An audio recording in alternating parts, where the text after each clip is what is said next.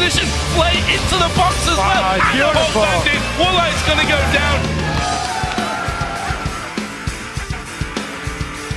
Fnatic are moving in for the kill here. There's a lot of damage coming in. Cyanide simply repels away. Scrum's going in. There's the fish coming out. Overcloud going to try and escape him, but, well, you can't escape the fish. Destiny called in. Here comes Overpower. Comes straight in. Wildcard's flung out there. It's a 4-for-0 to Rocket.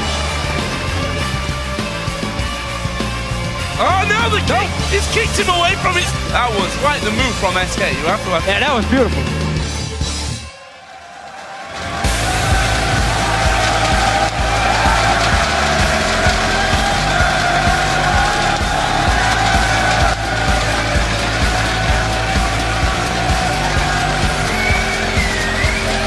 Welcome, ladies and gentlemen, to the European League of Legends Championship Series, broadcasting to you live from Cologne, Germany. I am Lee D-Man Smith, and I'm joined by Trevor Quickshot Henry once again as we continue onto our third day of our opening Super Week for the summer split. And what a week it has been so far, with some very big surprises. Yeah, one of the things that I really love about the European LCS is that it's entirely unpredictable. You know, the first 2 days of the Super Week have been fantastic, and I expect to see even more excitement today with 5 games. Absolutely. Before we check out the news from yesterday's matches, we have a very exciting announcement to make. On Saturday, June 21st, the European LCS is heading to London's SSE Arena in Wembley, of course, and we will hit the road as we leave our studio here in Cologne and head to the iconic venue where we will be broadcasting Week 5 of the LCS Summer Split live for 2 days. Yeah, the roar of the crowd at the All-Star Paris 2014 event was mirrored by the crowd today with this announcement. They seem quite excited. And I can't wait for the fans to bring the same electricity to the UK. Come along and cheer for your favorite European LCS teams and players as they battle to stay atop the table. Tickets will be available for the London show soon, so keep checking lolesports.com for more details. Going to be getting a lot of requests for those, I'm pretty sure. That's for now, though, let's talk about yesterday's game, starting with the fact that the European LCS continues the trend of teams being able to beat everyone. The Super Hot crew took down Alliance, and Gambit beat SK Gaming, and shockingly, Fnatic are 0-2. Do you think the teams in Europe are evenly matched? So it's quite interesting because I think the skill gap is closer after watching games than I'd originally anticipated coming into the split. But one thing to note is no team can finish the Super Week with a perfect 4-0 record. And I believe it's the first time in European LCS history where a team has not had a perfect Super Week. It is very early on in the split. I think teams will be looking to adapt, looking to practice in better ways during the course of the season. And whichever team can actually learn as the weeks go on will be in better shape by the time playoffs roll around. As we get into the last day of games, let's talk a little bit about the most popular and successful picks from the first 2 days. Yeah, it's something I love doing, especially on a new patch and keeping trends in Super Week.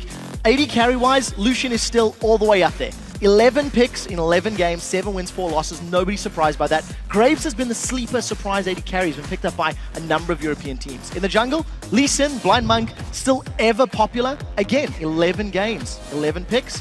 Nowhere near as successful, though. Only 3 wins to his name. Yeah, Thresh also in there as well, of course. 5 wins, 2 losses, 7 picks, up alongside Lucian. Always a great partnership. Yeah, we're seeing a couple of different supports. Yeah.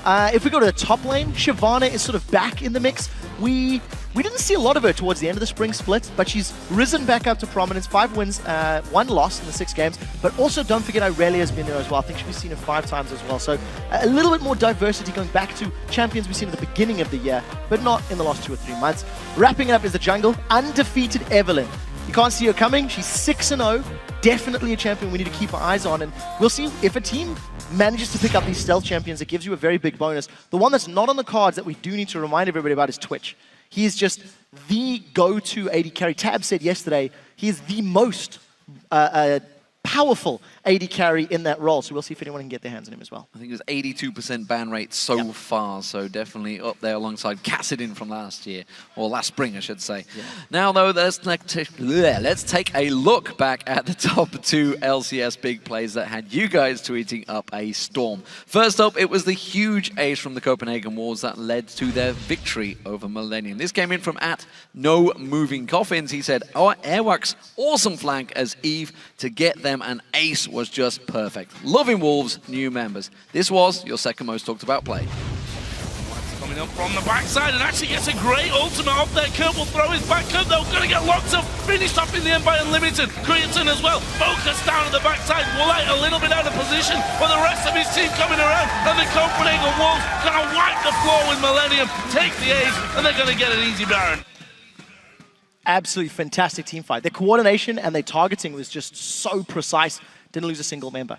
Well, that does take us to our next one. It also features the Wolves. This time, they were the ones receiving a beating, courtesy of SK's Jezzes. Now, this one comes to us from @DaleLee19. Oh, Jesus, Jezzes! Rocking the Mecha Angel had been a holy performance by SK, and Wolves just met Doomsday. This was your most talked about moment in the European LCS. They've got 3 members though, and Svenskeren, he's going to try and get away, but he's going to get locked up. Teleport comes in, Freddy's going to join in, Counter-Strike is running, catches on towards Kautar, invulnerability being used on him as well. Kautar goes down, Youngbook's going to focus down, Freddy manages to get the kill on towards him, Jez has also picked himself another, Unlimited has to flash away, everybody from the Copenhagen Wolves is running scared right now, the Dark Binding catches, and Woolite gets dropped down by Candy Panda. Jez is going deep on this one, he gets himself another kill, and that...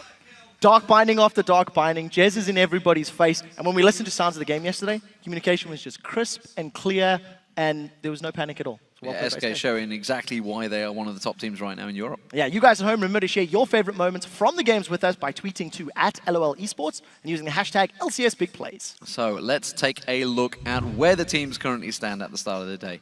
It is a 4-way tie for first place. Of course, that is Alliance, Millennium, SK Gaming, and Superhot Crew all tied at 2 wins, 1 loss. Yeah, in 5th position, Gambit are at 1-1. With Nick in the mid lane. Tied for 6th is the Copenhagen Wolves and Roccat at 1-2. And at the bottom of the table at 0-2 is Fnatic, and that is not something I was expecting to say on the 3rd day of the Summer Split. Absolutely not. Here are the matches that will give that table a final shake-up though this week. We'll kick things off with Gambit taking on Alliance, followed by Fnatic versus the Copenhagen Wolves. After that, Millennium and Gambit will face off, followed by Roccat versus Fnatic. And our final game of this opening Super Week will be the Superhot Crew versus SK Gaming. And if you need more information about the schedule, the teams, the players, head over to LOLesports.com where you can find all of that and much more. Yeah, while you're there, you can vote on today's matchups. Just give a thumbs up to the teams you think will win on the schedule, and we'll check in before each game to see how you voted. That's also where you can pick up seats for the matches here in Cologne as well. Just visit the tickets link at the top of the page for all of the information and come watch the teams compete live right along with us. And get your 140 characters ready, ladies and gentlemen, because we want to know what you can tell us over on Twitter. Which European LCS player will be your MVP for Super Week and why? And it's honestly a question we have to ask ourselves each week as well. It is a question we have to ask ourselves. There is added pressure this week because my MVP is going to be the person that gets me the most fantasy points. I have to take down Joe Miller. Anyways, we want your answers, so send them to us at LOL Esports along with that hashtag LCS, and Sharks will read our favorite responses later in the show. So now it is time for our first match of the day, featuring a battle between Gambit Gaming and Alliance. The head-to-head between these teams is 3-1 in favor of Alliance, so Gambit have a lot of ground to make up during the summer split. As a team, Gambit have already demonstrated 2 drastically different levels of performance. Against Roccat on Tuesday, they got absolutely destroyed and never once looked like they could ever challenge the Polish powerhouse. But yesterday, they bounced back and picked apart SK Gaming of all people in an absolutely one-sided game of their own. So it was very apparent that in that very first game of Super Week, Gambit just didn't show up. They didn't show up individually, nor as a team, and all of Gambit had problems against Roccat. But yesterday against SK Gaming, they really, really delivered. From the opening minutes, Gambit just found impressive kills and great movements in response to SK's positional play. Take a look at the difference in stats. 114-1 against Roccat, 15-12-34 against SK Gaming. Just double the number of assists for kills. It's a much better team performance. I think today, Gambit's going to look to get a point back against Alliance. It's a team that they've only beaten once this year. I'm looking at Nick once more as a player to carry Gambit. When he played Kale yesterday, he had a much better performance. He ended 5-3-4, a few minor mistakes in the mid to late game, but generally much more impactful, much more positive than his Nidalee from day one. Well, Alliance, on the other hand, play their last game of Super Week after beating the Wolves but losing to the Super Hot Crew. Yesterday's loss to the Super Hot Crew came at the hands of inferior team fights. Multiple times throughout the game, Alliance just got outclassed by the Super Hot Crew, but against Fnatic, they grabbed control of the game by denying creep score against Soaz's Jax and picked them apart as the game progressed. Yeah, so Alliance seemed very aware of why they lost the team fights against the Super Hot Crew, and in the post-game interview with Tabs at the end of the day, he actually said that as a team, they just stepped away from the loss, stepped away from the games, cleared their heads, and came into the match versus Fnatic with a clear and precise goal. And my word, did they execute that. When Soaz locked in Jax, Alliance had a fantastic early game. They denied CS, they rotated well, they prevented him getting on the board for an extremely long period of time, and then just transitioned to grab absolute control of the game, thanks in massive part to Nif on Thresh and Tabs on Kog'Maw. They decimated Fnatic, won every single team fight, and they just found great picks, one after the other after the other. I don't think Nif missed an important death sentence that entire game. Well, while Alliance is not entirely sure what to expect from the Russians and their new mid laner, Diamond is hoping that he and Nick can replicate the synergy between Shook and Froggen when they face them off against them. I definitely think we have a higher chance of winning against Gambit than if they had Alex. Everyone's thinking Alex is Gambit pretty much, but how much is Alex even Gambit? No one really knows. He might not be that much of an influence in the game itself, it might be the other players, I don't know, because I don't understand Russian and I've never been in the TeamSpeak. Nick is a good player. He's like number 4 or 5 on the ladder right now with more than 1,000 points. So like he's obviously really good. I think we are good. Like Diamond is first real good jungler that I have played with, so it's really great to have such a skilled teammate. The best player of Alliance is definitely Froggen, but Shook helps him really a lot and they have a good synergy, so it's going to be interesting for me and Nick to play against them. They also have the surprise factor with having a new player. Like, we have no clue how he will interact with the team, we have no clue what kind of play style he wants around the team and stuff like that. I don't know what I can say, we will just play and win. So clearly a lot of respect between Froggen and Nick in the mid lane. They're not too sure how they're going to go with this one, though. Yeah, I actually think Froggen was skirting around a little bit. He's got 1,000 points. He's probably good. Wicked's like, oh, I don't know. We don't know the team speak. So a little bit of uncertainty on the Alliance bench. We'll see if it manifests in game. Yeah, we'll see how it works out. Let's check out those starting lineups, though. Over on the blue side, it is Gambit Gaming. That means it is Darian in the top lane, Diamond in the jungle, Nick in the mid lane, Genja as AD carry, and Eddie on support. And of course, on the red side, it is Alliance with Wicked in the top lane, Shook in the jungle, Froggen in the mid lane, Tabs playing AD carry, and Nif playing the support role. So let's take a look at the numbers from LOLesports.com, where you voted on today's games. According to the site, you went with Alliance by 62%. And that's an interesting one after yesterday's 91% vote. Yes, it is. I mean, that was a 91% vote that got turned against them. So, you know, shocking. But I think, considering there are still some uncertainties, Alliance have looked much better over the course of their games. You know, they've played to a higher level, I think, than Gambit. But Gambit have got a great game and a terrible game. So it's very difficult to predict. Which Gambit is going to turn up today? That's exactly. the question. And of course, the problem was, even in that great game, they started off fantastic and you thought, yes, this is the Gambit of old. It's back again. And then they almost stumbled and lost that game to SK Gaming. Yeah, a few poor time team fights towards the mid-game. So here we go, picks and bans getting underway. Gambit has the blue team Alliance, has the red team, so Gambit will have the first pick. So far, I believe it's 7-5, is it? 7-4 for a red side at the moment? Yes, red side actually has more wins on the week, but only marginally. It was balanced out. We had mostly red side wins day 1, mostly blue side wins day 2. We'll see how that trend plays out here today.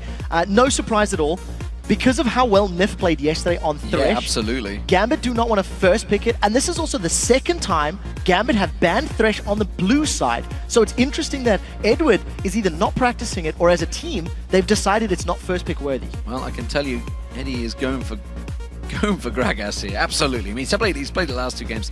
They played 2 games today. Thresh and Leon are already banned out, so 2 support bans targeted towards Nif, who's got a slight grin on his face. He's like, yeah, that's a respect ban, I think, going towards him. Kayle and Kassadin, of course, being taken away. Nick did have a great KO game yesterday. Kassadin overall has been one of those top champions. Aurelia taken away from Wicked in that top lane, and the final ban was Elise from the jungle. So Lee Sin is up and available. Shook has played that yesterday.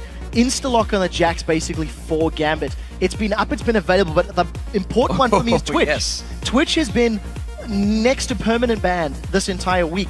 Yesterday, Tabs himself said he feels it is the single strongest AD carry in the game on this patch, which is 4.7, and that's it, locked away. So Shook, comfort pick, Tabs, confident on his AD carry choice. You say comfort pick, but Evelyn was available. Shook is a big Evelyn play. We saw earlier on, he's got 6 wins, 0 losses so far in the summer. So interesting, he went straight towards Lee Sin, maybe to take it away from Diamond. It's also because he's had very good performances this weekend.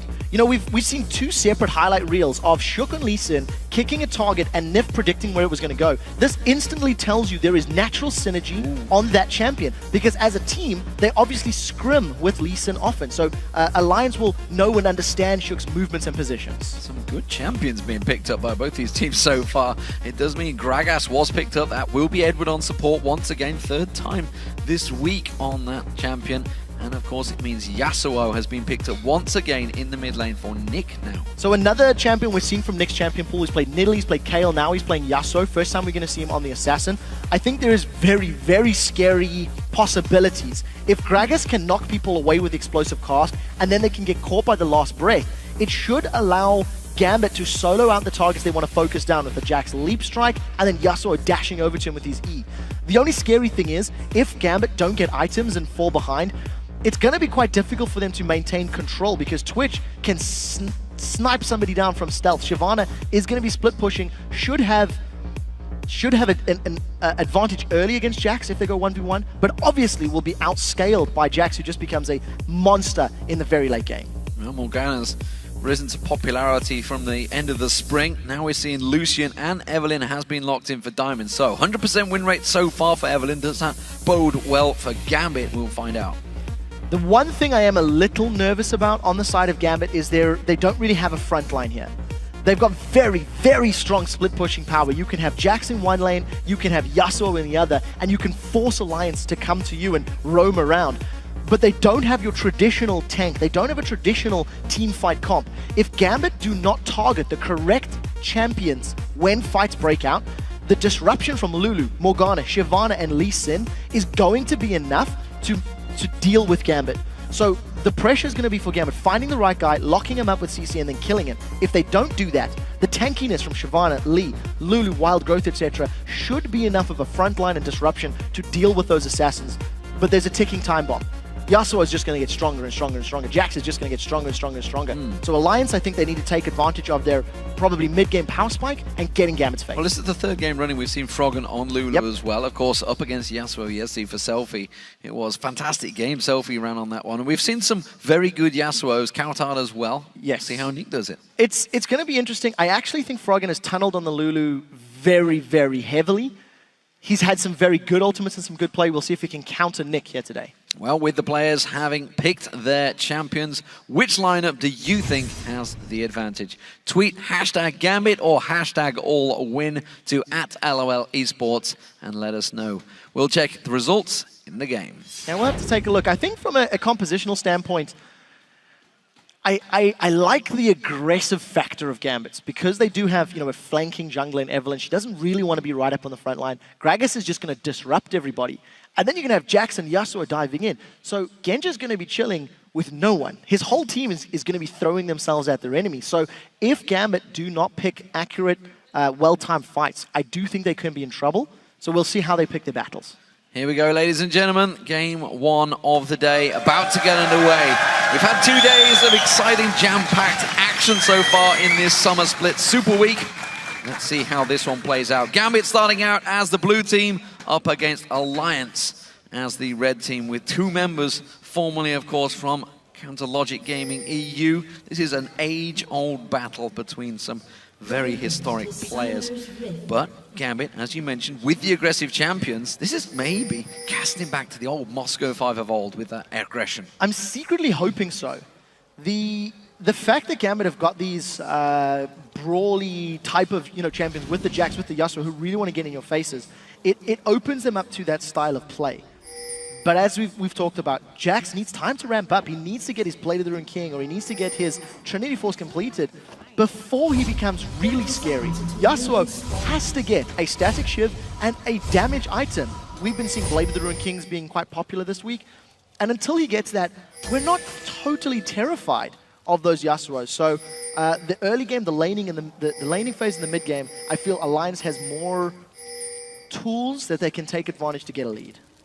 And it's interesting you talk about that, how he needs those items, because if you cast your mind back to Katowice when we saw the Chinese Yasuos in that mid lane, they didn't need those items. They just went straight in there from level 1. Darian's about to find Wicked. Wicked's just stepping around there. They just caught a quick glimpse of one another and maybe just going to go with a dance. You guys at home watching right now, you can see 64% of you fancy this one. Oh, it's moving. Gambit fans, get in on that Twitter. Remember, hashtag Gambit win or hashtag Alliance win at LOL Esports. And that vote will continue throughout the game. So, at the moment, we are having a lane switch potentially here, as Tabs and Nif, they will get spotted by that ward of Darian. Tabs and Nif are pulling the Gambit classic. If you go back to Spring Split, Gambit would always throw their AD carry and support to invade their opponent's blue buff. It cost Edward or Genja his life several times over the course of the split. So it's interesting to see Alliance adapting. And as you talked about, they have gone for the lane swap. Darian's in a little bit of trouble. This is the mistake that Youngbook made yesterday. The exact same mistake. Push the wave up. And that's just going to get frozen, surely, by Tabs and Nif. Alliance did this yesterday. They punished Fnatic for doing the exact same thing. And now they're going to punish Darren further. He's got no flash. He's in trouble. He's got nowhere to run. Flash already burned. He's going to get caught out. There's the kick. Teleport coming through. That binding lands just at the right time from Nif. And it's a simple first blood for Shoot. Game 1 of the summer split from Gambit. Genja face-checked the River Bush, gave up first blood in a decision that you go, what was he thinking? What was he planning to accomplish? You look at Jackson as top lane, he was trying to push the wave, had no information, there was no wards, no vision to give Gambit decisions to make, and Darian just gives up a free kill in the opening 3 minutes. I simply can't find words to describe why he pushed there, because they walked straight past that wall that he placed in that top bush. It also clearly shows they weren't watching the Fnatic game yesterday. It was the exact mistake that happened, that Alliance was able to punish Solaz for. You know, it's the exact same thing, pushing the wave, denying the CS, and it was a Jax as well. You know, Alliance demonstrated they can control waves, regardless. Wicked and Shook, they're looking for Darren and Nick. Darren's in trouble. Oh, he's in trouble again. He's got no escape this time around. He's going to not land the counter-strike, but he is going to be able to leap towards his own trinket ward, finally escaping. And Gambit, they're already in problems. This is, cast your mind back to game 1, where they lost so heavily. It was all about those early deaths, and even I've been speaking to Edward, it's like, last game, nobody died before the minions spawned. It was a good game. But this time around, it's happened again. If we're casting our minds back, we've got a very aggressive Gambit team. Champions, they want to get in your face. See hero, kill hero. That's their game plan. The old school Gambit was Darian feed to win. There was a time where Darian would go 0-5 and Gambit would win those games. Maybe they're trying to employ that same strategy. It's too early to tell right now. But as it stands, Alliance with an early advantage. I like the fact that Wicked and Shook were roaming. They also did this yesterday against the Copenhagen Wolves, moved around the map, and they didn't lose much CS. They're considering a dive. He doesn't have a ward, and he doesn't have flash. Darian's going to die again. He's in trouble. Darian, you've got nothing to get out of this one. You're going to have to run. He's going to be jumping towards Tabs. You can see Nif in there. The minion wave coming in. Here comes Shook. Here comes Wicked. They're going to go on towards him. Which way is he going to go? They're going to give him a free pass. So the minion wave blocked the Dark Binding, and because there was no CC to land on Darian, it wasn't worth the risk. There's not a lot of levels or HP. So unfortunately, Alliance kind of whiffed that dive, but they pulled a lot of members of Gambit towards them. Teleport's been used now by Wicked to get to the bottom lane to defend. And as it stands, Alliance with the shenanigans, but they've earned themselves a minor lead in the opening 5 minutes. Only a very minor one. We're back in towards this mid lane where actually Nick is ahead in CS right now on Frog, and Frog on this Lulu for the 3rd game running. Maybe it's his new favourite champion, who knows, or simply he sees something in it. A lot of people did back in the spring, honestly. It's a champion that's been used for a long time, but up against this win wall, I mean, bearing in mind, of course, Yasuo is one of Froggen's favourite champions, so I suspect maybe he wanted to let it through to play himself. Yeah, it's definitely a consideration. It's also something, Froggen has run this Lulu regardless of other options that have been available, so he's definitely tunneling. It is a pick that has great versatility. It takes you a little bit longer to hit that damage spike because you need the likes of your Deathcap, Athenes, and then Lichbane before you can really start bursting people. But you have a good mixture of damage, of CC, and utility. And when you consider the rest of the team all has multiple things that they can do as well, it's a very smart pick. It allows Froggen to do multiple things. He can save a teammate, he can set up kills, he can get kills, etc. So, smart play, and it's something Alliance have been demonstrating with all their picks and bans. Also needs some can't carry game. Well, I suppose technically less so. good. Yeah, I would say less so. I agree with you you. would have with a Kale, maybe. Correct, and I completely agree with you. And it's something that, again, has also showed. But good poke early on. Nick, at the lower levels with Yasuo, does have the option to bully Alulu. And at the moment, you're just seeing Nick, he's actually defending, or he's denying CS with that wind wall. We've seen it used 3 times while we were spectating that lane. Well, speaking of CS denial, it was, of course, Alliance that did that against Fnatic in last game of the day. They didn't quite manage to get it this time around, though. You can see that Darien has picked up a fair chunk of CS of his own. Had to go back once again, though, so he's back to base in a matter of minutes, just 7 minutes into this game. Windwall working very well for him. Eddie is going to clear out that pink ward that was placed by Shook just a few moments ago.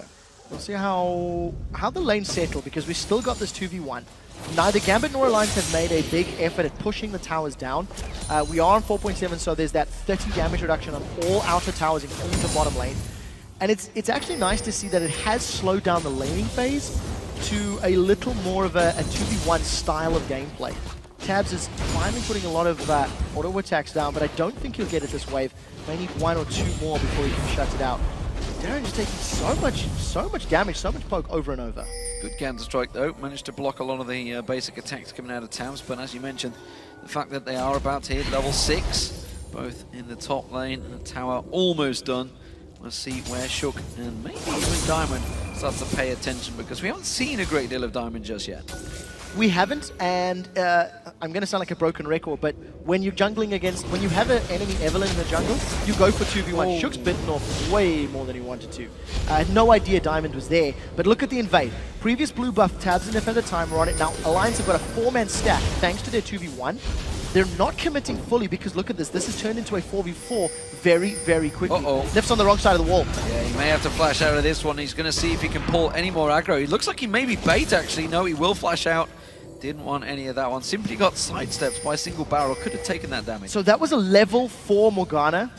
Had no soul shackles, and Shook again, biting off more than he can chew. He keeps trying to, you know, play cheeky around that blue buff and going aggressive on Edward, and both times backed off on damage. So gotta be a little careful. His positional play hasn't cost him anything yet, but Alliance tried to make a play, tried to go for the blue buff. It didn't work out. Just gonna miss the shot on towards Wicked there in that bottom lane. So Wicked going back towards that Sunfire Cape start this time around up against Genja, of course.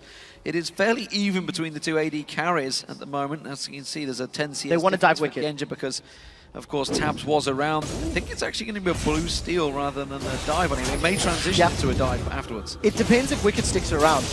Smart play by Gambit. No, he's actually going below them. That's even worse, Wicked. Don't do that. Look at the play by Gambit now. They were pushed around by their blue buff. They made a call, a very educated call, that the blue buff was available for stealing, and just waltzed in and grabbed it, completely uncontested. Shook was at the double golems. There was no support from Wicked.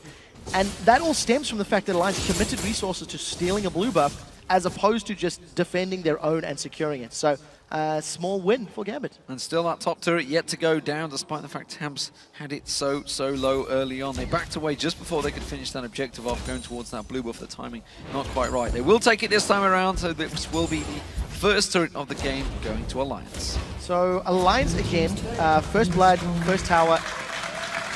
They have roamed around the map more than Gambit have. Now that's interesting. Tab's actually using his ult just to clear the wave out quicker and hard push it down.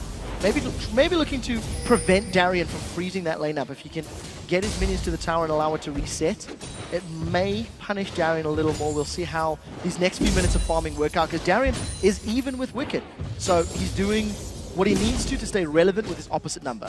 Yeah, and he's going to get stronger and stronger as this game goes on. So Wicked's going to have his work cut out if they don't start shutting that Jax down. 4 members, stacking up in this mid lane. It is going to be Alliance. They found themselves a little free time. Teleport comes in. This is Darien actually coming in there. He does manage to land. Counter strike, no. Has to back away from it. Takes a big burst of damage. Diamond trying to come in around the side there, but doesn't fancy starting on 4 members like that. Now, one thing I want to highlight, as we're seeing this team start to group and stack up, Yesterday, I was quite critical of the Copenhagen... No, it wasn't the Wolves. There was a Yasuo game yesterday where there were not many knockups along with the rest of the team. And yes, you can do a lot by yourself. But Nick is going to be relying on Edward ultimates for his primary source of knockups along with his own Q.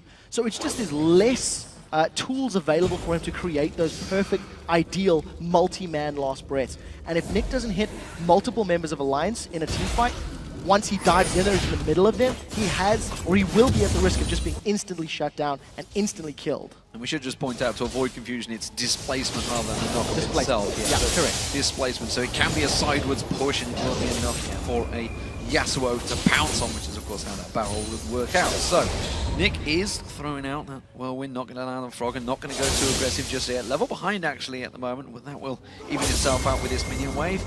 And let's have a look around the map. So, AD carries, fairly even, still just that 10 CS difference between the two. Still no Blade of the Moon King completed by Tabs, while Genji going towards that Bloodthirster.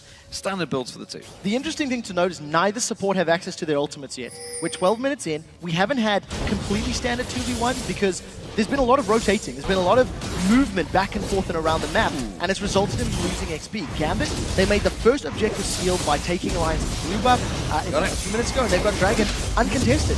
Alliance, they had vision, they had full vision of that, and just simply were not in the same place. So Gambit have got a superior map strategy to Alliance, because every time Gambit has moved, Gambit has secured the buff that they've been looking for, all the objective they've... So the teleport is down at the moment. He's had to go back to base. I wonder if this is going to be a hard push straight towards his top lane. It seems like it. Frog and Shook coming around as well.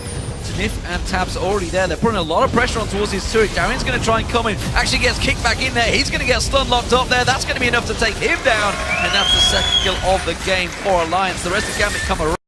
That ultimate's not going to be enough to land in there. So Alliance have lost their tower in the bottom lane. They've got themselves a kill, but they invested so many ultimates in just killing Darian. I don't know if they can continue the siege up. So they traded a kill for a tower. It's actually going to be net gain for Gambit, as it's going to unlock that bottom area of the map. Genji can either continue to focus Wicked or run away. He's been jumped on. Oh, Wicked's going to flash through. He fancies this one. He may well just be able to take it. You can see that Bilgewater Cutlass taken, but it's not enough to slow Genji down. Had to use the flash, heal, and dash to get away from that one. So Wicked bullied him out of the lane for now. Yeah, I don't really know why Genji was picking that fight.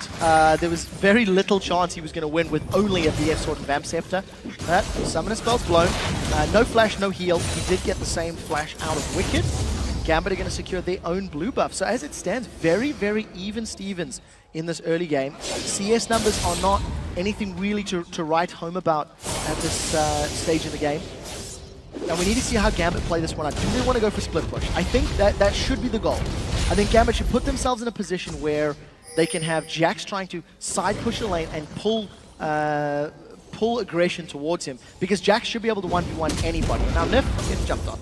That was anticlimactic. Wondering whether Tabs fancies it in the top lane. Is he feeling confident enough? Well, he puts a couple of shots down with simple ambush, but with that Blade of the Rune King, he didn't decide to stealth in and completely go all in. Instead, he's just going to clear out this wave. Big wave there, so no surprise that he didn't go for that one. I really like the synergy of a Lulu Twitch when you're trying to set up those kills.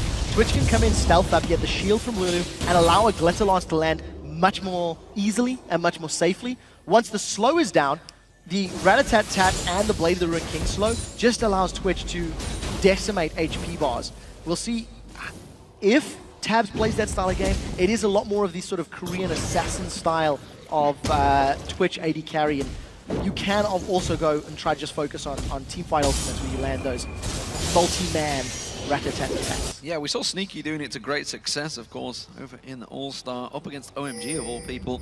Mentioned to decimate them in the group stage, only to be countered as they moved into the semi-finals. Nick getting caught out with the Dark Binding from Nif and a quick pull there. Rogan Fancy that actually goes aggressive. You can see the Stealth Rat trying to get in there. That's going to be a good cull-in. Will do a fair chunk of damage on Nif. That was the ultimate used by Tabs as well, but he was not in range. No, couldn't actually connect. That was a very good Glitter Lance from Frog, and they fancy it. He's going this time. Wild Growth bounces Nick in the air. They want to get the finish. This time around, he's going to go aggressive. They do manage to catch on towards him. Darian just about leaps out of that stun. Shook goes very deep on that one. Too deep, in fact. Now Darian's going to get taken down. Eddie's taken low. Diamond's trying to catch on towards him. It's a double so far for Froggen.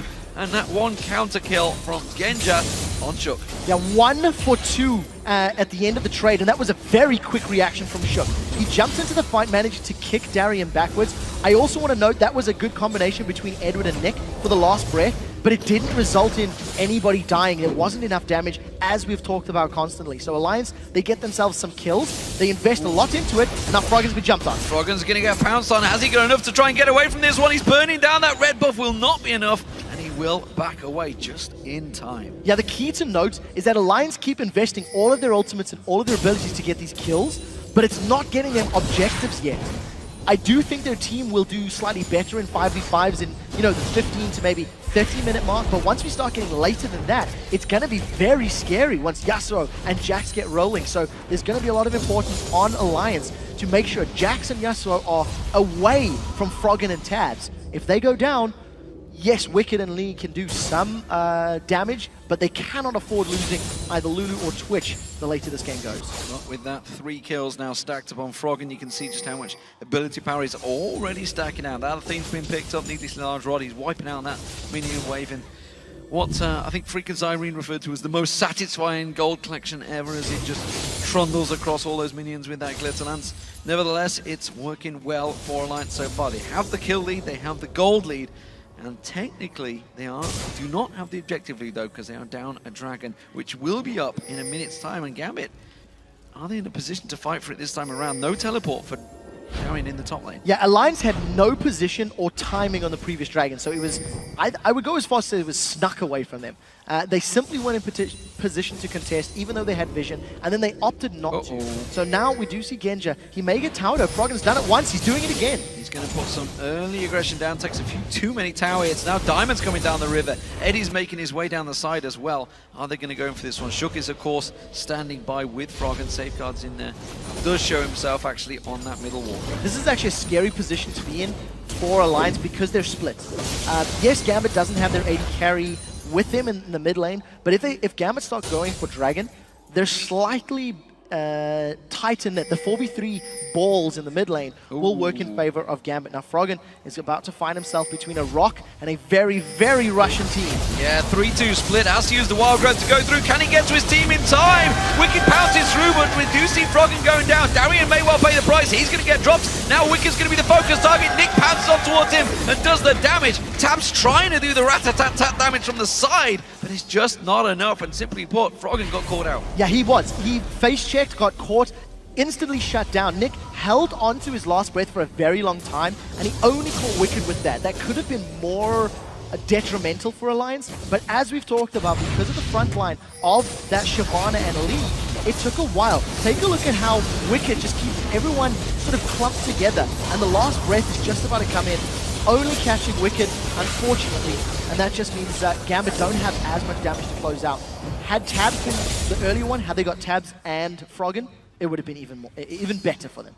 But again, it doesn't gain an objective for either team. Gambit didn't go for the dragon, but it sets them up nicely to try and get in there. It evens out the gold as well to just 400 between the two teams. Barrel being rolled out from Edward on this Gragas. He's the only one so far in Europe that is championing this hero as a support. We did see it, I believe it was, in the Lone Star Clash by, I think it was Bubba that played it over there. So North America have shown signs of it. Of course, their LCS will be starting tomorrow night. And of course, everybody will be tuning in that. He got it. The steal from Diamond on the blue wall. Simple smite steal. I mean, smite's not going to be available for this dragon though. It's not, but they know that Wicked's not there. I mean, top lane Wicked, no teleport available, so another easy dragon for Gambit. They're going back to sprint split ways. They're going back to old school Gambit ways of completely controlling dragon. The problem is, they've lost their mid turret, and now Alliance just needs to back up. They can't afford getting locked up or knocked up by this Yasuo. There is an Alliance team moving across. They want their blue buff of their own. The rest of Gambit are coming in full force. 5 members of them piling in, and this has been sniped, stolen away by Shook this time.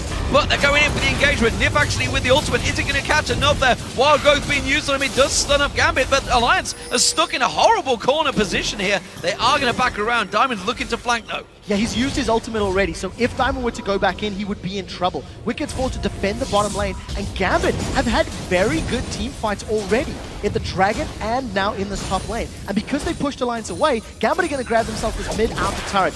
Nobody from Alliance can defend, and Gambit are going to grab themselves their second turret of the game. And they haven't even lost anything before. They traded blue buffs, both junglers. Smite stole that blue buff away. Gambit are going to carry on the pressure. Alliance need to respond or they're going to lose HP on the inner turrets. Everybody's back, everybody's bought, and they do manage to get themselves back in position to defend the inner turret. Gambit happy with what they've just got. Dragon and a tower overall, as well as pushing them away, counter-trading blue buffs. So nothing too big between the teams. That Dragon, of course, does even out the golden, bringing it in favor of Gambit now. And I still like Gambit's chances. Oh, Shook's in trouble. He does manage to safeguard to safety, but the rest of Alliance are still sticking around. Now that Wicked has pushed out that bottom lane to the outer turret of Gambit, it looks like Alliance have done the tango and the dance, and they've caught Gambit on the off foot, off balance, and they're going to secure tower uncontested. It's a really interesting turn of events because neither team has responded to their opponent's aggression evenly. They've been able to take advantage of it and grab their own tower in reply, but they haven't really been able to hold them off or prevent them grabbing that objective anyway. Yeah, this time around there is no counter for Gambit. They have no objective to gain because all of the waves are pushed in Alliance's favor. So Gambit, simply put, have to clear out their own jungle, their own lane phase. You can see there's a big stack in that top, but nobody really going there. You can see Wicked's going to happily go and collect on that gold. Wicked has been the designated side lane farmer for Alliance. He's got 162 CS to the 114 of Darren. Darren's been a lot more involved moving around the team with his map, moving around the map with his team, rather, but it is because he's one of the primary front lines. Well, and yet, this is a complete contrast to what they did against Fnatic. Of course, they put tabs up against Soaz's Janks yesterday. This time around, they've taken on the advice maybe of their analyst, whoever is feeding them the information, and Wicked is going up against Darren this time around. Although, in terms of items, it is much even. Yeah, he's grabbed himself that Blade of the Rune King as the first pick and now working towards tank. First item was Chain Best, finished Blade, now working towards, as we've highlighted, most likely a Randuin's is what I'm expecting, but we'll see what he upgrades it to. I do want to touch that Nick, as well as Froggen, have got their key item thresholds. Death Cap and Athene's, and now Diamond, he's going to get slowed. Oh, good flash. Good flash away, but he's going to get caught out by Shook. He's going to follow on through, and he's just running headlong into a rat-a-tat-tat rat, and he will take him down, no problem. Yeah, definitely going, oh, drat, I shouldn't have been there. It's not over yet. Neff and the rest of the team now with the numbers advantage. The Smite is not down. If they are going to do, it looks like a Baron bait. I thought they were going to try Rush Baron. They do have a lot of damage. 2 Blades of the Rune King. There's a lot of auto attacks that can come out from Shyvana and from Twitch. Oh, look at that. I don't think that pink ward can spot. No, it can't. It's just blocked off line of sight, just slightly off. That is so huge. We saw the same thing yesterday, of course. It was the ward tucked in the corner by the Super Hot crew up against Rockhat. But this time, well, Gambit are not falling for it. Not this time round. We may see a poke from Gragas. If he throws his Q into the bushes in 4.7, oh no. The barrel roll at the end will give Vision Alliance. They want Darien, and he's trying to get away. He pounced. We do see Wicked pouncing afterwards. Wild Growth will bounce Darien up in the air. He's got no escape. He's got Flash available. Can he try and get away from this one? Teleports up as well, but he's not going to be able to use that. That's Darien going down, but look at the mid lane. Look at the mid lane. Gambit saying, fine, you can take our top laner. He's basically a proxy farm death machine, and they will take themselves another inner turret. Again, Gambit will be happy with their trade. They've lost Darien for his 5th death of the game, but they are equating it to map presence and map pressure. No mid lane turrets available for Alliance. Every time Darien gets jumped on or focused, and Alliance commit everything they have for a kill, Gambit just secure a tower. I think it's smart play, but it is also risky, because if Alliance stay grouped up as a tighter unit, they can push those lanes and towers slightly quicker. If a base race had broken out in that scenario, Alliance would have been in a better position because they were at a tower instantly. Gambit had to clear a lot of ground to get to the first tower that they can knock out. I mean, nobody can resist the swag of Darien, which is why Alliance have been drawn towards it. Gambit using it in their favor right now. Wicked clearing out yet another gigantic wave of minions as CS will be blowing through the roof, and that's going to be a big problem because he's almost 100 CS ahead of Darien now. It's up to 81 plus, and the counting. Gambit have managed to gain objectives, but across the rest of the lanes, it is fairly even. Diamond has himself a pretty good advantage over Shook, though. Yeah, it's a very important thing to highlight is the fact that Wicked does have that very big CS, because champion versus champion, Shyvana is slowly going to become weaker than that Jax. So as long as he's got a very big gold and item lead, he's going to stay more relevant for a longer period of time. And Diamond's just been 1v1 by Wicked. Wow, look at the damage he's putting down on Diamond there. Diamond having to take some serious beating there, shredded half his hit points, just simply using the burnout. Didn't go with his ulti or anything else in there. Did use that play to the Rune King. Dragon is up, but again, it's another turret picked up for free by Gambit. And Alliance's positioning is a little off here. The teleport from Darien comes in. They're not going to pull the trigger yet, though. No, so tower was secured. Gambit now with a tower lead. Alliance are grouped up tighter in the mid lane. If they get multi-knocks up, they're in trouble. Windwall used a little bit early there. Eddie's been caught out of position, has to use that barrel to try and bounce him away. Now Diamond's going to be the focus target. Shook goes in. Wild Growth on Tabs will bounce him in the air. Tabs turns back on towards the AD carry of himself. Shook does survive just about with that red buff burning on towards him. Genja managed to escape, but it was a 2-for-0 for Alliance. That's the problem with Gambit's composition. They need to pick targets effectively. It's not over yet. Wicked's going in. He's got the help of the rat on towards him. Flashes away from that one. Nick's not able to catch him down. Darian's going to try and jump around. Counter-Strike does manage to catch, but Wicked using that Blade of the Rune King. Actually, I tell a lie. It was the reverse. Darian using the Blade of the Rune King on Wicked to escape, but I'm not sure he can get away from this one. Doug binding on the minion. He thought the minion line had been cleared out. Tabs is going to find him. Counter-Strike is back available.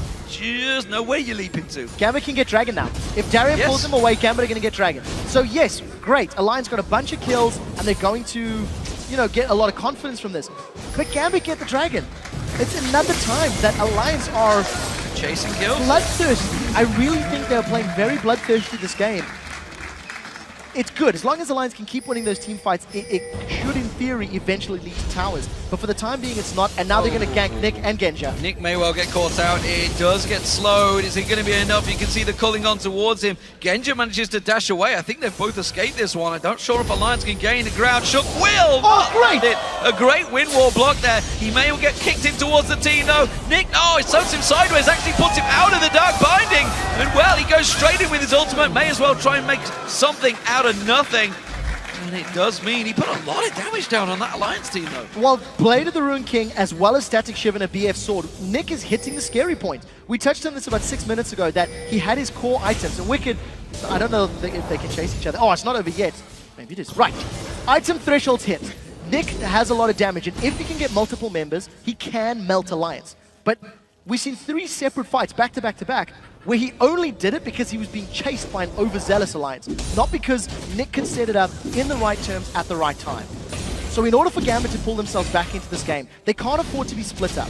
They can't afford to be disjointed. And if they want to pick a fight, they have to get Froggen and Tabs. They have to. Once they get Froggen and Tabs, they have more than enough damage to finish off Wicked and Shook. But if they don't get Froggen and Tabs early on in a fight, it's just going to get turned around. And while it may look great on the board of having 11 kills to 3, you can see looking at the carriers, everybody 415, 107 for the AD carry, 008. The fact is, you're letting the Dragons go every single time. Gambit have kept themselves in it, and it's just a 800 gold lead is now stretched to. Darien, once again in the top lane, may get focused by Alliance. Alliance are down 3 Dragons, they are down a tower. And every time Gambit has made inroads into Alliance's half of the map, it's deeper than Alliance has moved on Gambit's side of the map. Alliance haven't touched an inner turret from Gambit in 15 minutes. They're on one now. And we'll see if they can, we can see if they can shut it down. This is just Wicked split pushing, which is great. And the rest of the team is trying to make a play. We touched on how it looked like going to camp Darien, and typical, as I'm talking about, they make a play. But this is the first time as a team they've got into Gambit's territory, and it's resulted from split pushing, not from team efforts. They've been chasing kills as opposed to chasing towers. And maybe that's what they've suddenly realized, is like, guys, we're not actually making anything from this one.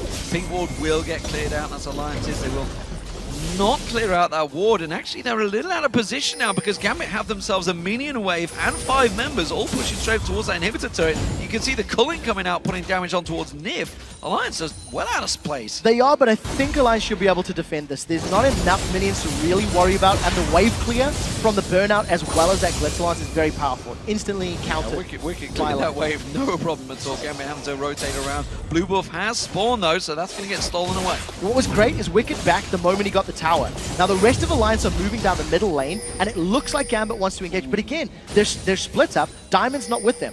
Diamond is one of the primary disruptive champions who's got to be in and amongst Alliance for it to work. And we're just back at this map tango, with both teams saying, where are you weak? Alliance are probably going to look to come behind Gambit, and if anyone is slightly out of position, I think Alliance are going to commit. Darian's off the side. Alliance are just thinking, you know what, you want to fight? Come at us. We're going to keep pushing in that mid lane, clearing out that wave, and they're just having that little tango positioning around the Baron pit area once again. They keep trying to set up for this kill in the bush, and Gambit are not interested in it. The synergy between Alliance's team comp is why they're feeling so confident. They can do a lot as a 5-man. Edward is in trouble. Eddie's going to be the focus, but it's got that belly slam to just dash away. This time Gambit are actually caught in between a minion wave, which they're going to clear out themselves, push in. They have a big wave in that top turret right and bottom.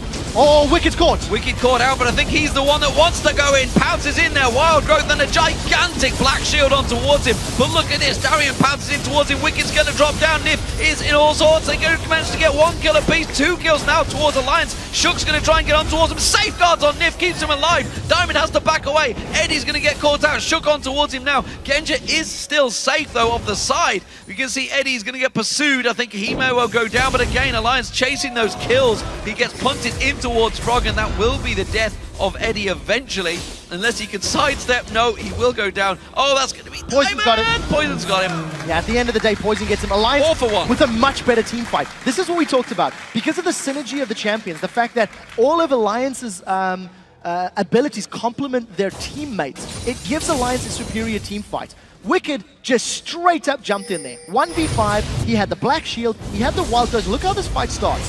The moment they're like, look, we can win this. Wicked dives back in there, instantly gets the wild growth. He's got a very big slow that he's applying to everyone around him thanks to Froggen's ultimate. Unfortunately, Froggen was forced to flash away because he was a little overextended. And because Gambit just don't blow somebody up, they can't win the team fight. They're all damage dealers. They don't really work that great unless they all hit multiple targets. And unfortunately, Nick and Darian just didn't have the burst and the cleanup power to take Alliance down. Alliance now on the Baron.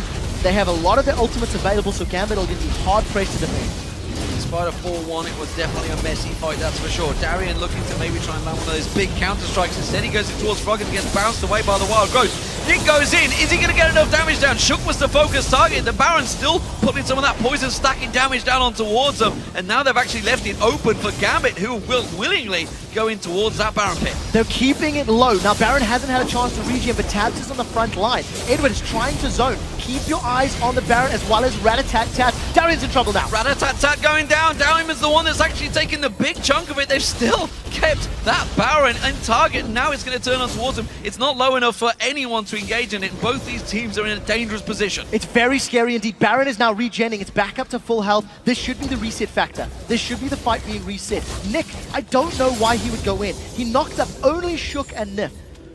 I guess it does push Alliance away. It put them in a defensive mindset, and they didn't want to run the risk of losing team members, so they instantly backed away from Baron. But he needs to hit Froggen and Tabs. Those are the targets. And thanks to all of the drama and all of the fighting, Gambit are back on another dragon. Genja, who is always outside of the fight, will happily take this dragon away. Safe for now, and that's another dragon going Gambit's way. Every single dragon so far, 4 out of 4 going their way, which is what's keeping their gold up there despite being 15-4 down in kills. Gambit need to stop playing the map game, I think. You know, Wicked has been doing a great job at pushing the side lanes. He's actually got an uncontested tower in that bottom lane. If Gambit can force Alliance into skirmishes, force them into smaller groups, they can use their very strong champions. Darian was caught out. We'll see if they can pick up a kill, but it's going to be tough. No, we'll just leap away to Nick. And he's safe once again. Look at this. Baron set up once again. They're going for it. Yeah, Darian does have teleport though, so as long as there's a ward in the pit, Darian can join in the fight. He's going to back and heal. The rest of Gambit are moving towards the pit. Again, look for the knock of the cast from Edward, as well as the last breath. And here comes Darian!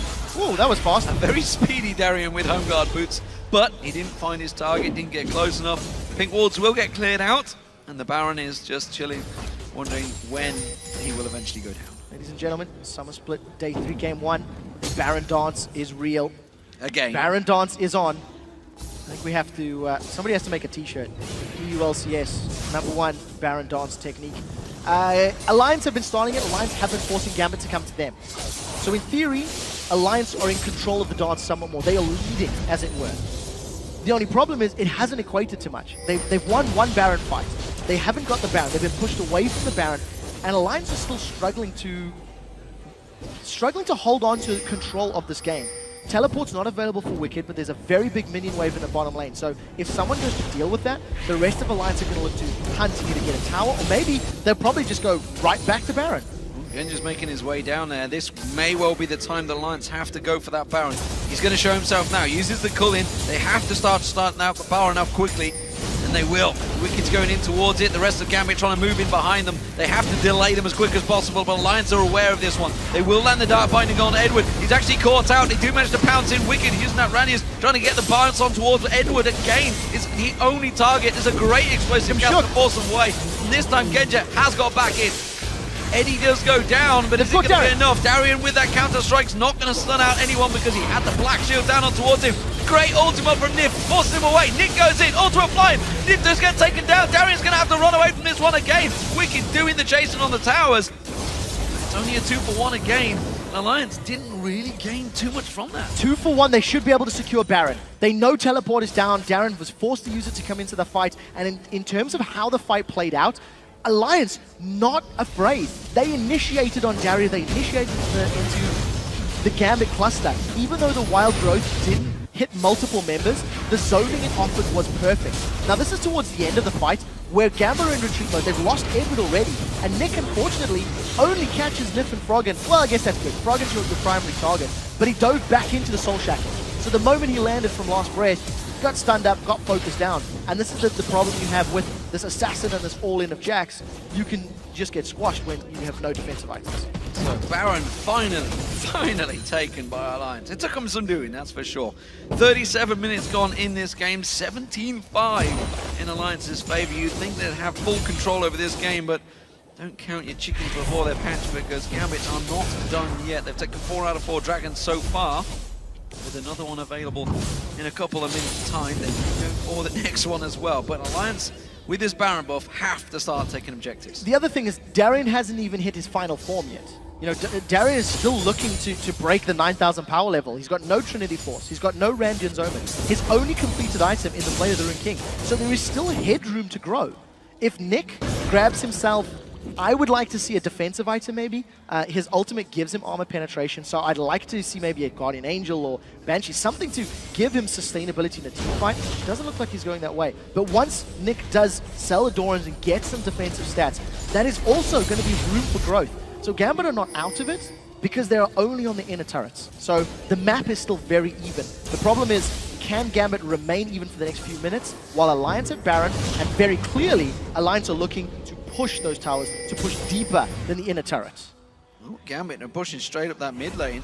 Alliance are just going to go for it. They cannot face a base race. This is a Baroned up Alliance they're going up against. Teleport from Wicked is going to try and stop all 5 members of Gambit pushing in there. They're all backing off, actually, and that's going to surely give this inhibitor turret to Gambit. It is. Wicked needs to knock them away. Use the Dragon's Rage. Your team is there. They've lost the tower. Now he's going to go for the fight. Collects up 4 members. It's a good ultimate coming out there. Wild Growth bounces them in there. Froggen gets quickly shut down, but Gambit are falling like flies as Tabs comes in, rat-a-tat-tatting his way through and picking up a triple kill. It was an easy cleanup for Alliance. That was way too easy. That's going to cost Gambit an inhibitor if Alliance continue down this middle lane.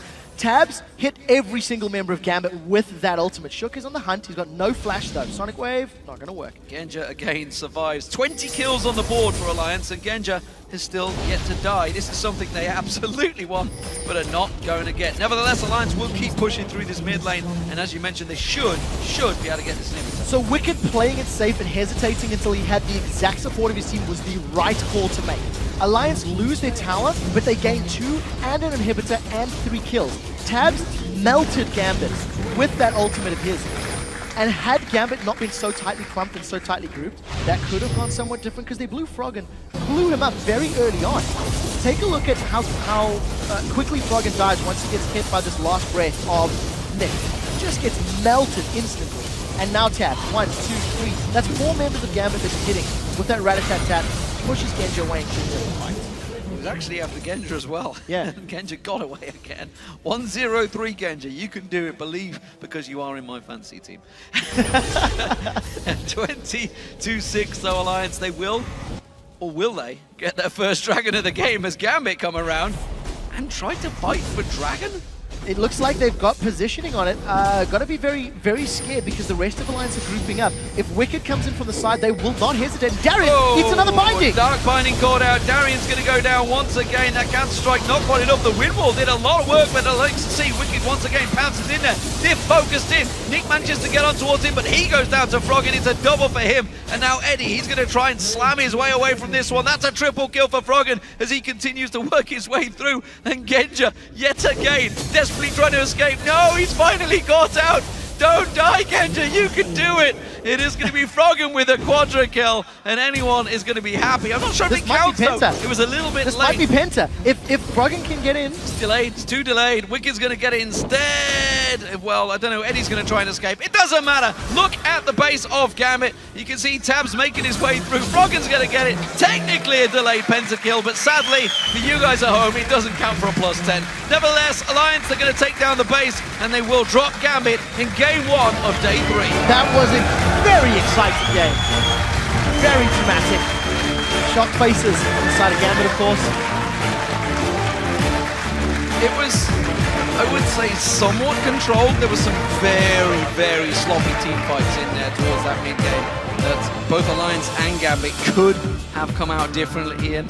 As you mentioned, there was a couple of times where Nick's ultimate, as we saw yesterday from Kautar, it doesn't land on the right person. And it's tricky when you're setting it up yourself. It's quite easy to sidestep because you know that it's going to be coming. The problem is, if they do sidestep it, you land it on maybe the jungler, the support. Do you still pull the trigger? You have to. You've got no choice. The problem here was that Gambit's composition relied heavily on picking a target, getting them down early. And then once that target was gone, then cleaning up. They had great champions for cleanup, but they had nothing that could just stand there and brawl. By the end of the game, at 41 minutes, Darian did finally get his Trinity Force completed, but unfortunately, he only had a Giant's Belt and a Warden's Belt. He wasn't tanky enough to be in the fight, to be on the front line for that entire time. And you notice that as soon as the Lions got to the mid-game, they basically went, we have the power for team fight, so why are we running scared? Wicked just threw himself in over and over and over, and the rest of the team, they all complimented his engages and cleaned up. And you guys at home, of course, will have the fancy going. There's some fantastic stats for Alliance in there.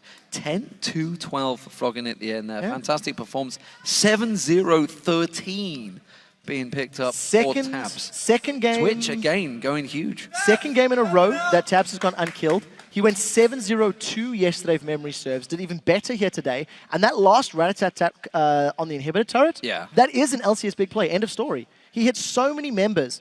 And I initially was like, why is Wicked not defending the tower? And it's like, because his whole team is just going to decimate Gambit and basically win the game. Just waiting to pull them Great back. communication. Caught them all as well with that, caught 3, I think it was, in the end, with that Dragon Descent. Dragon's Descent, yeah. Dragon Descent on towards Dragon's Descent into Wild Growth. It's just like, it's displacement. You can't mitigate knockups. Completely caught them out. So here we go, ladies and gentlemen. Let's head over to the stage. Shox is standing by with Alliance's Nif. Thank you very much, D-Man. Indeed, with Nif, congratulations. Another victory for Alliance here. Talk me through that game versus Gambit, because you guys started off so strong, just like yesterday. Yeah, so first off, we were aiming for a lane swap, and then we had just our default level 1. And then we saw that Jax was still top, so we decided to go top lane. And then luckily he flashed. They didn't even hit his Q, but then he had no flash, and then we could just pick off the first blood. And I think that kind of snowballed us as well. But still, it didn't go as fast as it did yesterday versus Fnatic. Gambit put up a really good fight. So how did you guys close it out? We had some problems in the early game with the Dragons. We were not strong enough to teamfight them, and so we had to wait some more minutes till we actually were able to teamfight. And then we just farmed up, and then at one point we were just strong and tried to bait Nesher. And then we just took the game slowly. Yeah, absolutely. And again, a fantastic performance from you and Tabs. That duo is working out really well. How have you guys been leveling up your performance coming into this season? Actually, we have played quite some queue in the off-season, but which we normally not do that much, so we only play in scrims together. So I think that helped us to build up the synergy again when we play 2s2. Yeah, it is most definitely paying off. Congratulations and thank you very much. Now we have to recall the base for just a second, but when we come back, we will see if Fnatic can find their first victory of the summer split when they face the Copenhagen Wolves. We'll be back in 3.5. I'm fine. I'm very fine. Yes! He's in trouble. He's got nowhere to run. Flash already burned. He's going to get caught out. There's the kick. Teleport coming through. That blinding lands just at the right time from Nif. Wicked caught out, but I think he's the one that wants to go in. Pounces in there. Wild Growth and a gigantic black shield on towards him. But look at this. Darian pounces in towards him. Wicked's going to drop down. Nif is in all sorts. They're going to manage to get 1 kill apiece. 2 kills now towards Alliance. Great ultimate from Nif, forces him away. Nick goes in, ultimate flying. Nif just gets taken down. Darian's going to have to run away from this one again. Collects on 4 members. It's a good ultimate coming out there. Wild Growth bounces him in there. Drogon gets quickly shut down, but Gambit are falling like flies as Tabs comes in, rat-a-tat-tatting his way through and picking up a triple kill.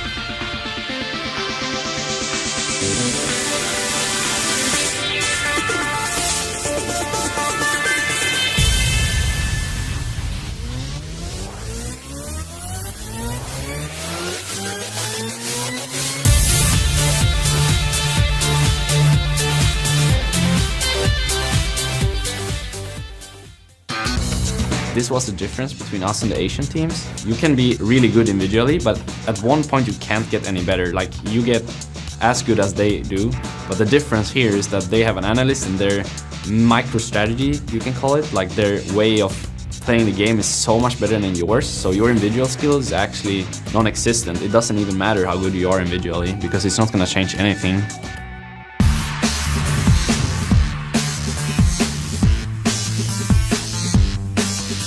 Welcome back, everyone. I'm joined here by Joe Miller and Martin the Fisho Lunga to break down Alliance's win over Gambit a bit further.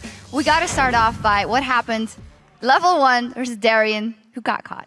Well, so Alliance did the same thing they actually did yesterday, where the dual lane late invades on the blue buff. And then Darien, I think he's like thinking to myself, because he sees them actually with the ward walking in. But he's probably thinking they're going to take the blue buff, so I have time to clear a few minions, recall to base, or at least escape from this one and just get a few minions. But because Alliance actually only hits the blue buff once and then backs away, it surprises him. He sees the first binding, it completely misses him, and he flashes anyhow. And then there's just a very long chase, and he actually ends up using both summoners. Lucky enough for him, he actually managed to pick up some farm, first of all in the mid lane, and then he returned up to top lane because Taps decided not to completely freeze the wave. He actually pushed it down. I actually wrote on my paper feed to win GG in the early stages of the games because despite that death at level 1 later in the game, actually he drew a lot of attention away from dragons, from towers. Alliance were chasing him a lot of the time, so whilst it's a lot of deaths, and you guys who have Darien in your fantasy team, sorry about that from his side, but he did a lot of work there for Gambit as a whole. He did, and sorry, no just problem. to interrupt to keep going on Joe's point here. It was a big issue for Alliance in general in this game here. They gave away 2 free dragons to Gambit as well in the mid game, where first Taps is in the top lane, next time Wicked without teleport ready is in the top lane, and Gambit just walks in, takes a free dragon, and it should never happen for Alliance because they were ahead. They should take full control of the map, never give up these free dragons here. And in general, using teleport to secure objectives is something the European teams really need to step up on. Yeah, those were all factors that made that Alliance couldn't run away with the game as quickly as they did versus Fnatic. And as you mentioned, they were chasing kills where they shouldn't have, which made Gambit being able to push down the mid lane, for instance, with that cheeky Baron ward. Oh, okay, yeah. So the ward was a bit unlucky for Alliance. It was there, and then we saw Darien with, again, classic Darien bait. He runs in like, oh, we have no vision. I'm not sure what's going on. Alliance just chasing 4 members, lose the tower. And it was, honestly, a little bit of a solo queue game. Both teams just ran around, kept fighting random places, kept chasing each other for kills. Gambit took advantage of it to get objectives. Alliance then, when it came to big team fights, they were actually stronger. Yeah, I think the word sloppy really comes to mind from this one as well. The fact that Alliance had that lead, they were obviously dictating the pace of the game. They were the one baiting out the Baron. They were chasing here and there, losing those couple of objectives. Definitely something to work on from Alliance's side. Yeah, but on the other side, once they got going, when they had a team fight that they could fight to their backs, they had a great calm to team fight. And we actually have a replay. We're going to put that up on your screen right now, because that Shyvana, that is scary. Well, the Shyvana and also the Twitch. If you're against Twitch, if you don't instantly jump on him and just destroy him, kill you. Simple as that. He will kill your entire team. We roll the clip here. First of all, Wicked, he's very strong. He has early play of the Rune King, and then with Wild Growth and Black Shield, once he goes in, he's tanky. He's also doing a lot of damage. So Gambit, they need to deal with him. That's why there's so many members around him here trying to kill him. And now notice Taps in the bottom of the screen. He's a bit hard to see here. Nobody from Gambit is touching him. He's just firing away. Next time we see him come into the screen again, still full HP. He's doing all the damage to the team of Gambit here. Wicked, he didn't even die yet before now. And Taps, 100% HP, killing everyone. So Wicked and Taps combined here, the fact that Gambit didn't have enough damage, and also they didn't play the team fights correctly. They should have invested everything onto killing Taps instantly. They need to knock him up. When the Black Shield is on Wicked, he jumps towards you. That's why you need to turn on Taps and say, you don't have a Black Shield now. We need to knock you up with either the ulti from Edward or just Nick hitting his own knock up and then just go straight for him and kill him. And also one thing that kind of impresses me from Alliance side, we heard from Quickshot and Demon during Champions League that Froggen has been tunneling on this Lulu pick. Definitely not a massive carrier like we've seen Froggen playing in the past. And I think that's a good sign actually for Alliance overall, that they are relying a little bit more on the likes of Wicked and on Tabs to really carry these games through. It's definitely a very scary thing when probably the best mid laner in Europe doesn't have to carry his team, because everyone from Alliance can actually step up, and do it. Shook as well, have his good games where he carries the entire early game, so it works out for Alliance. Absolutely, looking very impressive there, the Alliance. Well, our next game is good to go, so let's send it back to D-Man and Quickshot at the desk. Thank you very much, Shocks. Up next is indeed Fnatic facing off against the Copenhagen Wolves. And during the spring split, these teams ended up tied at 2-2, despite Fnatic finishing second and winning the playoffs. However, Fnatic have started this Super Week in a terrible fashion, losing both of their opening matches against Alliance and SK Gaming. So in terms of those losses, Fnatic lost after pulling very far ahead of SK Gaming, but due to individual misplays, they lost the game. And then yesterday, they lost to Alliance by simply being outclassed from a strategic and an in-game teamwork play style. I think Fnatic have looked pretty helpless this week so far, losing both of their games to a range of different reasons, and today they're going to be playing 2 matches. So I feel a win here against the Copenhagen Wolves will go a very long way to help restore their confidence, but I do want to give some praise to Reckless, because in those losses, he continues to stand tall. He delivers solid CS totals. He gets a very good KDA, even in losing. The problem is he never has a front line strong enough to help him control the game. So if Fnatic want to pick up a victory here, they need to actually band together and keep that young guy alive. Well, the Copenhagen Wolves have had a very uneven start to the summer split so far. They had a strong start against Alliance, but ended up losing. And then they had a terrible start against Millennium, but ended up winning. And then they got decimated by SK Gaming inside 25 minutes. Considering we've seen both positive and negative aspects of their play, what are the chances against Fnatic? I've got no idea.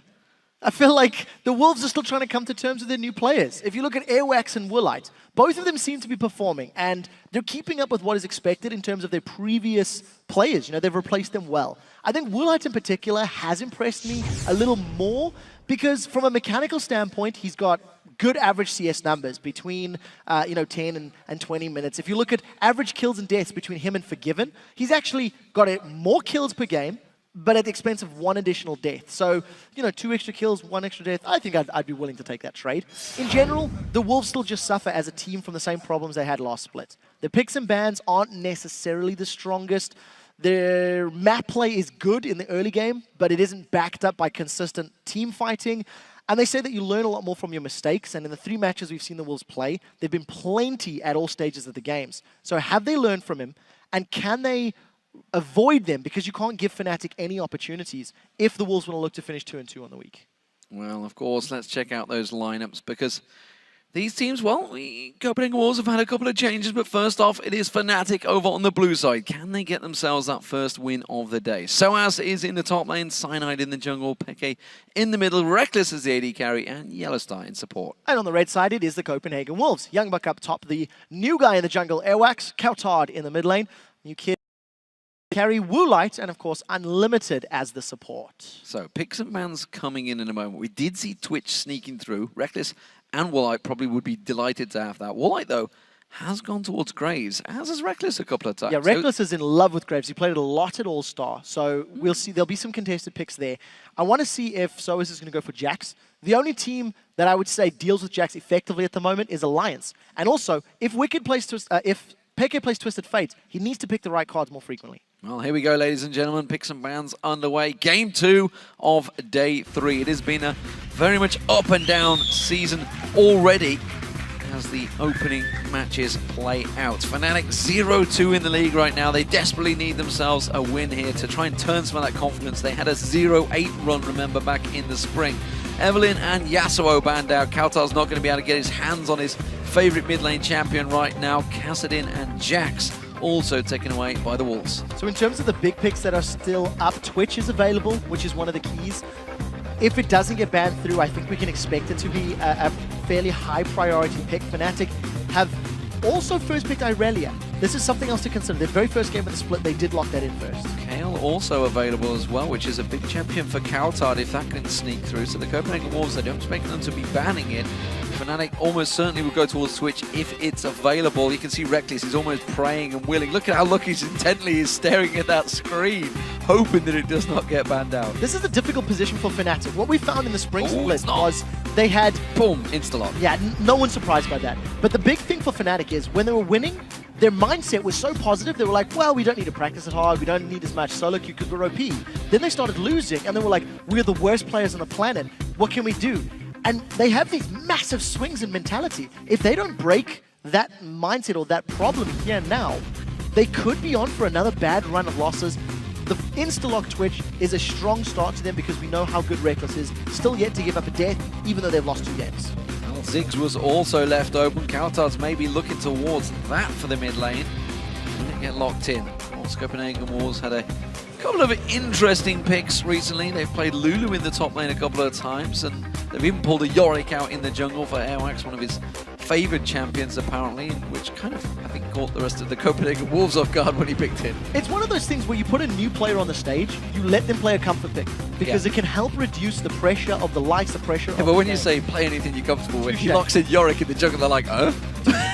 Touche. But look, the pick didn't work out. They changed it the following day, still sticking with some of their core carries. This time around, we are going to be seeing the Lee Sin out of Airwax. Double duty, it also denies that from Cyanide, who has played Lee Sin. Cyanide has also played Elise this week, so we'll see what he decides to pick up, or he could just pull out something new and exciting. The Ziggs for counter art, it's been a staple. It's one of the sort of default mid laners for this first week of the LCS. Cyanide chewing with a purpose right now. Whether he's got Elise to be locked in, it looks like it will be. Talking about it, quite happily going to go for that one. Peke, what will he play? Will it be his choice? Will it be a support? Remember, Thresh is available. Would maybe be a nice pairing, or would they go with that Morgana, which we just saw Alliance running alongside Twitch? It's a tough choice. Morgana was played yesterday by Yellow Star. Thresh the day before, so those have to be the priorities. I would think that a support would be the smarter option here and allow your top laner or mid laner to counter pick. Alternatively, LeBlanc's a safe pick. So you've got now a counter. You can have kill pressure on Ziggs. You also are fairly safe if you want to get away from ganks or things like that. So they're allowing the support and the top laner to be countered because they know their opposition's mid laner. Well, game one, day one, Peke did play LeBlanc, and it worked great in that mid lane in the opening start, and alongside Elise, they got a lot of kills in that mid lane on Jez. Jez knew that was coming though. Straight up, Fnatic's got a pick comp. It's that simple. If I was Soaz, I think, or Fnatic, I think a Trundle would be a very realistic champion to lock in here, and it would be very reminiscent of Cloud9 from North America. They have champions that can land, insta-burst. Twitch can stealth up, slow you. You have LeBlanc and Elise jump on you. That's a dead person. If you ever get collapsed upon and you have a Trundle, you just put the pillar up, and all of a sudden you've got Peel and Protect, which Thresh will also offer you. Well, as Deficio pointed out yesterday, Leona is pretty much one of the main engaged champions of Unlimited, who tends to start things off for the Wolves. Of course, Woolite once again on that Graves alongside him. Graves and Leona is like an old school combo as well. I mean, towards the early stages of last year, that was the control my lane, burst you down set of champions. Leona locks you up. The burst from Graves in laning phase is very strong. In terms of AD carries, you're going to have a fairly beefy, tanky Graves, because when Elise jumps on him or Shyvana jumps on him, his passive is going to make him survive somewhat longer. But instead of going for the Trundle, we've got a little bit more of an engagey type of champion. You've also got more split push power from this Shyvana. So it gives Soaz the opportunity to play the lanes, play those side lanes. With the final champion choice available, it is down to Youngbug. What will he pull out? Will he go back to a comfort champion, which is Vladimir, which is currently hovered over? You can see he's potentially persuading his team on this one. I'm not too sure. Discussions going on. Will he go back to that Lulu, of course, what was banned out? So he can't have that, so he's forcing him onto something different this time around. Of course, he played Heimerdinger back in the spring, but I don't think we're going to see the Donger anymore. I don't think so either. It's not going to work against this team comp either. I think that they would get jumped on. But for the Fnatic comp, you've got elements of a pick composition. They want to land a binding, land a chain, blow somebody up, and then push around. The one risk that I see on the side of Fnatic is sieging is going to be somewhat scary, and their wave clear is very, very risky. They do not have the safest wave clear. So if at any point Copenhagen Wolves get themselves into a siege position, Ziggs is going to bully them away. But then the Copenhagen Wolves don't have an AD carry that's going to be great in that circumstance either. So taking towers may be somewhat awkward during the course of this game. Vladimir locked in for Youngbuck. He's gone back to a comfort pick. It is something he's played many, many, many times in the past. And if you can combine the Hemo Plague with a Solar Flare, with a Mega Inferno Bomb, we've seen how much damage Ziggs can do. The only risk is Copenhagen Wolves don't really have a tanky, super tank frontline. You're going to have a tanky support and a somewhat tanky jungler. But I don't know if that's going to be enough to survive against LeBlanc, Twitch, and Shyvana, if Soaz goes damage. But if they were to sit behind their towers, they have absolutely fantastic wave clear. Correct. Defensive purposes and aggressive sieging as well. They've also got good poke that they can keep Fnatic on the back foot.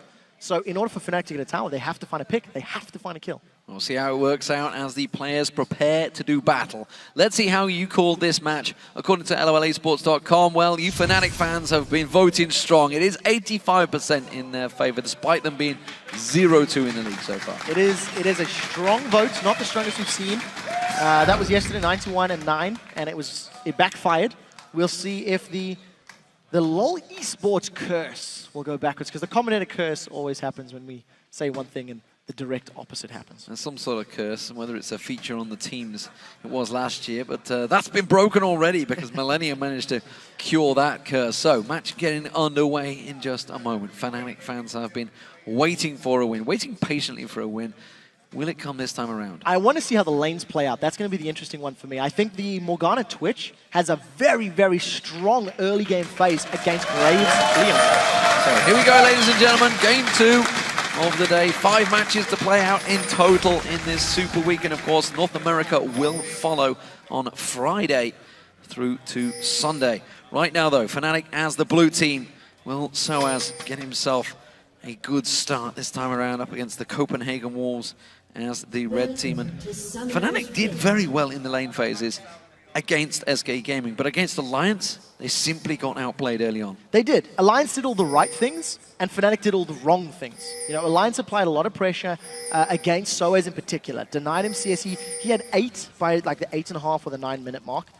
And it was very smart play by Alliance. Fnatic were unable to break the siege. In this game, I think they have pretty advantageous lanes. Vlad takes a very long time to hit any sort of power spike. He needs multiple levels and he needs a couple of items.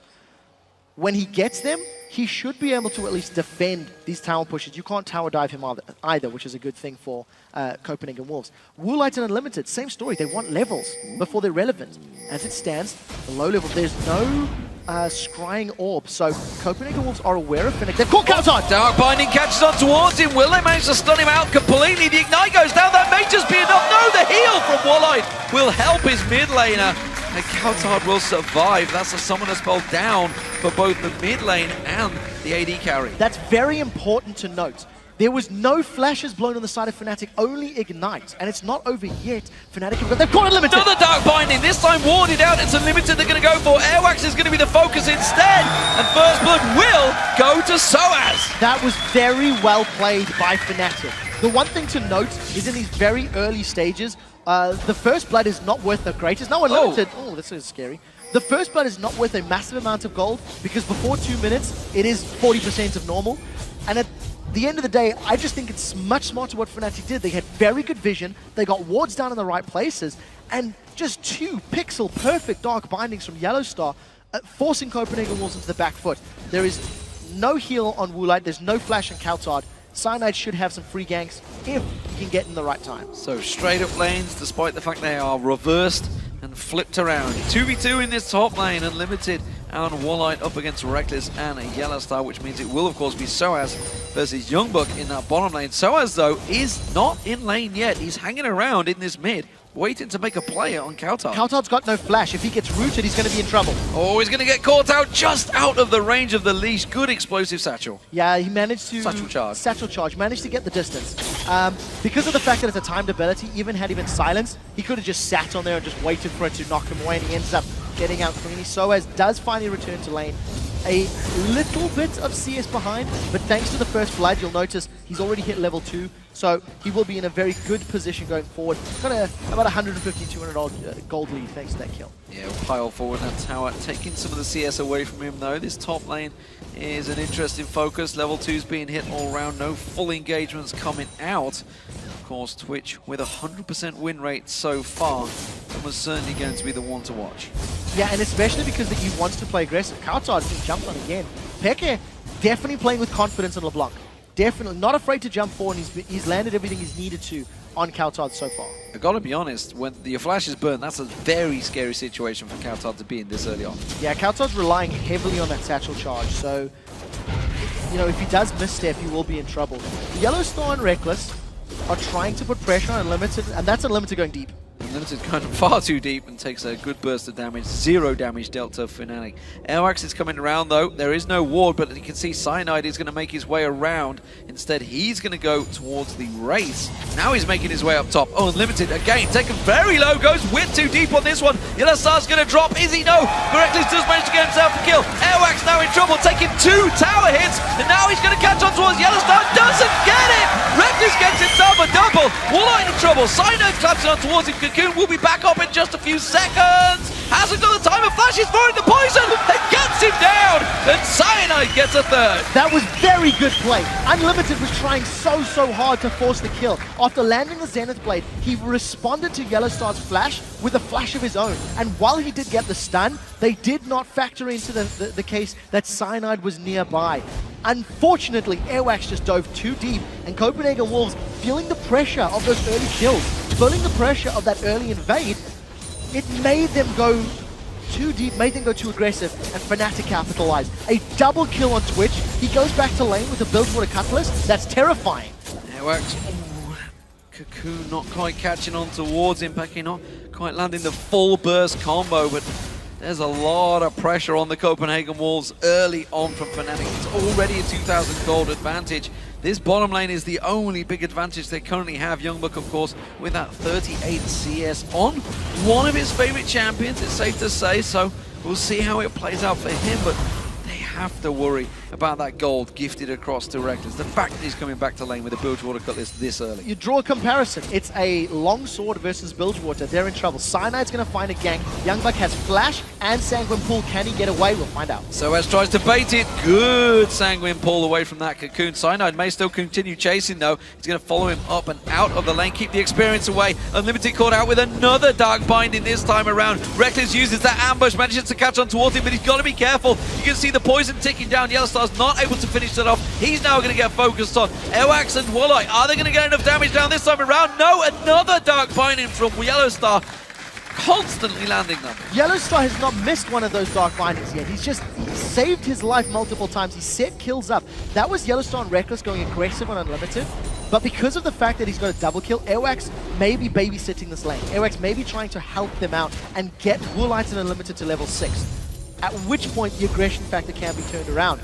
But Woolites farming well. Reckless and Yellowstar spending so much time trying to look for kills means it is at the expense of CS. So they haven't built themselves a CS lead, despite what you could consider a lane victory in their favor.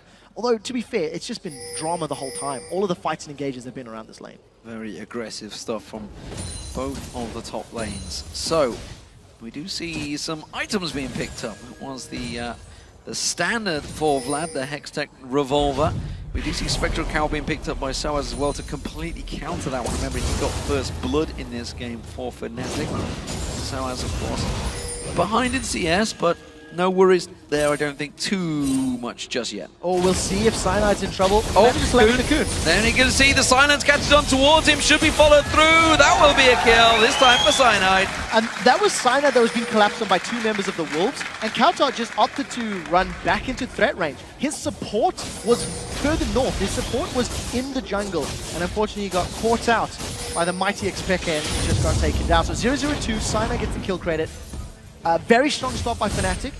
Remember, they had a similar start against SK Gaming. They had a tower lead. They had a 5,000 or 6,000 gold lead. Oh, Youngbuck's diving Soaz. Oh, Hemo play going down on towards him. Soaz not too worried. As I mentioned, he picked up that Spectral Cowl, so doing no damage being done with that ultimate this early on. But the aggressive play from Youngbuck is actually making Shyvana's life very difficult. Soaz is not in a good position. They're going to tower dive. Oh, that's a great sidestep. Yeah, sidesteps both Dark Binding and Cocoon, but he still takes a good burst of damage. Yellowstar, again, Unlimited going far too deep on this one, and the poison will continue ticking on him. Reckless has just hit level 6 on this wave. So if Woolites and Unlimited stick around, they may be in trouble. I think it's smart play to back off. Reckless with that rat-a-tat-tat definitely could melt through their HP. They are going to avoid maybe a 3-man stack on there. Youngbuck, as you mentioned, has been aggressive. He did have a good CS lead early on, and it will only build stronger as Youngbuck heads towards that fabled level 9 for Vladimir. Yeah, gonna get that max level in charge Fury to Q. Just allows you to sustain very well. Youngbuck's done a very good job at keeping pressure on Soaz, and Kautar's in trouble again. He's in trouble, he's going to get caught out, stunned out, he ignites down. Peke is not going to follow through this time, or will he? Satchel Charge comes out, Peke doesn't chase, had no vision of the jungle. Exhaust is burned though, so if Kautar comes back to lane, he's just going to be at risk of being shut down. So Peke definitely in control of the tempo of the lane, and Airwax is in trouble. Airwax face checking straight into the bush, Cyanide ready, he will safeguard into the Dragon Pit. But again gets out, and Cyanide 2-0-2 so far on Elise, doing a fantastic job on one of his favorite champions. Yes, it's definitely is one of his most played as well. unfortunately, it wasn't enough to help him get a win earlier in the week, the very first game. The one thing I do want to note is that Cyanide as a jungler seldom carries games alone. If you go look at Cyanide, he's great at stealing. He's probably the most support-style jungler because his Wraith Camp often gets taken by Peke. Double Golems and the Whites often get taken by side lanes.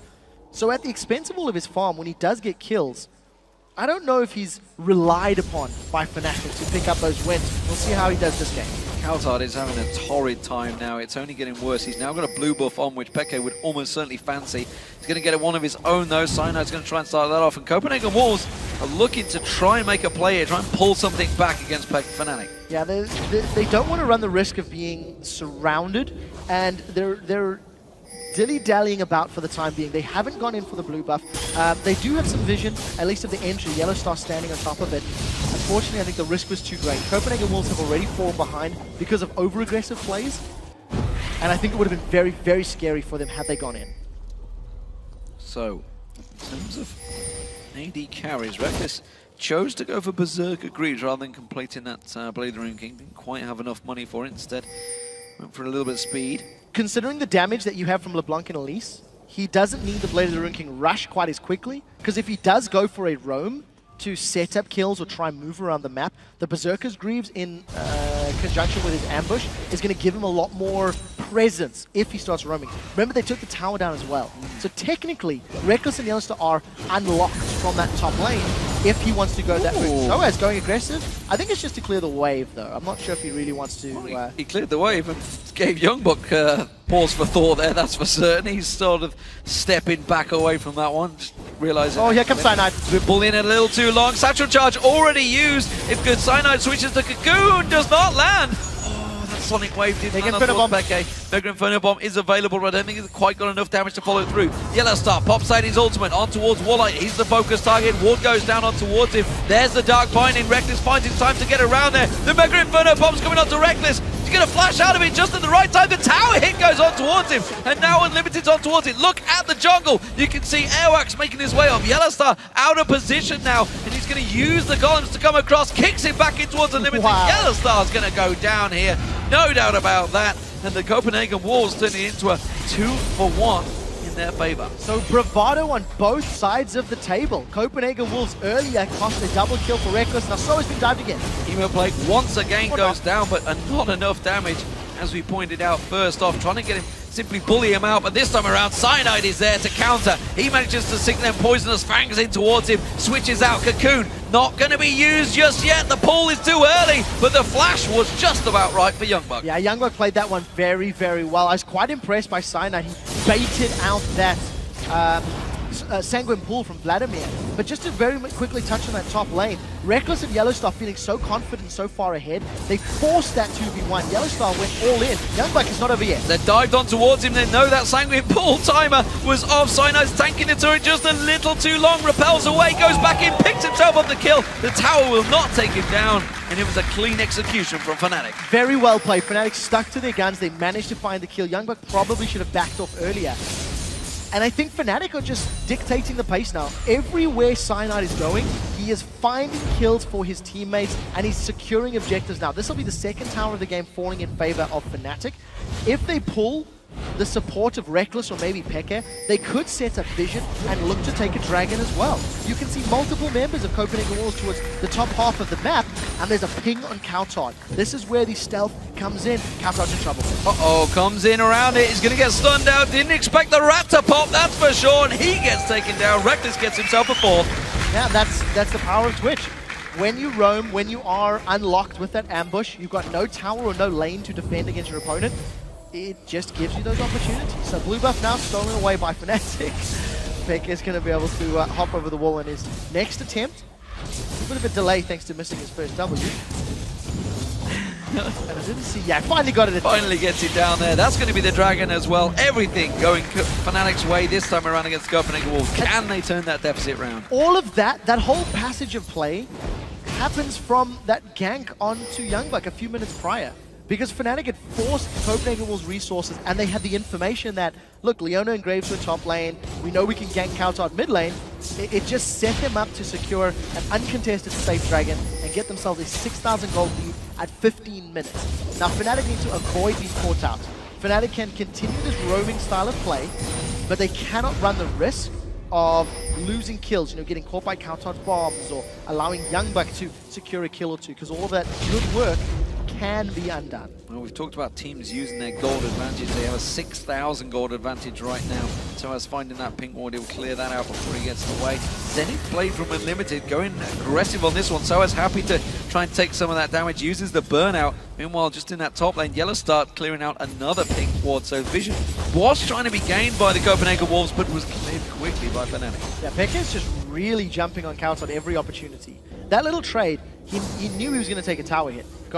Got one, took a hit, but forces Kauta away, forces him backwards. He's actually going to see us advantage for Pekka on LeBlanc versus Ziggs, which is quite uncharacteristic in terms of the direct matchup. We'll see how Reckless can do. We've got vision superiority in the jungle, so Fnatic's working with a lot of information, but unfortunately there's no target for Reckless. But we talked about how great the wave clear was of Copenhagen Wolves, and they are doing a great job in that mid lane. But the fact is, they have the top laner and AD carry waiting around this pit. Youngbuck's going to come straight into it, knocked around the side. Sanguine Pool available, but that's not going to be enough to get him away from Reckless and Soaz. And it's another for Reckless, now 5-1. Blade of the Ruin King completed, and they just decimated Youngbuck there. The amount of damage he took from a few auto attacks. And as we touched on in pre-game, Fnatic, if they find a pick, they can secure an objective. They found one, they got one, they're going to look to rinse and repeat. Yeah, they're going in towards that mid lane. Kautar's got to be careful. The rest of Copenhagen Wolves looking to try and defend their inhibitor turret, but that's not the focus of Fnatic. They simply want this mid lane, and Kautar's got to be careful he's not collateral damage.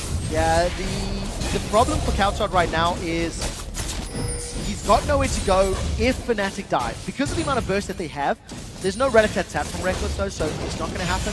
But because of the burst that Fnatic has, if a Dark Binding or a Cocoon or one of the chains from LeBlanc actually connects with the target, Fnatic can pop that champion and get out cleanly. You've got mobility on Shyvana, on Elise, on LeBlanc.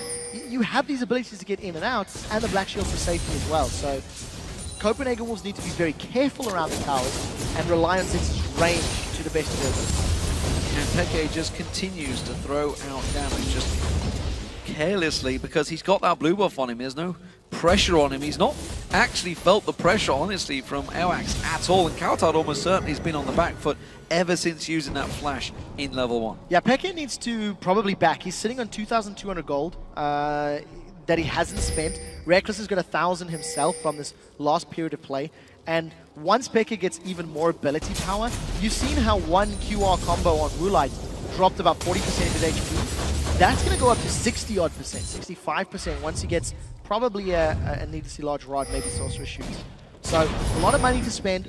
Fnatic are in absolute control of the game, but they do need to get past Ziggs. They do need to get past the wave clear of Copenhagen Wolves. That is the toughest task they have to deal with. They want to do it by kills, but if Copenhagen Wolves play safe, it's going to be much more difficult. So as making a move in towards this mid lane, he's going to come around the backside. Kautar is backing away. He's actually over at the walls right now, warding out everything around that back, and may get caught out himself. Youngbuck is looking to come across. He may be the focused target once again, may simply get caught out of position. So as Hasfind, he puts that twin bite down on towards him. Burnout running. Youngbuck's taking half his hit points already. Tries to escape, but he's got nowhere to run. So he's going to try and get, flash just at the right time away from that ultimate, and just about survives, but that could be the turret. Nope, I think they're going to turn for an objective. There's nothing that Youngbuck can do in that situation. He just gets run down. He doesn't have the tools to deal with the Shyvana one. This is the dead Woolite. Woolite caught out, the stun comes through. Peke hasn't quite got the ignite, burning down. It's a good flash from Woolite, survives. Yeah, flash and heal. Yeah. So that manages to keep him alive,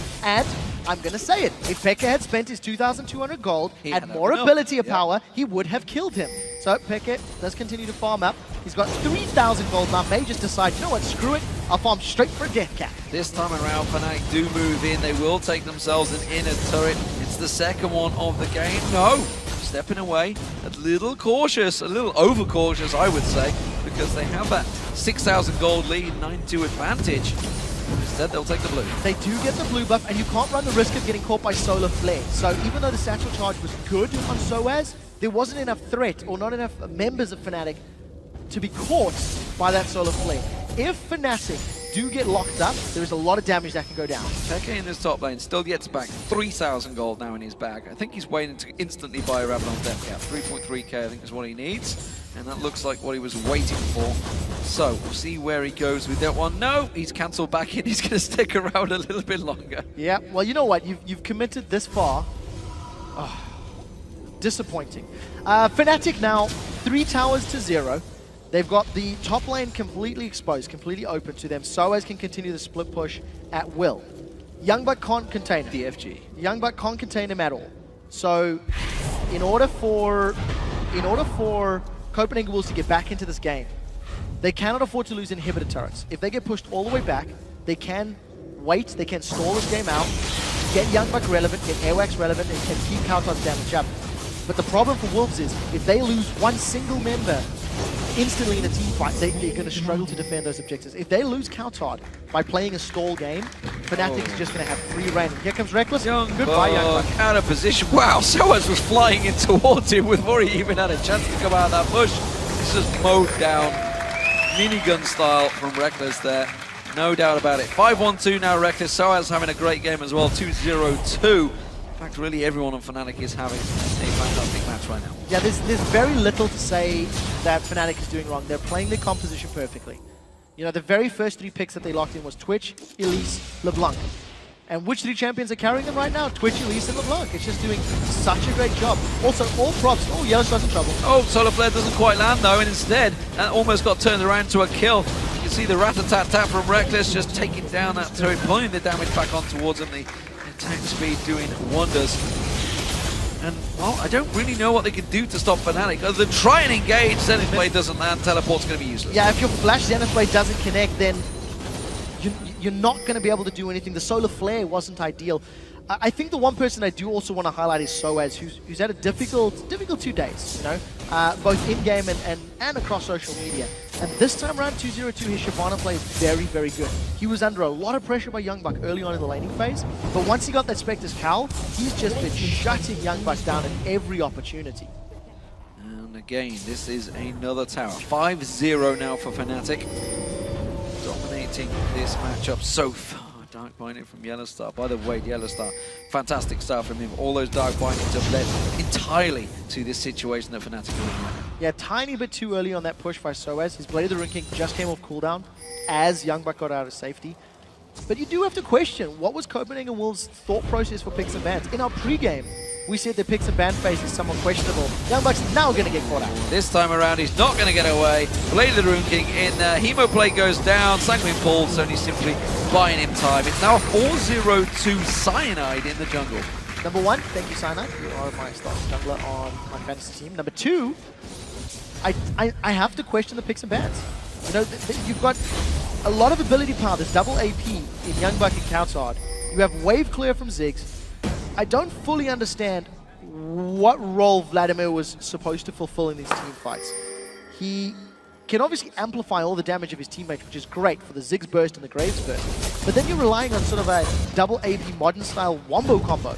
And if you don't hit everybody with all of that, with the Mega Inferno Bomb and collateral damage from Graves and Ziggs, then you're just not going to do anything. We've seen it from Gambit in the game prior.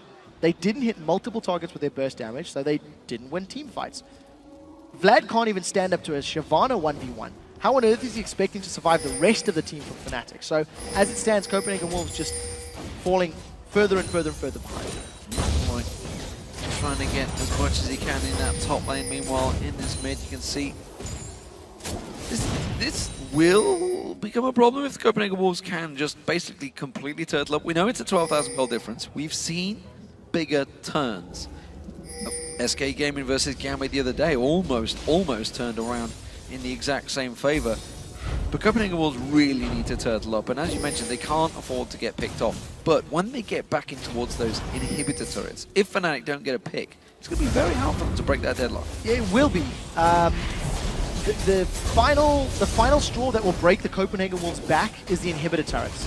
Once they lose one of those, it just gives Fnatic all of the tools. I really like the fact that Fnatic looks to be going for Baron now. Because of how far ahead they are, either they get a Baron uncontested, or they find picks on Copenhagen Wolves. Dark Pine connects! It lands, but it doesn't get followed up. Now it does. Soaz pounces in now. Unlimited's the back target. He's going to get picked off. Mega Inferno Bomb comes through, but not really doing the damage. Peke hit and run from the side there. Catches everyone off guard. Ignite's running on Woolite. I'm not sure if it's going to quite catch him down. It will! Peke gets himself the kill there. Airwax goes down. It's an ace. No problem. Fnatic running through the base. That was a flawless ace. Even though Peke's flanking maneuver looked very risky, he just executed those distortions, dash forwards, dash backwards very, very well. Everyone from Copenhagen Wolves was funneled into a small, tight area. If they had chased, like they did, towards Fnatic, Reckless's ultimate, that Rat-a-tat-tat, just went through and mowed them all down. Very smart play. You know, Fnatic forced Copenhagen Wolves back, forced Copenhagen Wolves to come to them. Look at the positioning. Peke's not even involved. This is actually 4v5. But Reckless is just going to line up Unlimited. He's not really a threat of going down. And his ultimate, the Rat-a-tat-tat, is now just going through multiple targets. It was just smart play. I mean, there's not a whole lot more to add other than Copenhagen Wolves 14k down. Got caught. Yeah, and Airwax followed through the kick and then was completely out of position because Peke went straight back in there. You know, I had a lot of tweets before this game saying, where is the Fnatic of old? I think they are shining through right now against the Copenhagen Wolves. Maybe they've had some harsh discussions over this Super Week. Super Weeks can make or break teams, and of course they went 4-0 at the start of the spring. They are, you know, champions of spring 2013, summer 2013, spring 2014, undisputed champions of Europe since the LCS began. So obviously when they do have a 0-2 start, everybody is right to ask the questions. I agree, and we had this discussion internally regarding Fnatic as whether they're the most successful European League of Legends team, and I think the majority of the consensus is yes. You know, they did win Season 1, they had a terrible Season 2, undisputed Season 2. Yeah, he's dead. Mid-air. He's going to carry on a story time. So Fnatic coming into the start of the summer split, they just didn't look to be on the same page. Maybe 2 harsh losses is what it took to wake them up somewhat and get them into a more focused mindset. But they do have another game here today. It will be against Roccat, and Roccat will be shaking in their boots because Fnatic are looking phenomenal. Oh, wow, Unlimited's dead. No, it's away, just about, but Airwax is going to pay the price of being the sacrificial lamb. And he drops down. There's the Baron, and Fnatic continue on through. It is kill after kill after kill for Fnatic right now. And, you know, speaking of burnout on Soaz, burnout is a serious issue. Woolite's down. Reckless is just running on through. 7-1-7 right now. This is domination from Fnatic finishing the game. Fnatic, are they back? Who knows? They have 2 games today. This could be the beginning of something they absolutely needed. Mega Inferno Bomb does finally shut down Soaz, but it's a double for Peke, cleaning out those fantasy points. Repel does get him away from the Nexus threat. Cyanide still doesn't die for you. 5-0-6. Success! 21-3. I don't think they're actually going to finish the game here. I think they're going to delay. No, they are. They got Super Minions. Here we go. Finally, the next wave makes it to the base. Fnatic just dominant. They're absolutely dominant this game. From the early picks, early rotation, they played their comp well, and I think there are a lot more questions for the Copenhagen Wolves. What was their goal? Here we go, ladies and gentlemen. Fnatic closing out the game, getting a couple of CS at the end as well, making sure they get themselves a couple more points on the board for everybody watching. 23-3 overall. It finishes now. 9-0 in turrets, and I think pretty much every objective in the game picked up by Fnatic. Fnatic are back, ladies and gentlemen. It's the first game of the day for them. They will have another one coming up later, but it was a great start. They are now 1-2 in the league, and the Copenhagen Wolves a little shaken by that one. They are now 1-3. 1-3 on the week. 1-3 on the week. Copenhagen Wolves just took a walloping from the very early stage. From SK and Fnatic now. Yep, 2 very, very bad losses back to back. Definitely started the Super Week stronger than they've ended. 25-minute game against SK, a 28-minute game against Fnatic, which honestly could have been 25 minutes because they dilly-dallied a little bit towards the end now. I do want to say the picks and ban strategy from Copenhagen Wolves I think needs some revision. You know, we've touched on the fact that they had the Yasuo combo yesterday. Kautot is a phenomenal Yasuo player. They comboed it with a support Zyra and a top lane Lulu. but I'm not 100% sure that top lane level is working for YoungBuck. It's not quite having the impact we're looking for. Also, we missed a few wild growths that you're looking for knockups for their Yasuo. They tried that comp, the core of the comp anyway, twice, didn't work. Now they've switched it up to do something else. They put the Ziggs, the Vladimir. And again, questions, what was the game plan? They had options for team fights, but wombo combo damage comps are just not that effective at this level of play. And the irony is that YoungBuck is basically a bruiser player. Hey, that's what he was. He was known for Renekton. Why is he not pulling out the Trundles, the Renektons, the Shyvanas? Why is he not going back to these champions? Instead, Lulu banned out from him this time, falls back to Vladimir, a champion he has played to good success in the past. But just didn't seem to be in it at all in this game. We'll have to find out next week, because 1 and 3, at least Copenhagen and Wolves have a point on the board. There's a lot to look at, right? There's a lot of things that they can evaluate. And I would definitely say their early game laning decision-making is actually very good. I like their lane swaps. I like their map movements and rotations. I just don't really like what champions they're doing it with and their execution, like the actual ability lane. Like that early double kill for Reckless was purely Unlimited getting a little overzealous with the support of Airwax. Thought he had the kills, overcommitted, Cyanide came in and gave them up, unfortunately. And of course, great level 1 play, this time from Fnatic, seemingly working well, getting that first blood early on Soaz, catching out the mid laner, Kautard, and burning his flash. Everything was gained by Fnatic at the start. We are going to go over to the stage with Shox, who is standing by with Reckless from Fnatic.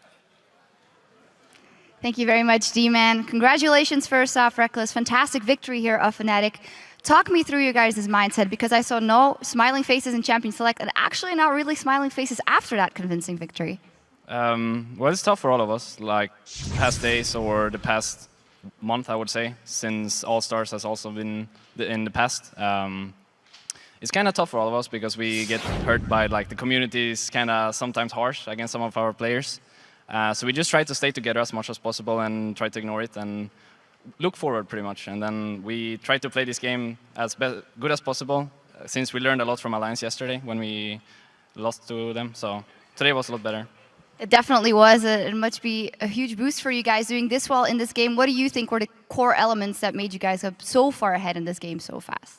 I think at first we wanted actually to lane swap, because with Twitch you don't really want to 2v2 because you kind of lose every matchup. But we had a pretty good level 1. We caught Lee Sin, I think, and we forced Leona pretty low. So I had a pretty good laning phase already because I could just push out the lane and get level 2 before the Leona even came to the lane.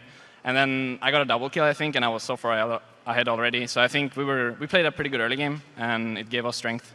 And Twitch is just so strong afterwards because I can just go invis everywhere and kill people. Absolutely. Final question. You've been very vocal on Facebook as well about how you feel in the team and how things are going. What do you make of these 3 games you've played already? What is it like in the team right now? It's, as I said before, it's kind of tough because people get kind of hurt about what people say and stuff. But we just try to stay together because we're, after all, a team and we work together. So we lose together and we win together pretty much. So we just look forward all the time. You definitely won together here. Thank you very much. Thank you. Now it's time for a short break, but when we come back, more action as Millennium takes on Gambit Gaming. We'll be back in 3.5. Don't go anywhere.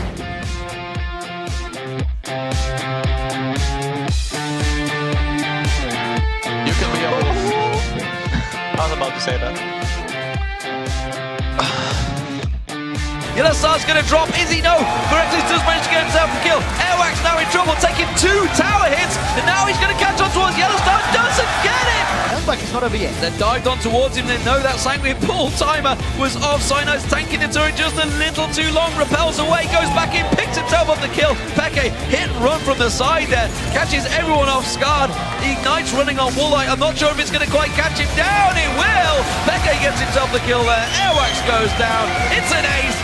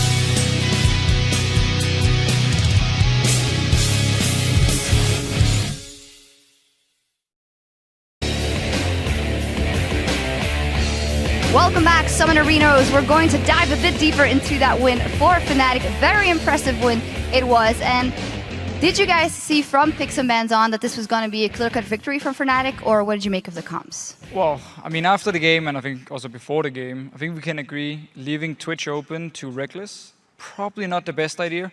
I think Copenhagen Wolves felt forced to ban Nidalee because Yasuo was being banned away. Normally, Yasuo is the counter to Nidalee. But still, it's not worth it when you leave Twitch open, you saw Fnatic instant lock it, and when you can't even punish him in the laning phase, there's nothing you can do. Fnatic just took full control and Reckless just destroyed everything. Yeah, I think they had a bit of a painful champion select overall because Kassadin has to go in there on that red side ban. We've seen that the Wolves have constantly banned out Nidalee, even without the Yasuo gone as well. But with the Yasuo ban, they were definitely forced to do that, and then your pickings are kind of slim where you go from that. That was already the first blow of the game, I think, for the Wolves. And then going into the game itself, Copenhagen Wolves early game maybe lacking in some aspects. Maybe. I mean, careful. I mean, yesterday they played SK Gaming. It was the same story. They lost early on. There was a lane swap they lost on, but still they lost the early game. Pretty much every single lane fell behind, and then it got destroyed in, I believe, 27 minutes or something.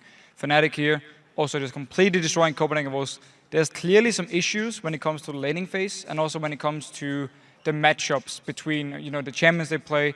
For instance, in this game here, Unlimited, because he died to the first blood, yes, so he was under-leveled early game, but still he played way too aggressive in the laning phase. He kept engaging in. Whenever there was a chance for him to land his E, he would go in, even though there was a black shield from Yellowstar every time. He took a lot of damage for it. So on the very first gank from Airwax, and where Sanad joins in as well, Unlimited is already really, really low because he took so much poke, so it's easy for Fnatic to turn it around and win the fight. I think it's really scary, actually, from the Copenhagen Wolves side. If we look at the game that they won, they were actually behind from the laning phase in that one as well. In fact, there's only been one game where they were ahead in the laning phase. That was against Alliance, which, of course, Alliance hung on to and kind of slipped back into that one. And the fact is that if you are losing constantly early game, some teams might let that slip away. But we've already seen against two of the stronger teams here, SK and Fnatic, that they just walk straight over them in less than 30 minutes. So that is actually something we've seen in the Spring Split as well. They would let those games go late game. So maybe a little bit of a cheeky question. How much is related to changing to players and having to build those up again? And how much may be related to the players that are still there and maybe can't level up accordingly? Well, if you look at the Copenhagen Wolves lineup from last split, it was often early game, it was built all around Amazing. He had to do the plays, he had to set up the ganks. Now, of course, they have a new jungler. He still needs to get synergy with the team. He needs to feel how it is to play on the stage, how it is to play against all these teams here on the really serious and professional level. So, of course, he's going to need some time to have the same impact as Amazing had. That's going to be a big part in the early game, because if you look at the laners, Youngbuck and Kautat were never people to just win the lane by themselves. They would always rely on Amazing to come in, set up a gank. They wouldn't lose the lane, but they wouldn't win it. So now they have the issue here, if the jungler falls behind for them, the entire team just falls behind. Yeah, and that's, as you said, just going to take time for them. It's not something that you can just have overnight there. You replace your jungler at such a key element, and especially in a team that plays like they do, like you said, with the solo laners, never really completely outplaying their opponent, but as you rightly point out as well, never really losing it. Very solid, but never kind of wavering from that level. It means that if you want to win, the jungler has to be involved, and clearly they've not quite got that down yet. Yeah, and Fnatic looked really good, but we'll have to see what they can do versus Roccat later. As for now, though, we're about to head back to Demon and Quickshot to get into the next match. But first, Millennium's Kevin believes that they have identified their problems from the last split and explains why he feels that the team has a shot at Worlds. I think the main reason why we weren't on top in the Spring Split, our rotations and our late game to finish out games was really bad because we kind of didn't know how to move. We just do a lot more theory, I think, which will help us to reach our goal. If we can fix that, then I see us going to a championship here. Well, some big words. Millennium going to the World Championships. We'll see if it happens. Kevin, confident. They've started pretty well. I think the games that we've seen from Millennium, it is a far stronger team than during the Spring Split. Well, it is time for our third game of the day as Millennium will be taking on Gambit Gaming. During the spring split, Millennium were completely shut out by Gambit, losing all 4 matches against them. So they certainly have a tough task ahead of them, especially because their confidence might be shaken after the loss to the Copenhagen Wolves yesterday. Yeah, so considering that Millennium had a very big lead, it was the Wolves that managed to bounce back and find perfect team fights to defeat Millennium. But like I said, you can't deny the fact that they were in a good position. They had a very real chance of winning the game. This is Millennium, of course. I'm still impressed by Millennium's individual play and from the whole team. I think their general level 1 strategies are good. Their laning phrase, macro strategy is locked down. Their swaps, their decision making. But unfortunately, their mid to late game decision is still shaky, and they're not the best at closing games out. I do want to give some props to Kevin just for more solid play throughout the first week of the summer split. Yesterday in Shyvana, he really did perform well. He ended 11-6-14 on the Dragon Lady, but it wasn't enough of a performance to help his team win. Well, Gambit lost their match against Alliance earlier today, although they weren't defeated as badly as they were in their match against Roccat. However, they simply lost every major team fight, and their team composition had very little innate synergy. Yeah, so from the pick and ban phase, it seemed very odd to me because Gambit put together a list of champions that needed a lot of time to scale, and they never really synergized 100%, nor were they given a chance to scale, because Alliance actually was very aggressive and constantly in their face. You have to highlight Darian. He first picked Jax. He was caught out of position. He ate far too many Dark Bindings. And every single time an objective was about to be contested by Alliance, it was Darian that was caught first, and that is what allowed the rest of Alliance to initiate on. So picks and bans needs to go better. Darian needs to be in better positions as well. Well, let's see how this game goes. Let's check out the lineups for the 2 teams. On the blue side, it is Millennium. That means Kevin is in the top lane, Kotnex in the jungle, Kerp in the mid lane, Creaton as AD carry, and Jayri in support. And on the red side, it is Gambit Gaming with Darian in the top lane, Diamond in the jungle, Nick in the mid lane with Genji as AD carry and Edward as support. So let's see which way this pick and ban phase goes. Jax was picked up early by Gambit in the last game. First pick locked in. 194, as you just pointed out. Didn't work out for Darian. Jax is not an auto win. Twitch is. Both of the games today, the Twitch players have won. 100% win record so far. I'm also not convinced. I'm still not very convinced by Graves. I like the theory behind Graves, but I'm not a massive fan of the champion. I would prefer to see something else. So for this game, I think Twitch has to be a priority, and then most likely mid bans. I mean, Kassadin, maybe Yasuo is even a consideration there. We'll need to see if Nick wants to get his hands on Lulu again. Here we go, ladies and gentlemen. Picks and bans underway. Game 3, of course, between Gambit and Millennium. So Millennium on the blue side this time around will take that KO away from Nick. I don't think he's going to get to play that again, sadly, for him. He had a great game on it earlier yesterday. Thresh being taken away. Jayri, big favorite for him, and Yasuo as well for Nick. I don't think Edward's playing Thresh anymore. I'm going to go out in the limb. 3 out of 4 Gambit games, they banned Thresh. And when you have a player like Edward on your team, I find that very surprising. He loves Gragas. Of course, he's in love with the big man. He's doing great work with him. But I do want to highlight that it's not something we're seeing every other team doing. So it is a nose. But it is absolutely a champion Jayri plays. Twitch was banned out, so keeping that rhythm going. Pick or ban, to see how close that is to 100%. May well be on the mark. Kassadin taken away from Nick, and Jax is the final ban this time around. It leaves Elite open for Kotnex. Yes, but this is why you don't ban Kassadin as your first ban on red side. If you go towards the end, you open the opportunity to your opponents banning him out. Kassadin is not associated with blue side banning, and it's something that I like to see and I've been complaining about all weekend long. It's finally happening. I think teams need to cotton on to that fact. But I do want to highlight that Evelyn was a very quick lock-in for Kotnex, considering Kha'Zix was up and available, and knowing that Kotnex has played a couple other junglers, it's a lot of pressure on him on that champ. Ooh, switches around. Will we go Leona? Will we see Edward going for something other than Gragas? It's been hit and miss, honestly. He hasn't really had a chance to shine too heavily on it. I actually think Edward's performances have been solid, because every time I've seen it, there have been team fights where Edward has saved his teammates by the disruption of the explosive cask. I have not seen it used super successfully in terms of a lot of aggressive engages, but there's been a lot of resets that have done well. So I quite like it as a disengaged champion. Leona is the exact opposite. Throw your solar flare, commit, find the kills, and that's what it looks like he wants to do. Yeah, going for that one alongside Lucian, who continues to be 92.9% pick, 13 out of 14 so far. Crazy, crazy pick stats for Lucian. Kerp, what will he go with? I know a lot of people with him in the fantasy team now will be keeping their eyes on that one. It will be LeBlanc. It is a heavy burst champion, and well, Kevin will be very happy the fact that he's got Aurelia. Comfortable pick. Kevin sticking to his bruises. I really like Kevin on bruises, and he tends to perform very solidly. Aurelia play has been somewhat hit and miss this week. We've had some very good performances and some pretty average ones. But it also tells you that I think Kevin's going to be more focused on the team this time around. Yesterday when he played Shyvana, he was a little more split push heavy. He was trying to focus down the side lanes and get control of the map against the Copenhagen Wolves. With Aurelia, she can still do that, of course, but I get the instincts of the feelings that he wants to be a little more with his team. Syndra currently being considered. Of course, Nidalee is available if you wanted to go with it. Didn't work out well for him in game 1 of the Super Week for Gambit. Trundle being the second consideration for Darian in that top lane. Syndra will get locked in. I believe this is the first Syndra of the European Summer Split. It is. And it's another new champion for Nick. Another,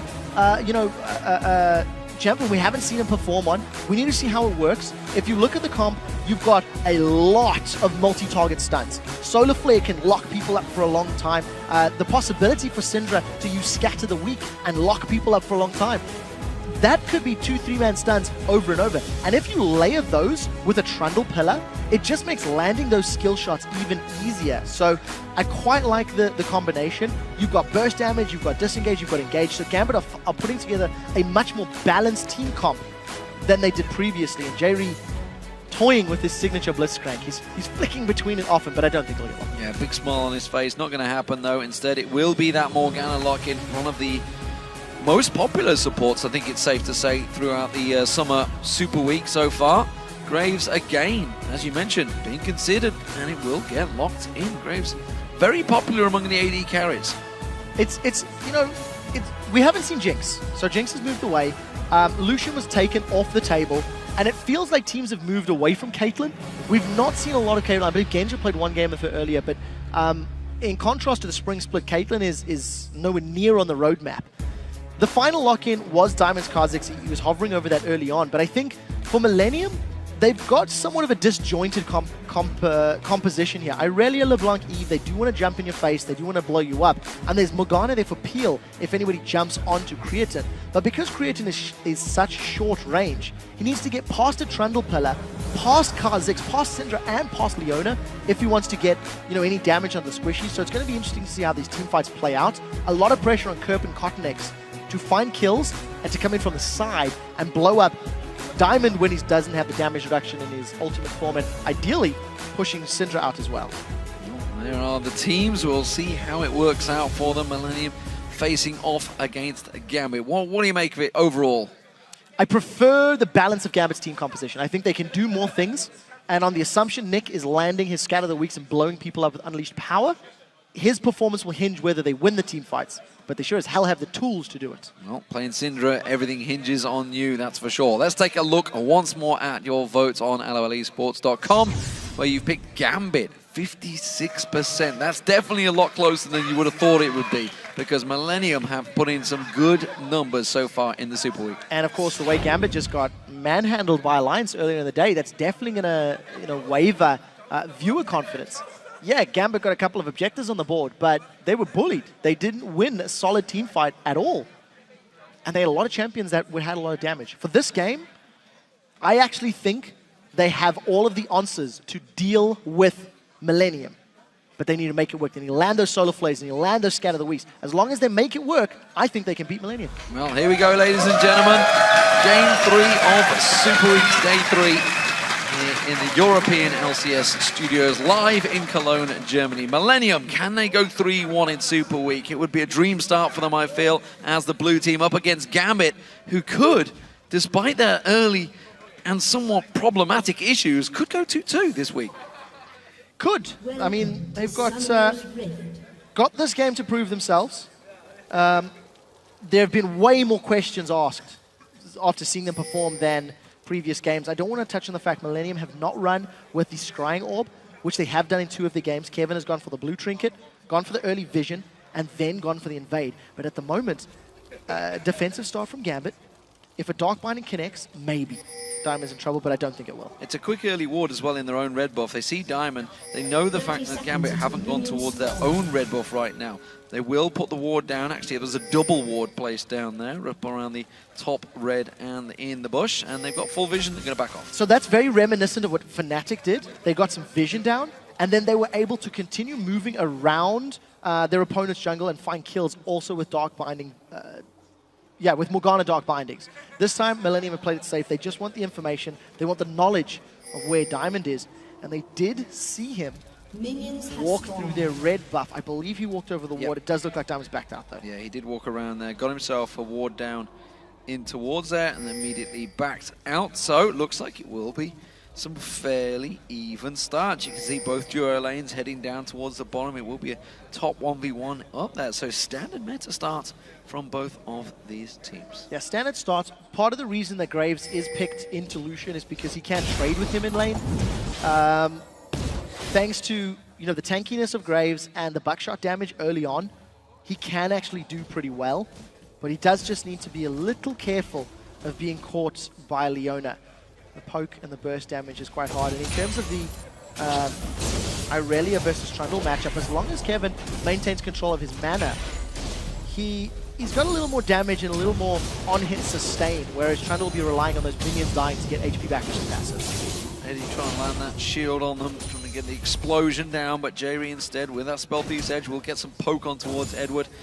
Keep that gold stacking in his favor. Pokes continuing. Eddie again, just on that level 1, desperately trying to get that shield onto Jerry, but he's not falling for it, steps away, and Creaton actually putting some good damage down on Genja, despite the fact Genja starting with the early CS lead. Yeah, it's a non-traditional level 1 start in that Leona for the Eclipse. They'll get caught by Dark Binding. That's a lot of damage. Early level 2, of course. We see Connex coming around the side. Eddie's gone deep on this one. May have to flash away. Has got Ignite available himself. J-Reed's going to come in towards it. Puts some more damage down, but the Dark Binding, was not available because he used it at the start of the fight. Yeah, and of course, Connex was quite smart there. He could have flashed to try stick to Edward, but because Dark Binding wouldn't root Eddie in place, Eddie could just counter flash himself. So as opposed to wasting the summoner spell, backed away and played that one safe. If Kerp goes aggro on Nick, he's going to take some damage.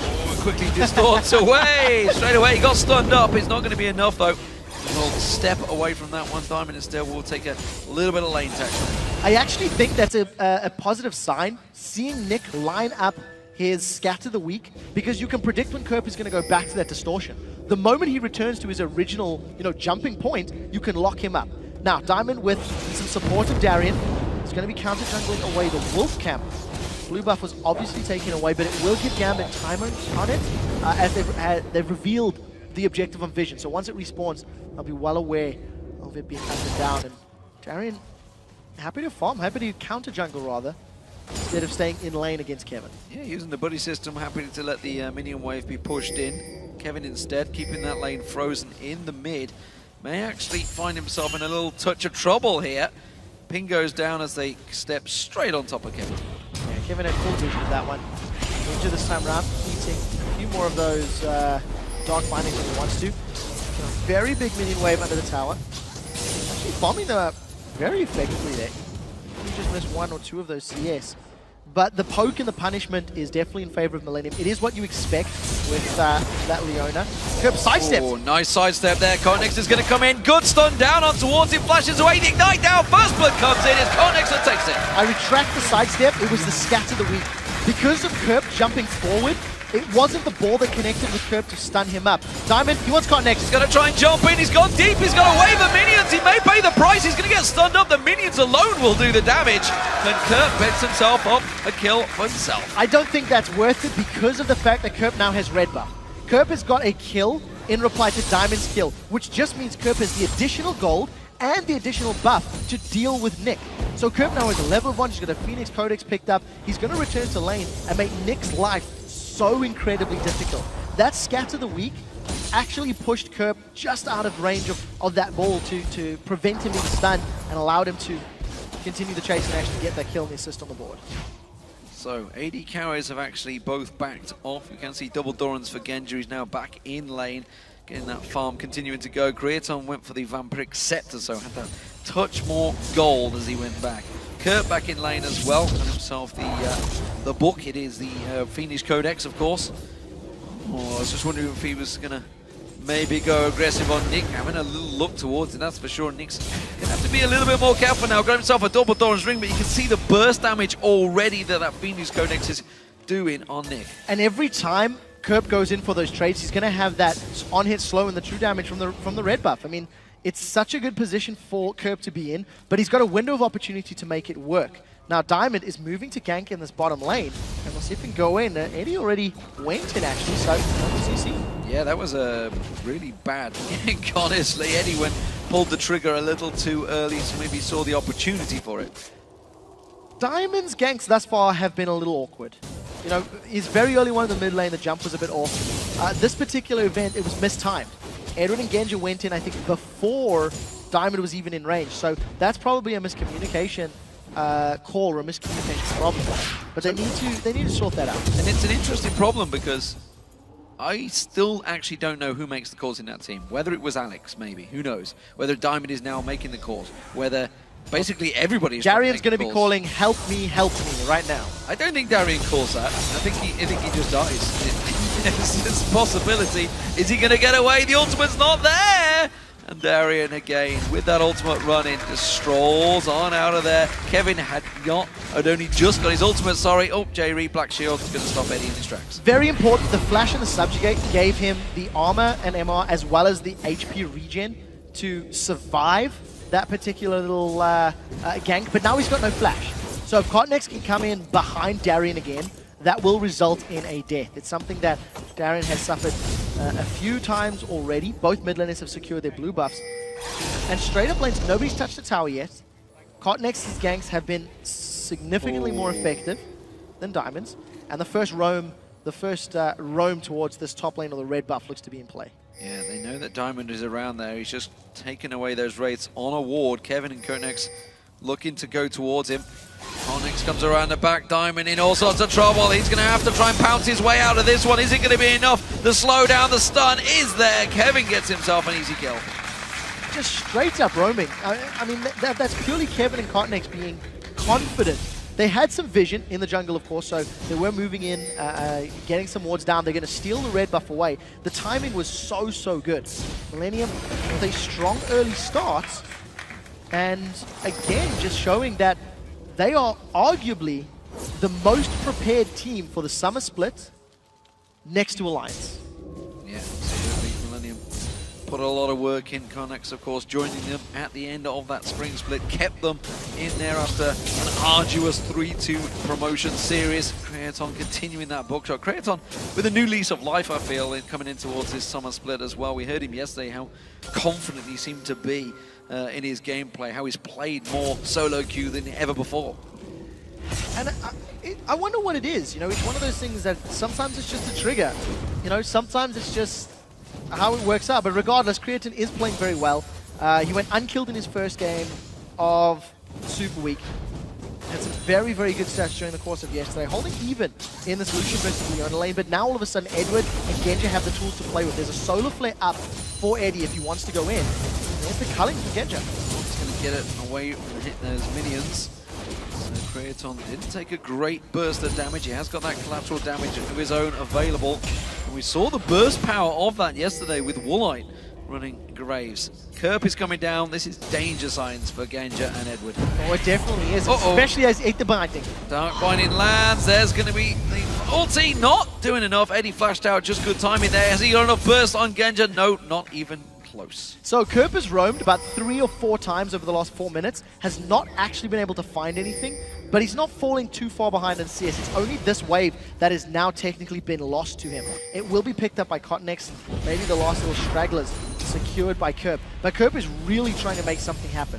Edward does have Solar Flare, So if he gets engaged upon, Diamond's going to counter. Diamond stealth. Stealths in, gets on towards J-Reed, pounces back in there. That Black Shield's not going to be enough, I feel. And Genja will pick himself up the kill. Yeah, gets the last auto attack. No support from Edward, unfortunately. Doesn't manage to get the assist on that trade. But at the end of the day, it is a kill going the way of Gambit. So well executed, well played. And that's the first sign of life, really, that Gambit have shown to try and get themselves on the board, of course. It's been Diamond that's been involved in both of them. Lost his life twice, though, already in that kill and assist. Cotnex taking advantage, knows that Diamond's not there, comes in, steals the Wolf. I also want to highlight, if you look at the top lane, Darian has used his subjugate, his tongue cooldown. Kevin has used his ultimate as well, and it appears as though Darian was pushed all the way back. So Kevin is probably playing quite aggressive. I think we should keep our eyes on this and see how it works out. Cotnex is going to come behind Nick. It was bait from Kerp, and Nick's in trouble. Ignites down on him, he drops. It's Kerp that gets the kill. Back in bait. I mean, that's it.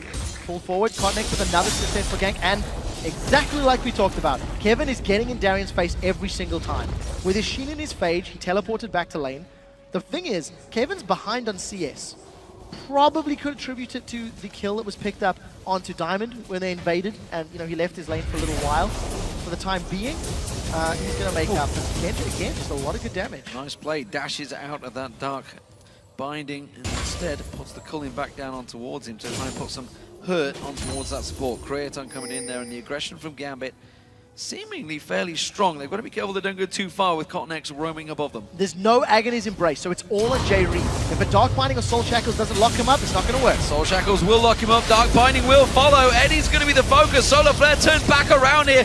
You can see Diamond trying to join in. Darian gets that Pillar of Ice down in place. And Diamond pounces in. J-Reed will be the only one that goes down. He can't quite get Eddie in the process. That shield just enough to save his life. That was actually quite good from Gambit, because not only does it get them a kill, it does open up the Dragon. They should lose their top tower, though. It does look like Kevin's going to shove that one out.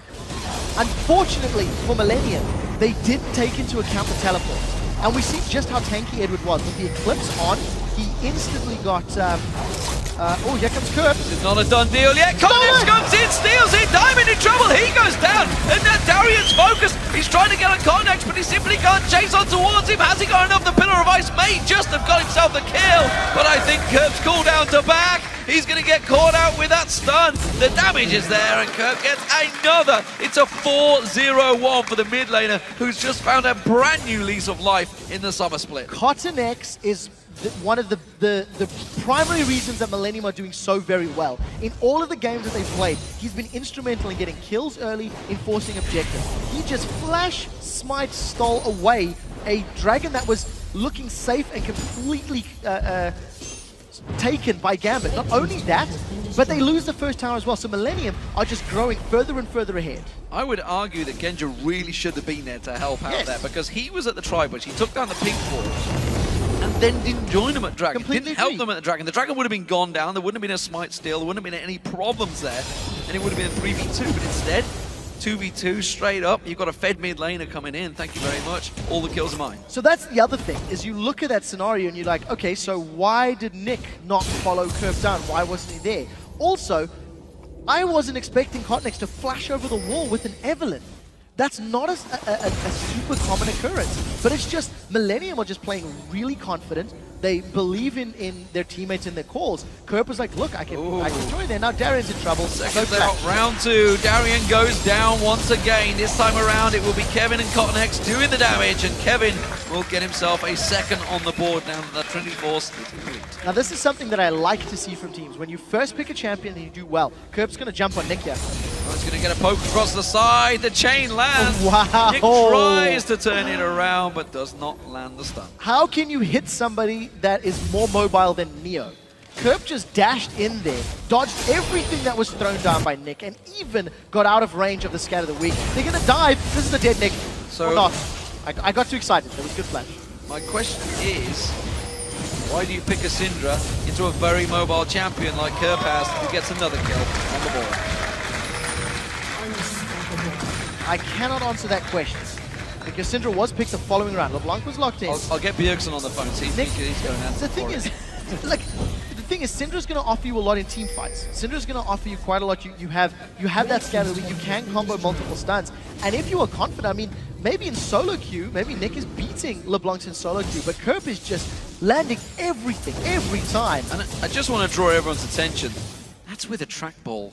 Oh, it's sickening. Now, they want to tower dive in this bottom here. We do see Diamond. He's got his ultimate up and available. The isolation bonus is a longer range, and turret's count is friendly, so it's a little difficult. Oh, Darien. Diving Darien. Oh, here we go. It's a 3-man this time. Who's going to take the glory? Kerp is once again. Teleport down the bottom. Here comes Kevin. And now J-Re, Diamond, everybody's running away. Dark Binding does not land. And I think Gambit may disengage just in case. So teleport blown by Kevin. He's not going to have that return back to his lane, but he does have a completed Trinity Force. And with the kill again on Darien, Kerp is actually going to get some pretty good damage in this top lane in a turret. Mid lane turrets under pressure right now. Gambit going to try and get some beating back down on towards that one. They haven't got enough though, as the minion wave is there. Kevin's going to go in, Blade Surges onto the minion. Does not quite catch Diamond. And he will just sidestep that one. It's going to be another wave of minions picked up by Kevin. Now, one of the other things that you notice is Kevin is roaming now. Now that he's got the Trinity Force, he's freed himself from dealing with Darien. Diamond's going to find Cotnix at the level different. That's good damage. That's good damage. Didn't fancy the fight there. Now he's got J-Re and Kerp in support. They absolutely do. There's 4 members of Gambit nearby. 4 members of Millennium close. This blue buff is going to be contested, but Diamond's in trouble. Oh, Kerp doesn't quite manage to catch that chain. That was very, very close. Had that connected and actually rooted, it probably would have killed Diamond once his stealth wore out. The Millennium have got a very strong lead, and they've got a very strong roaming pick comp. You know, if you have Evelynn, Irelia, and LeBlanc jumping into targets, it's quite difficult to get away. It's quite difficult to not get blown up. So what Millennium are going to be looking to do is roaming around the jungle, finding solo targets, and then pushing towers. I don't think he's quite got enough to take Darien down. Now, maybe I spoke too soon, who knows. He's going to keep on popping back and forward. Darien actually quite happy to walk away from that one with his life. Yeah, very good mechanical display by Kerp. Using the Mimic and then Mimic Distortion.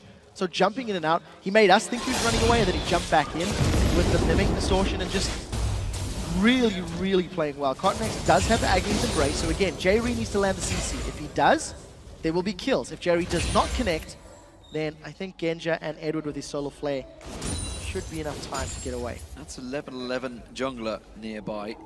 Eddie and Genja have some problems here. Pink ward goes down, J-Re will clear that coverage. You can see Cotnex is sneaking around the backside of them. Genja will be the focus target. Dark Binding, will it land? Teleport comes in, they're going to turn straight back on towards this one. Actually, instead they just throw a bunch of damage on the spot where Darien teleported from. Kerp was making his way down, Diamond heading him off. I really like the smoke grenade from Creatine as well. That's going to just deny Darien vision. The teleport, yes, while it didn't help net any kills, it means Darien is available for the next Dragon team fight. With stun on Jerry, they might try burst him down. Well, they're going to try, but I'm not sure they've got enough. There's the ultimate coming out from Nick. Diamond tries to stealth himself up, but instead the rest of the team will turn this back around. Diamond tries to go on J-Re, still yet to get the kill. Kevin instead turns that on his head, and now Eddie's in trouble. Kevin with the ultimate running. Kerp can't quite dash on towards Eddie. Cotnex is in trouble right now. He's actually been separated. He's going to have to make a run for it. The tower damage isn't quite enough. It will. Genja picks himself up the kill. Yeah, I got tagged by that Ardent Blaze, and it was just enough range to give him the kill. Gambit went in disjointed. They just went in one by one. Now they're going to look to re-engage. The Dark Binding is good. The Soul Shackles is available for J-Re. Not going to need it. And he backs away. And if Gambit had been more focused in that engage, they maybe could have come out better. They end up trading 1 for 1, so it wasn't like it was terrible. But again, they just went in drip and grabs. Diamond was super aggressive. He ran through like 2 or 3 members of Millennium with his first charge of his stealth camouflage, and he sort of went, that's not really going to work out. You're not far enough ahead, or you don't have that ability to make those plays just yet. Very mixed target focus as well, and more to the point, he didn't actually get the kill on J-Re either. He went deep for it, trying to get that unseen threat proc, and then, well, it's not going to happen when he's amongst 4 members of his team. So, Millennium, 10-5 up. That was Genja picking himself up a turret for Gambit, but you can tell the tale of this game is very much in favor of Millennium, as they now have a 5,000 gold advantage stacking up their way. Back-to-back LeBlanc games and back-to-back games that are just phenomenal. Expecting the previous one, Kerp this time around, slightly differing item builds, but what it does signal is Kerp can jump into the middle of a team fight, cause everyone to jump on him, then he can just hourglass up, and it allows the rest of Millennium to keep running amok. Then the moment Kerp comes back up, Gambit have to be so on point with who they are targeting and their changing targets once the team fights break out, that hourglass is just going to give them even more tools, even more opportunities to find kills and take Gambit down. Kevin, who has been having some freedom, it's safe to say, 3-0-1. Warden's Mail now picked up along with that Trinity Force he had early on. He's actually not going overly confident because he's well aware of the position, and now he sees Diamond walking over the ward. He's going to completely give himself away. Why would Kevin? He knows that if Darren keeps pushing, Cotnex will come help. Yeah, Kevin probably could pick a fight, but he knows that Darren's been overextended multiple times. Kerp is looking for Genja. We'll see if he can find it. Run, Genja, run. You're going to get caught out here. Oh, dodges nicely, but he can see coming around the side. We're going to have straight towards a Dark Binding. The ultimate comes out from J-Ree. He's got no dashes left on this one, sadly. And it will be J-Ree with the kill. Grab himself a nice one. Soul Shackles to open it up. The rest of Millennium looking for more. And similar story, just Gambit overextending. This time it was Genja that was way too far forward. Kevin is being dived. Pretty good dash though, back to the tower. Oh, back dash. Left and right. He's going to get away from this one, I feel. Oh no, maybe not. The chomp from Darien. He should get the claws now, Diamond. Not quite there. He's going to finish him with the Void Spike. Yeah, but at what cost? The rest of Millennium are on this top lane tower. They have a minion wave to work with. Kerp is responding, and he should find a target. Can he land the chains? Danger, danger. Who is he going to go for? He's going to split and go for a field goal instead. Kerp not managing to find the target. They do take that top turret down, though. And that was a mid turret as well for Nick. Okay, so trading towers back and forth. The inner top tower is obviously going to be more valuable than that mid-outer turret. But what it does mean is Gambit now have more room to invade if they want to go onto Millennium's bottom half of the map. With no outer turrets there, it gives Gambit the opportunity to push into Millennium's red buff or get some deep wards. The vision game, still heavily in favor of Millennium. If you look at how many blue wards are on that mini-map, Millennium are working with a lot of information. Unfortunately, they opted to make the play in the top lane, which exposed Kevin in the bottom lane. And because of the decision and their focus of trying to get Genja and maybe that top inner turret, it did obviously mean that Kevin went down. But it's not the end of the world. One kill. They still held on to that bottom inner turret as well. So interestingly, despite Kerp's massive dominance in that mid lane, 6-0-2, he didn't go for DFG early on. It is different, and I think it's just because of the playstyle. It's just, he wants to be able to survive. If he gets caught by Darien or Diamond or Genja, there's a lot of armor that the Hourglass will play into favor. And I also think what I really like is the disruption factor that it offers you. If you have Kerp going in maybe a little late or maybe even a little earlier, that item allows Irelia and Evelyn and Morgana to reposition and get themselves even in a better place. So it's a slightly different style, but I think it's going to play very well into how Millennium want to team fight by having very chaotic, very all-over-the-place champions, because Eve is very quick, you know? Irelia, same story. Look for the Solar Flare. Oh, Solar Flare lands. Connex is there, and they suddenly realize, oh, back out of that one. We're going to see a double teleport coming in. Where are you going to go, Darien? You've just landed in front of 3 members. This is going to be an easy kill picked up. Kevin this time around. Kerp comes around the back, Edge is in trouble, tries to lock in. There is that Sonya's Hourglass, and that was a triple kill for Kevin. And that is exactly why Kerp went for the Hourglass. Allows him to tower dive, allows him to go in, mitigate the threat, mitigate the risk of going down. 3 kills for Kevin. 3 kills for Millennium in total, and they're going to grab most likely an inner turret. There's a minion wave behind them, and there's no ways Gambit can defend this. You can see Diamond's waiting off at the side, but I don't think he wants to pounce in on this one. They're going to tank that turret down. Kevin's not really the one who wants to fancy tanking it, but it's another inner turret picked up. Diamond is waiting. So that was brave. I think he wanted to try and defend the blue buff, or at the very least have information on when it went down. There is support from the rest of Gambit, but I think Kerp should get away from it. He's going for it. Can he get on towards him? Kraton is there as well, just backs away. Cool as a cucumber there, no problem. Confidence from Creatine. Now, Kerp obviously had to flash to get out of range of Diamond, and that was just Millennium, I think, dawdling, the best way to say it. But again, 5th tower of the game to 2 of Gambit. Dragon's going to be respawning in 10 seconds. Gambit should secure this if they rush it, because it'll take a little while for Millennium to get there, but if they don't rush it down instantly, this could turn into a big fight. Actually, I think it probably will turn into a fight because Gambit have not made a notion for the Dragon Pit, and Millennium are making a beeline. They want to get in on that objective. Solar Flare is available. All ultimates are up with the exception of Agony's Embrace. So Millennium may want to stall for a few seconds.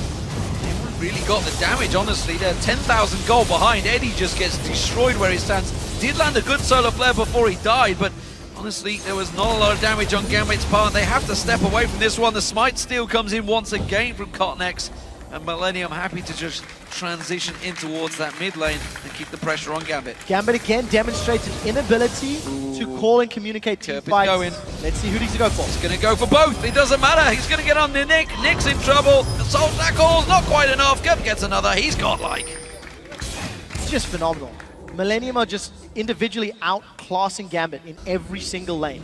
Every single member of Millennium is doing a better job than that of Gambit, and as a team, their calling is superb. So they're going to be onto this inhibitor turret 20 seconds before Nick is up. They've got a very big minion wave to work with, and this is going to equate to a lot of damage. Oh, Kerp's going for Genja, forces him away. That minion wave was cleared out pretty quickly. Diamond again, waiting off the side. He really wants to try and make a play here, try and catch somebody low hit points. Darian's do what he can to tank them and keep them away there. Diamond's still waiting off the side. He's got to be careful. There's no one low enough. No, he can't get in there. He doesn't have the damage. This is a 2-4-2 Diamond with a Giant's Belt as his only tank stat. No, he's got a little bit of HP. And when you consider all of the items his opponents are dealing with, the 12,000 gold lead, Gambit just need to find...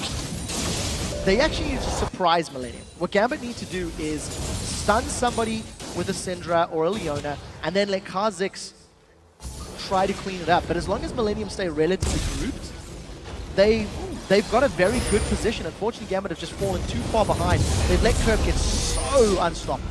Kerp is not going to go for it this time, but Kevin will. Distortion was already used. Kerp comes across. Solar Flare whiffs. Gets straight out of it. Like Solar Flare whiffs, culling whiffs. Nick's Syndra has not done what he was hoping to do. He has not been able to blow anybody up. We've not seen any of those scatter the weak stuns that I was talking about. And what has also happened is Gambit fell behind individually in the lanes too early on. So even though their team may have the tools to have a better team fight in a straight-up 5v5, Millennium's not giving them that chance. Millennium's finding a kill, finding a pick. Go back to that Dragon fight. Edward was overextended. He was in front of his team. The rest of Gambit were on the Dragon. Edward got soloed out, zoned out, killed. And all of a sudden it's a 5v4 and Millennium can just run you down. This is something Millennium keep doing. They find a way to isolate a target, kill him, and then go for the rest. Compare and contrast Nick's Syndra to the last one we saw, of course, which was an All-Stars, which was run by Shi Young, was simply immaculate, honestly. Diamond's going to jump away. Eddie's caught out once again. Collateral damage is going to be not Paul, but didn't do enough on Eddie. Not this time around, I'm afraid. But no execution element to that, so the lower Edward's HP is doesn't make a difference, I'm afraid. Bloodthirster, as well as that Last Whisper, still doing work for Creatine, yet to die. Another very solid performance, and thanks to all the damage they put on Gambit. Gambit are looking to just go for a tower instead of contesting the Baron. They can't really win these team fights, and this is going to get risky. Look at that damage, that's a tank. Well, he's not a tank anymore, he's a squishy target for Kerp. Kerp goes legendary, 8-0-4, Baron gets picked up, the rest of Gambit, they need to scatter, run like the wind. Instead, Nick's going to get caught out, Scatter the Weak doesn't stop Kerp in his tracks. He gets himself yet another double, 18-6 now for Millennium. And the Baron, so they've got a kill lead, they've got a tower lead, now Diamond's going to die. Oh, Kerp continues his rampage. Stealth is going to be enough. Tries to get away, he's going to show himself. Connix is going to come around the side, will manage to land the ultimate, goes on towards him. The Agony's Embrace doesn't slow them down enough though, but it doesn't matter because look at the mid turret. Creaton is there. Yeah, the rest of the team, another dark finding. Kerp jump for Genja. He's just going deep on this one. Summon a heal used. Turret goes down, Summon a heal was indeed used by Genja to save the bacon there, but the inhibitor will fall. Millennium in full control. So Gambit have looked, if you take the bigger picture, in all of the games thus far, have looked very, very, very sketchy in team fights. That is the one overarching theme. Yesterday, when Gambit were playing against SK Gaming, they had a very strong lead, a very strong performance. until they had to get through the inhibitor turrets, until SK Gaming forced them to make multiple 5v5 team fights. And in those situations, Nick struggled. He was playing Kale, he missed a few key interventions, was out of position a couple of times. The targeting, the communication wasn't there. What level of communication are these guys at? You know, the calling, the captainship, the leadership, like you've highlighted. Because there's a lot of problems for Gambit to work through. Kenja's half the hit points burst away from him. Diamond's coming from Quickly behind. backs around there. Solar Flare lands. It's only caught Kerp out, but Zonya's hourglass quickly mitigates all of that. Diamond comes in stealthed up, but simply gets locked up on the wall. He has to pounce away to try and save his own life. Kevin's continuing to go deep. They're going to tank down the turret. Now they're catching on towards Darian. Kerp's coming in as well. That's going to be a chain leash. Not quite landing on them, but it's a second inhibitor nonetheless. That Baron has been used very, very effectively, and this is one of the... the trackball, even gods can mess up those jumps. But better for Kerp to mess up the jump over the wall than onto team. Look at the gold. 1,500, 1,500, 2,000, 2,000 is down the board. Every single member of Millennium is 3,000 to 4,000 gold ahead of their opponents. So just from a statistics standpoint, this game is all but over. There are super minions in 2 lanes. Millennium are going to finish this off, but I think it goes all the way back to laning. Cottonex had successful ganks, he got kills for his team then continued to find kills themselves. And that's what it boils down to. Gambit have just been outclassed. Yeah, Nick just got bullied out. Cottonex, like you said, came around. Well, as soon as that flash was burst, Kerp basically had free roam in the mid lane, absolutely dominated it. That led Cottonex to just basically harass top and bottom and middle. We know Darian, he's going to get caught out now and again. But a 6-1-3 Aurelia, it's a dangerous thing to stop. A 9-0-4 LeBlanc, well, that's just unstoppable. Yeah, and the other problem is, of course, that it wasn't only Darian that was caught overextended. Genji was caught out in the top lane as well. So all props to Millennium for catching them, for taking it. The problem is, of course, that it wasn't only Darian that was caught overextended. Genji was caught out in the top lane as well. So all props to Millennium for catching them, for taking advantage, you know, being in the right place at the right time. But at the same token, Gambit really can't afford to be pushing past the safety zone. So look at the super minions in the mini-map. I apologize, I made you look at the mini-map and then there was a dead bug. Single combination takes down Diamond. Well, once that starts happening, you know you're in trouble. Of course, they've just been back to spend all of that gold. Darian gets melted down by the rest of Millennium. That inhibitor turret will fall. They're going to run Gambit onto the fountain! Wow. Kerp now with so much damage, he can 3v1 them quite happily, distorting his way through the entire team. Final inhibitor falls, the Nexus turrets will follow, and Millennium in dominant form. They got 0 wins over Gambit in the spring split, but right here, they have looked impeccable with a fantastic victory, taking Gambit to 1-3 for the week, and it's a 3-1 Millennium, topping the table so far in the European LCS. Deserved, absolutely deserved. During our pregame, I said the one thing that I was still concerned about is having no voice there. Getting emotional is about that Millennium struggled to close games out. You know, we've seen it against the Super Hockey. They really did have a tough time. But today, against Gambit, they had a monumental lead. Got Baron, got Towers, Tower Dog. It was just, they were fantastic. And this is a team that everybody that watches the European LCS needs to keep on their radar, because if this is the level they're playing at, everyone else has to pick up their game. Absolutely, some big numbers for you. 6-1-4 for Kevin in that top lane. 10-0-5 for Kerp in that mid lane on that LeBlanc. 2-0-5 this time. Kraton didn't need to carry his team. Everybody else was doing the right job in the right place at the right time. What I absolutely love about this game is that Cottonex on his Evelyn, it was a first pick. There were options available. And we said, what can he do with the pressure? Gambit gave them straight up lanes. They were in 2v2s, 1v1s, which immediately just opens so many doors for an Evelyn. Because Evelyn can opt to pick which lane she wants to go to, she didn't have to deal with the lane swap, didn't have to deal with tower pushes. It just meant, well, Darian might get overextended at some point. He did. They killed him. Yeah. Burned his flash. Rinse and repeat. Similar situation in the bottom lane. Edward and Genji were playing quite aggressive, quite in the face of Creatine and J-Ree. And Cottonex came from behind, multiple ganks over and over. Cottonex really set up that early game very well, and then it was closed by the rest of the team. Well, the big one for me is, of course, Nick counter-picking Syndra into the LeBlanc, and Again, 0-5-1 up against the 10-0-5. That's not good numbers. It's really not. And it did nothing.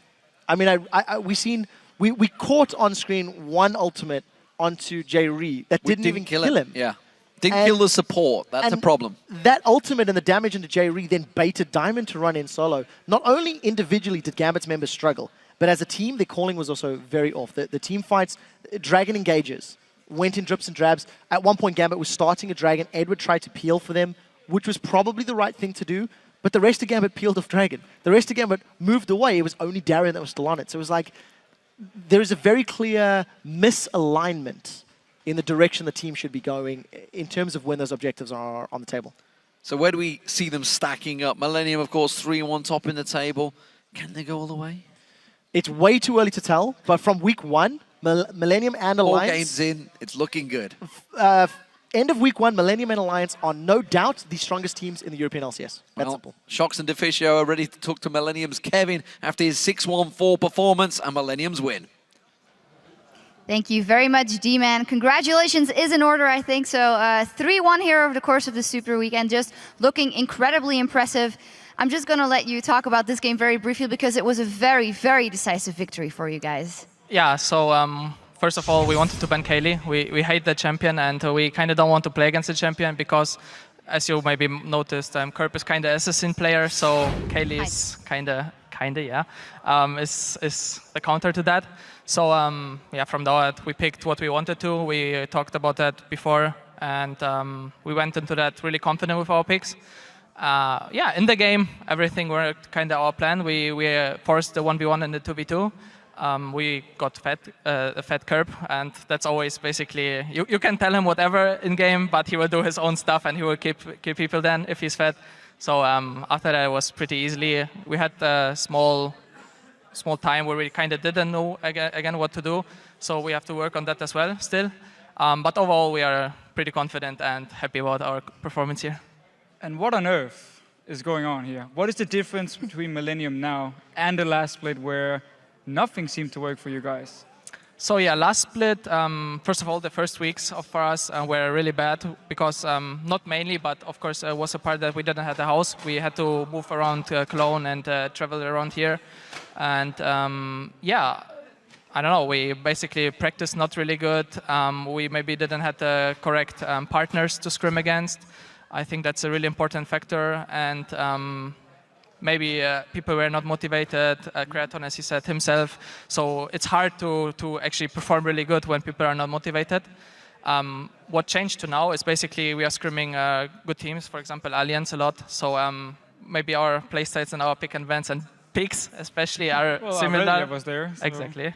And yeah, especially yesterday we had the same comp as Alliance versus Copenhagen. Sadly, we couldn't play it like them, but you talk about playstyle and you talk about the entire team, but you personally seem a lot more aggressive yesterday with that Shyvana going in. Have you noticed a shift in your own playstyle and the way you look at the game as well? So yeah, of course. When the team is confident, I feel as well more confident. I'm normally an aggressive player, but if the team isn't like at the same point in the game, like at the same level or something, then I'm kind of a bit of passive too, sadly. But right now I'm just like pulling out myself and I'm playing how I used to play and I love it. And who's actually making the calls now on Millennium? And I actually want to hear, before the game, who makes the strategies, and then in the game, who actually makes the calls? So before, we all kind of sit together, and we do it by ourselves. We don't have an analyst yet. We're still looking for one, because he has to match the players and the persons individually as well. So it's kind of hard a bit to find something for us. But we keep looking, and I think will help us a lot. But yeah, pick and bans, we do it. Calls. I actually try a lot to do early. I try to do calls early game, and I think it works out okay, good. It looks pretty good now. Yeah. So, but overall, we all do the calls. We all, if one person is kind of wrong, we will say that and just say like, for example, I'm wrong. So Kerp will say no, don't do it. We do this, and everyone is just following. So I think in that point we kind of do it really good right now. So I'm happy. Yeah, very impressive performance from Millennium across the board. Always nice to hear from you and always nice to hear from the people at home as well. And we've been checking out your answers on Twitter, where earlier today we asked you which European LCS player will be your MVP for Super Week and why. And here are just a few of your selections. first one is from @HybridIX. Definitely, it must be Jess's. He has really stepped up compared to the last season. That Kale yesterday was just epic. You guys hate Kale, and Jess's is very good at it. It's very good. He said on Twitter himself, actually, he really likes the new attack speed build with Hurricane because it reminds him of playing an AD carry, which he used to do before he joined SK. And in general, he looks confident. His laning phase is getting better. And the best thing for me is the fact that in the last split, it was Ziggs and Nidalee, like every single game whenever SK was winning. Now he's actually expanding the champion pool, and he's still winning with it. Yep, very nice to see. The second one is from @Mega-Ihovsky. Creaton, his mechanics are amazing right now. If he keeps this up, he is going to carry Millennium this split, and he has had a really great showing already, Kevin. Yeah, so his motivation is up again. He's playing 10 hours a day, and that's what I like about him. Like when he's passionate about the game, he'll perform awesome, and we'll be the king on the field. So I hope he keeps the motivation. We will, as a team, try everything to keep his motivation up as well, because he's such an important factor for the team in-game, but outside of the game as well. Talking about important factors in the game, the last tweet is from @BLBanterFanter. Kirk for MVP, the fish, the bombs, the fantasy points, the plays. Absolutely. Yeah, so Curb is kind of a mysterium. I think everyone kind of sees that, but if he's rolling in game and if he gets 1-2 kills, he will just snowball, and yeah, like he will just destroy the enemy team if he gets the chance to, as we just saw here. Yeah, Curb, mysterium, but a beast. And you can really see this is now his second split as a mid laner. Last split, he went from top lane down to mid lane. Still needed to practice a little bit. Now he just looks absolutely fantastic. Absolutely, the entire team, actually. And you guys at home, thank you for sending those to us. And remember, you can find us at LOL Esports, and be sure to use that LCS hashtag to join the conversation. It's time for us to take a quick break, but be ready to flash back because we're just moments away from Roccat versus Fnatic.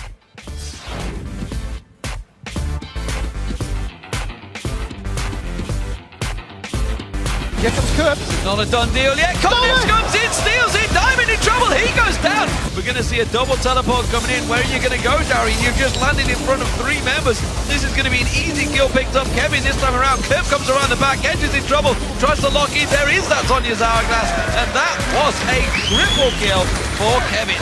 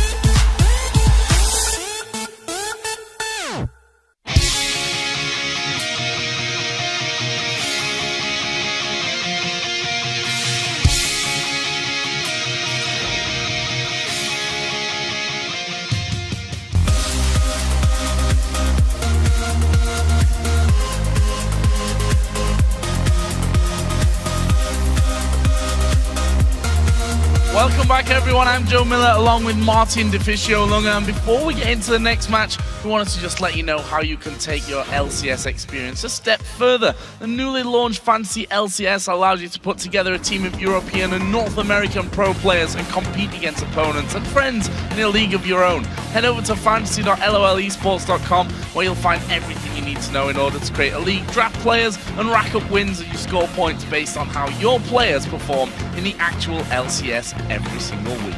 And let's just agree, if you had any of the Millennium members in your lineup this week, you're pretty happy. If you had Kevin on your bench like I did, you're feeling a little bit bad. And our quick shot as well also has Kerp on his bench. That's even worse then. That's actually even worse. Not the greatest of starts for you guys, apparently. But guys, it is time to get into our next match, which of course is Roccat versus Fnatic. Rockat's Super Week has been very up and down so far. They opened up with a loss against Millennium, but then smashed Gambit in a very one-sided affair.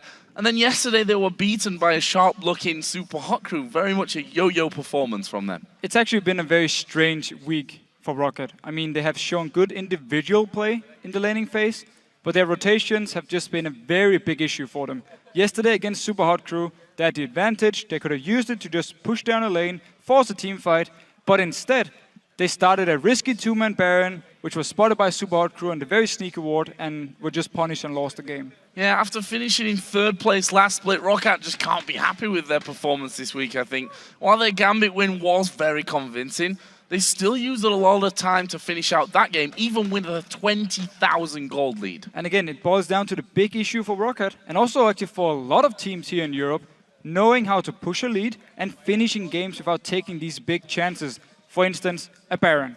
But it's not, it's not all bad for Roccat. Overpower in the mid lane, he has performed well. His Twisted Fate against Gambit was very good, and Roccat can count on him to always do well in the laning phase. He's been doing well in every single game so far this week. And earlier today, Fnatic were finally able to break their bad run and get their first win of the season against the Copenhagen Wolves.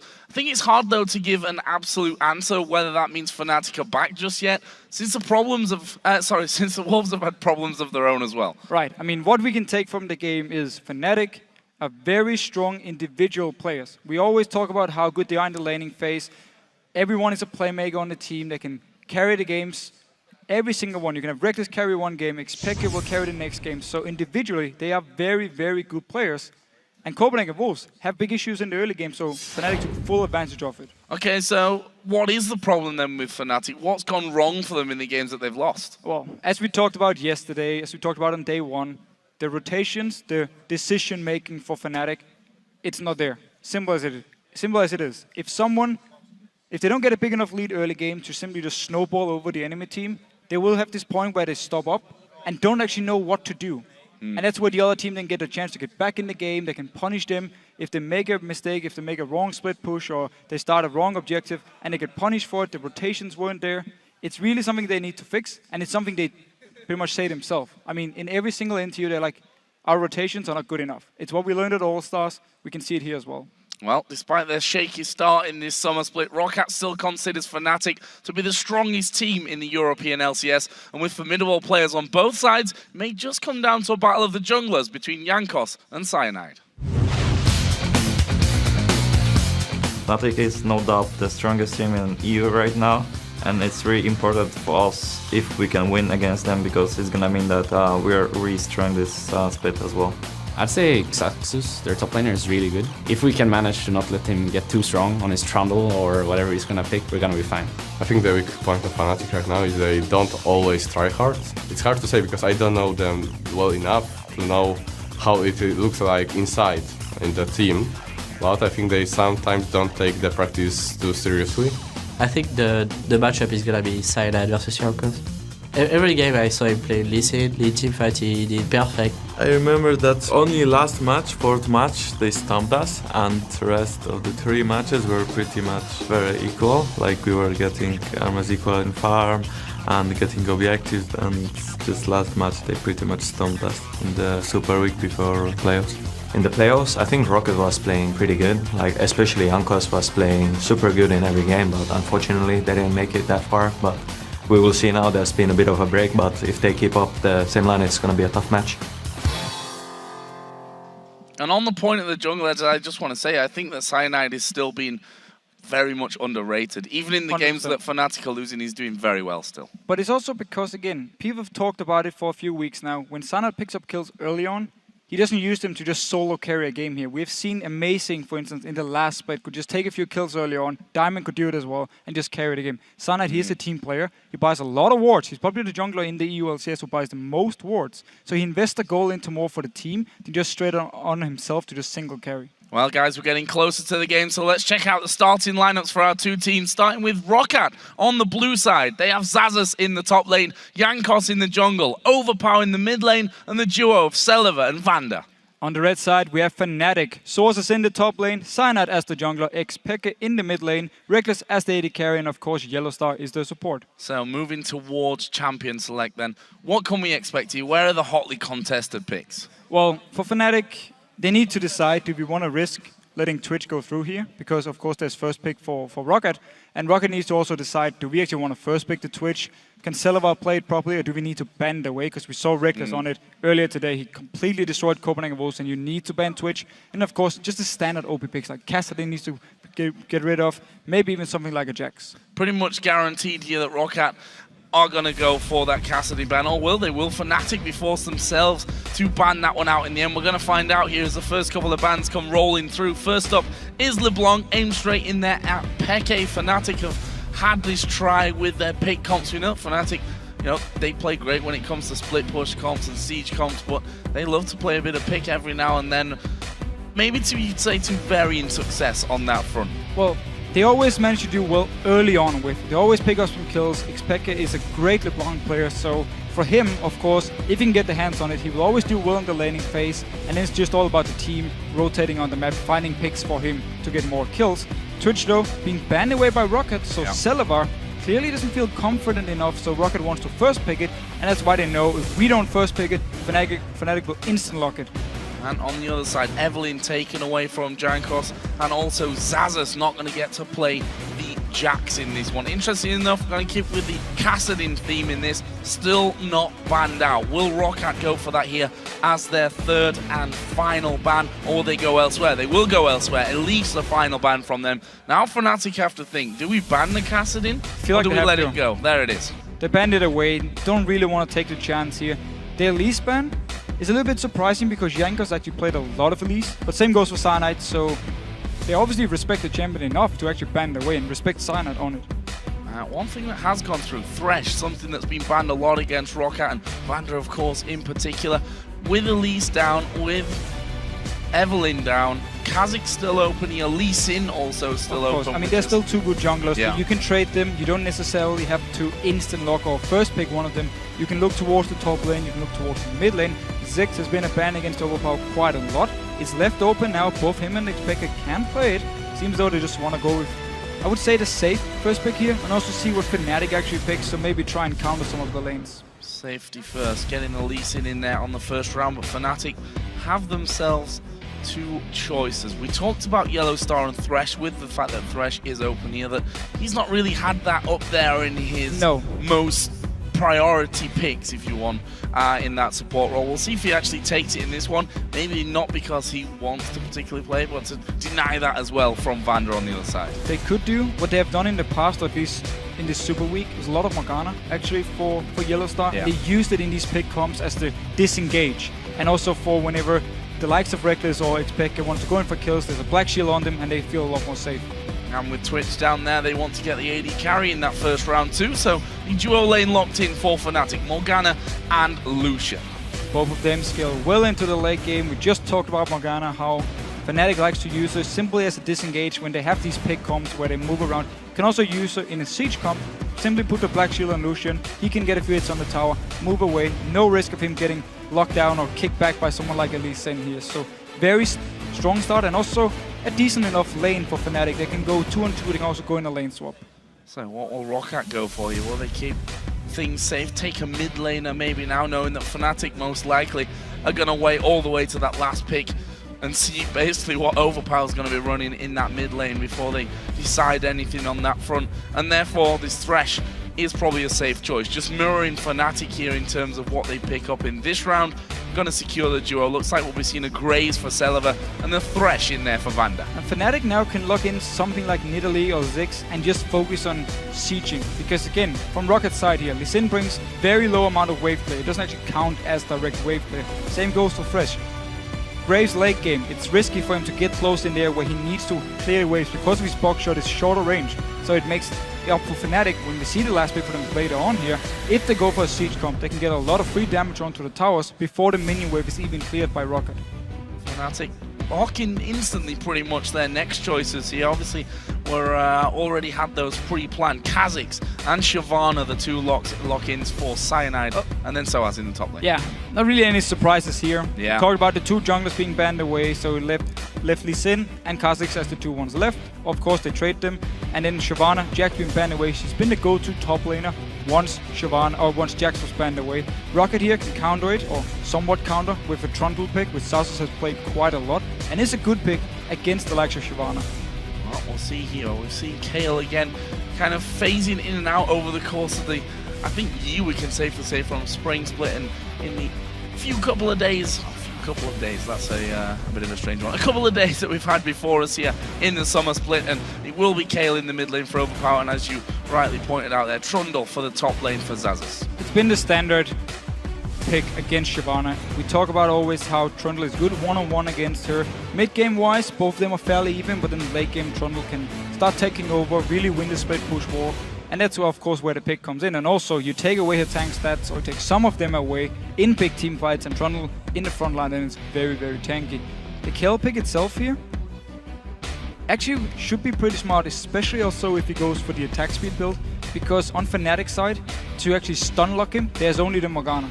And unless Yellowstar gets all these CC onto Kayle, nobody can actually stop Overpower from just spamming his auto attacks away here and doing a lot of damage to everyone from Fnatic. Fnatic, you can see they're having a big discussion about what they're going to be locking in last. They were over Lulu, they had Orianna there for a little while, they go with Lulu in the end. And this works the same way as a Ziggs or Nidalee here. You have good wave clear, you have good potential of setting up a siege here. You have Shyvana in one lane to apply pressure with the teleport, and then you of course keep your AD carry with Lulu, with Morgana in the mid lane. You double shield the AD carry, he gets a lot of hits onto the tower, and a lot of poke as well from both Lulu and the Lucian. So Fnatic here can try and punish the lack of instant wave there from Rocket if they manage to pull ahead and just start grouping up as a team and moving all the way down. And if Rocket then decide to actually engage onto them, there's a lot of disengage. Again, with Lulu, it's Morgana, both of them are great at disengaging, and Lucian is one of the best AD carries at staying alive, especially also by himself. Again, calling the way back whenever he's running away from a fight. I'm really interested to see how this one goes. The fact is that we said it just before this game that Rocket so far have had a very strange almost performance so far, very up and down yo-yo like. Fnatic only just got their first win against the Wolves, and we can't really judge them from that because the Wolves themselves aren't looking so great. So hard one to call. We just have to say both teams here, they need the win, and they need to really show they can be more consistent and better. Well, you guys have been voting for which team you think is going to win, so let's check in and see who you picked out for this match. Looks like 67% of you have gone with Fnatic. Gonna be real honesty, I expected it to be more. I agree, and I also think before the Super Week started, it'd have been a lot more, maybe even 85% on Fnatic here. But of course, with the two losses yesterday, they still need to prove something for the fans to vote for them. Well, they're looking for their second win in a row today, and to go 2-2 in Super Week, which at the end of the day, still a very balanced performance. Of course, if you kind of forget how they've played and what have you, being 2-2 at the end of the first week, whilst probably not going to be happy about that, they're probably not going to be too disappointed either, with a solid base to move on from. Well, here we go, in-game, it's Rocket versus Fnatic. Who's going to be getting in there for the action early on? Just to touch on the trinkets as a first point here. Only one real anomaly across the board, and that's the sweeping lens from Yellowstar. And he did the same thing yesterday, where Fnatic then invaded into the enemy red buff, and whenever he saw Ward getting dropped down, he just instant sweeping lens onto it, cleared the vision, so Rocket, or the team that played yesterday, couldn't actually see them move out of the jungle again. Simply meant there was a chance of them staying in there, catching out a target. They had no idea if Fnatic was still in there, or if they already backed away. So it was smart for him. It requires, however, to him actually spot the Ward. I mean, he needs to see when it gets dropped down, because there's a lot of choices now for Rocket to ward, either in the river, they can ward around the Wraith camp, or even in the bushes. Well, a couple of wards have started to appear on the map. Both top laners already putting theirs into position. One in the tri-bush from Xaxus on the top side of River, but Fnatic's stack here is well and truly on the bottom side. There's a ward down. Will have been spotted there. They saw Vander coming out, and there it is. There's the sweeper used, and they're going to clear out that vision.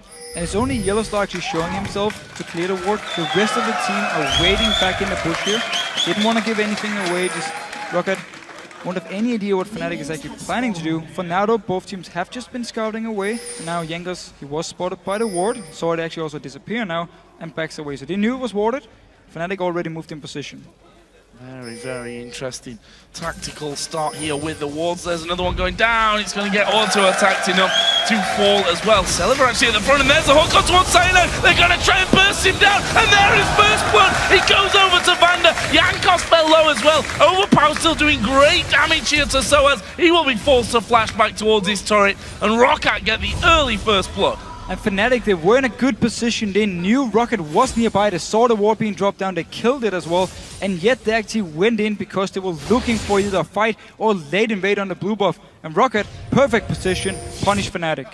Vander hooks. We talk about it so often that he's been, over the course of the spring split, mainly a game changer with that champion, and that seems to be continuing trend here today. 2.5 minutes gone, first kill already there for Roccat. Yellowstar actually starting off the red buff on his own here until Cyanide comes around and gets involved. So they will be able to pick up the red buff, however, it is very delayed. Jankos already got his blue buff, already at now the second buff for him, so he's gonna be very far ahead of Cyanide here when it comes to time for the very first gank, and it's going to be hard for Cyanide if he wants to try and counter gank it.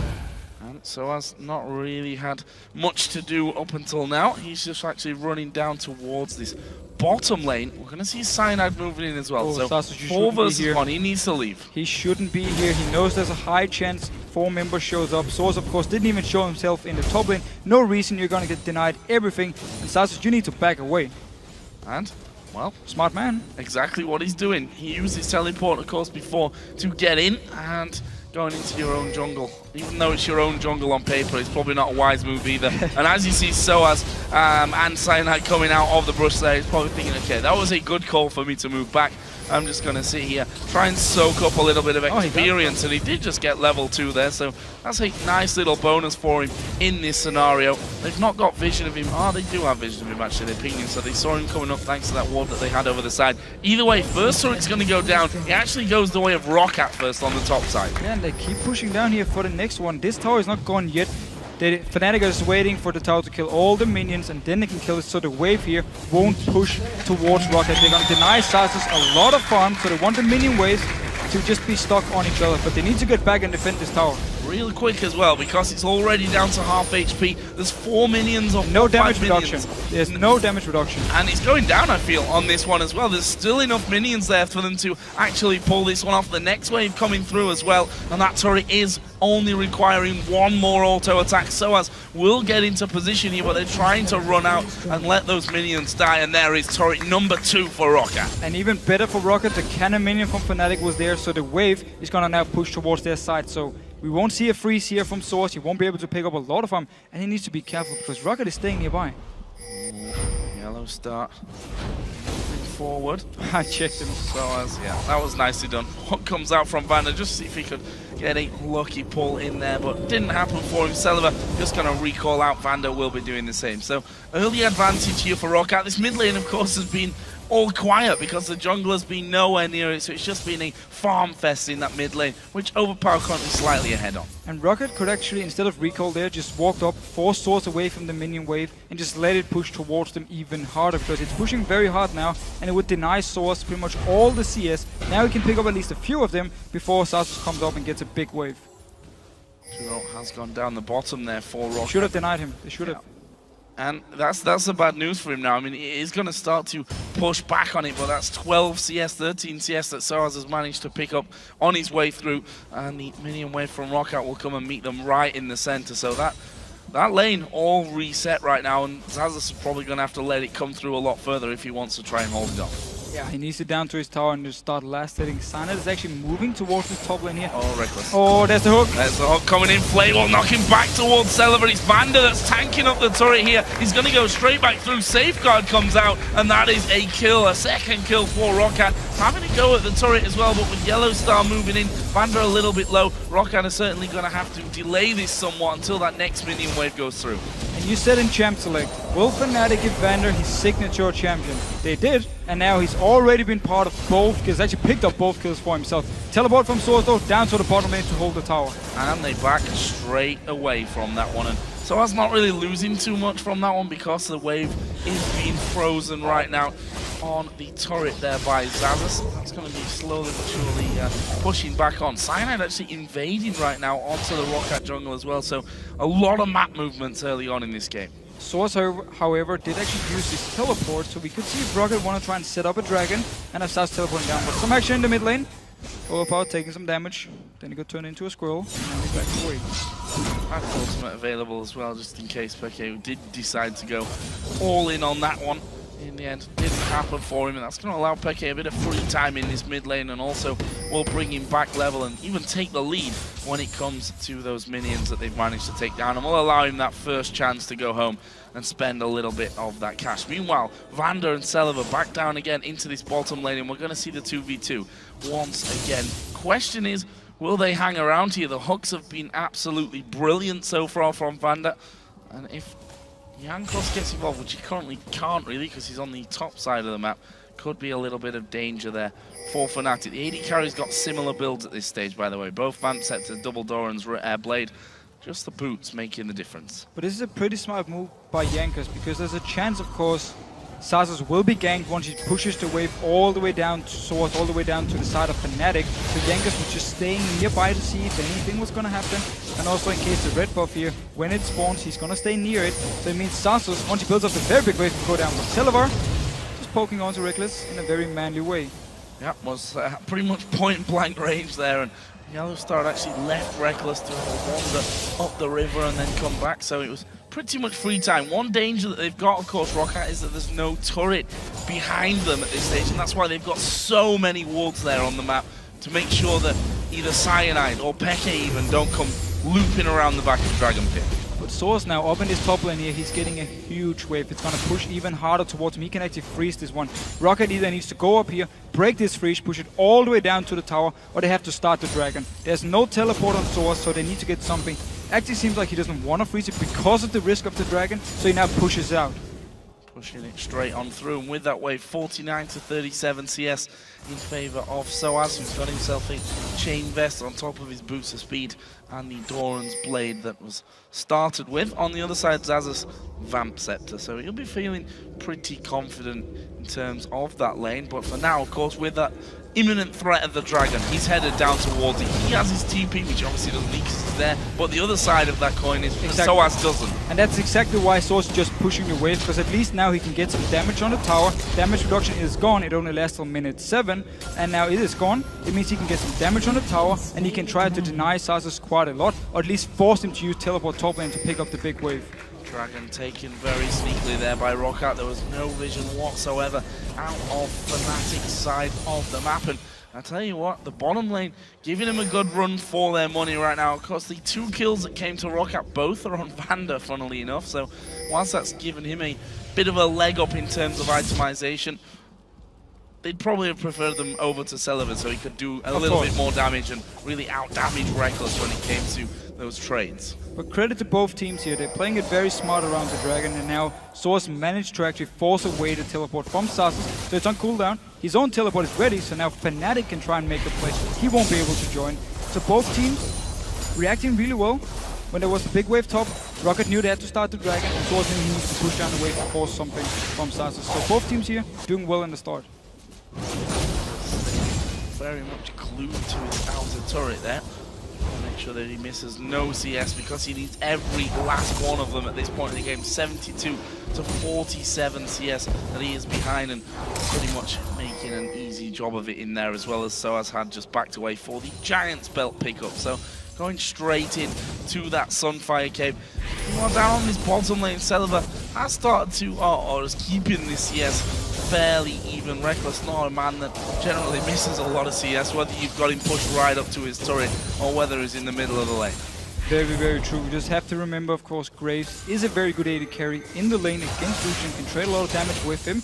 And also Thresh, of course, brings a lot as support, so much utility, also quite a lot of damage. So good lane for Rocket, and now Opal, he's not in trouble actually. Intervention used for him. Jankos came around the side, did force that wild growth out of ex-Peke, and more importantly, Flash was used there by Peke as well. So that may be a immediate target here for Jankos the next time that he does decide to loop around this bottom lane. Roccat not really pushing too heavily to try and get damage onto that turret, and that will actually work in their favor. The fact was that we saw Kha'Zix looping around in there as well, waiting out to see if he could offer any assistance down in that bottom lane, but Celever and Vander were quite happy with just farming in there and not really pushing too much. Yeah, and as soon as the Sword of Binding dashed away, didn't want to take any chances at all.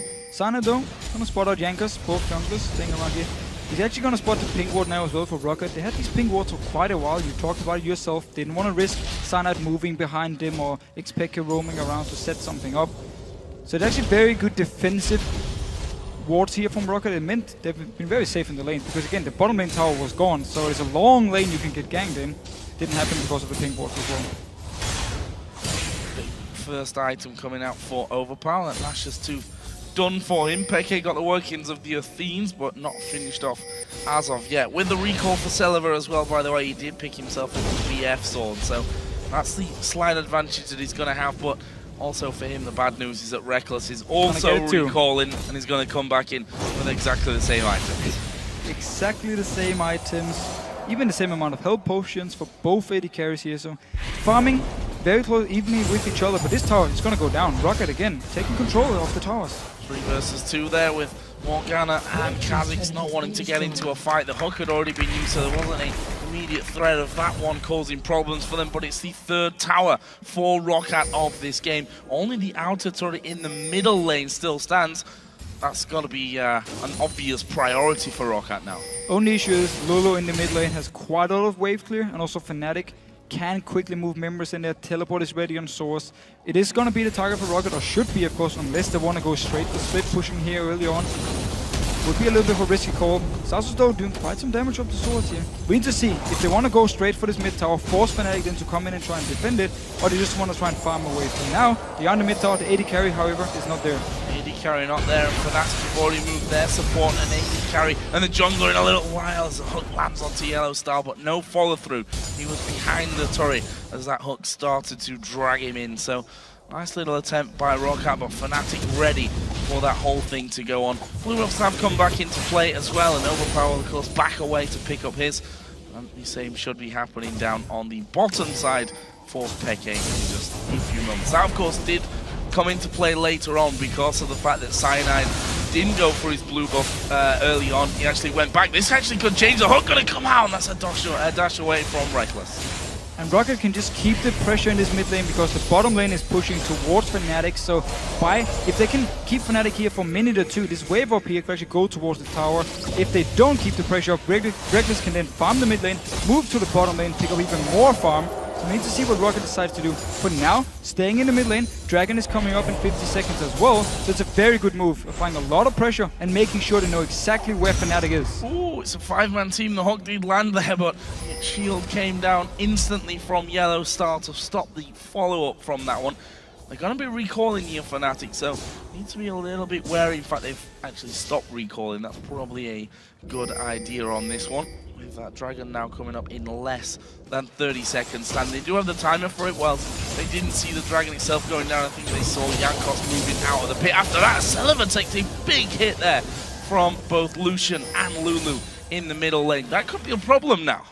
Took a lot of damage at least. Dragon is up in 8 seconds. Fnatic still need to get into the river and actually put up some wards so they can get some good vision around here. They have a lot of pink wards on them, so they can at least deny a lot of vision and feel very safe once they actually place them down.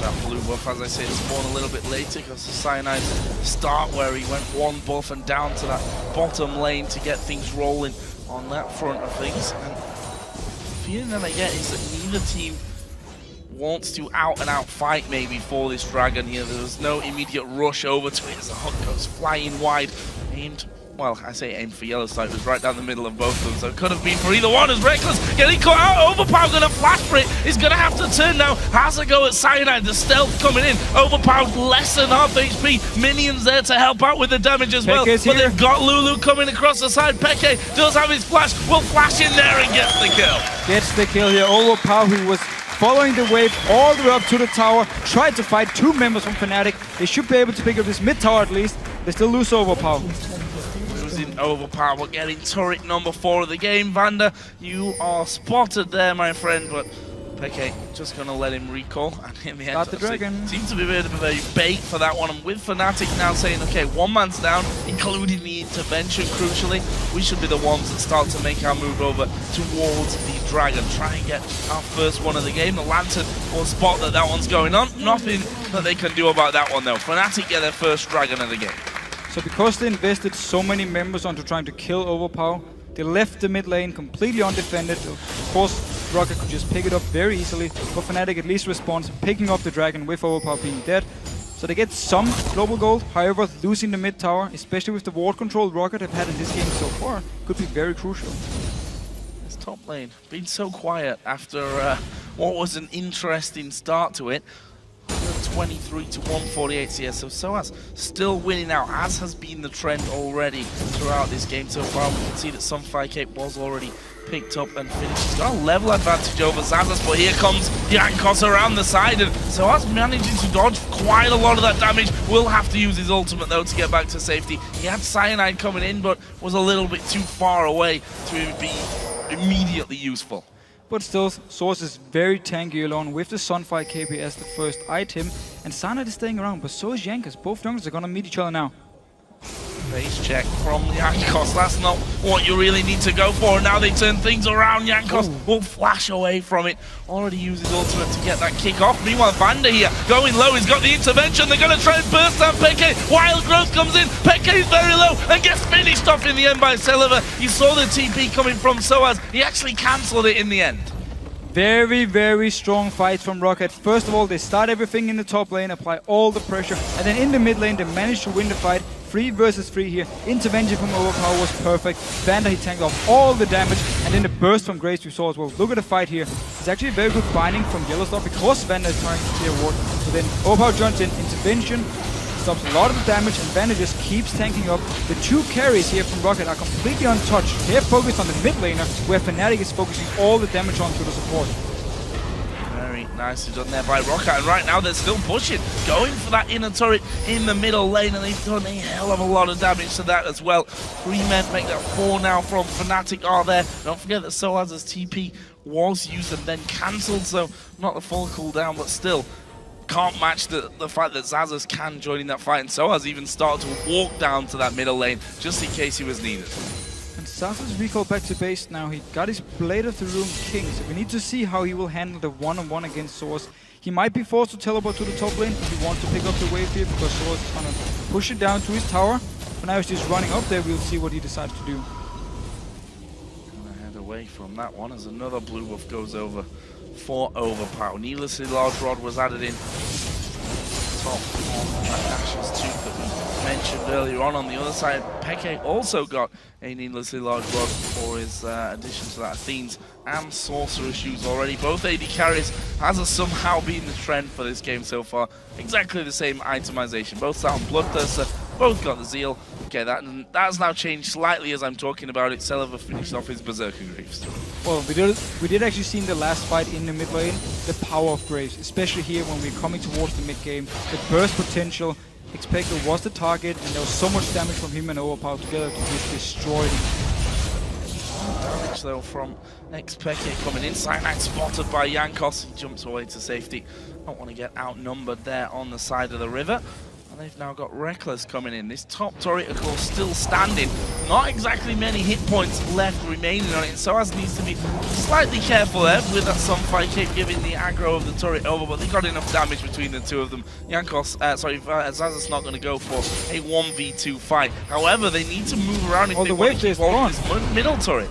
Yeah, Graves was not there. Also, Overpower in the top lane. Those are the two with wave clear from Rocket here. They were out of position, so the top lane went easily for Fnatic. Was already very low. That's why they couldn't move Reckless up there. And of course, the mid lane also took some damage.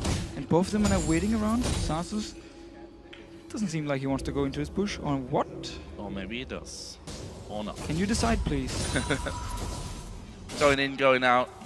Doesn't really know what he's doing there or what he's feeling like, but they've not seen Lucian and he knows he was there just a few moments ago, and there is Lucian doing the damage. They don't see Soaz recalling in that one, but Zaza so far has played it safe. Don't expect that to suddenly change here. I want to just quickly touch on the Vision standings, if you like, right now. We see that Fnatic got a couple of wards on the top side of the Roccat jungle, a couple on the bottom side as well. For Roccat, though, they've got no vision inside Fnatic's jungle. Okay, tell a little bit of a lie. There's a one on blue up there. So they had a lot of vision early on here, but it's, of course, the wards ran out, and Fnatic is taking control of the top lane. They have all the pressure there, so that's why they can't actually get any deep wards in that side of the area. And at the same time, mid lane wise, it's actually Fnatic who's pushing down the wave over and over. That's why Rocket, they can't really get in with deep wards, and Fnatic could. But Jankos going aggressive. Jankos going aggressive, and he's going to kick Yellowstar back in towards Overpower. Easy kill there. Nicely done. I thought they were going to end up going for Lucian.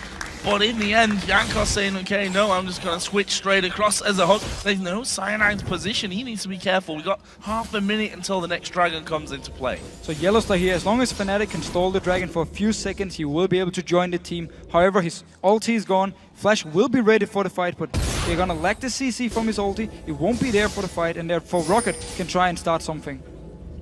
Pink Ward is then on Dragon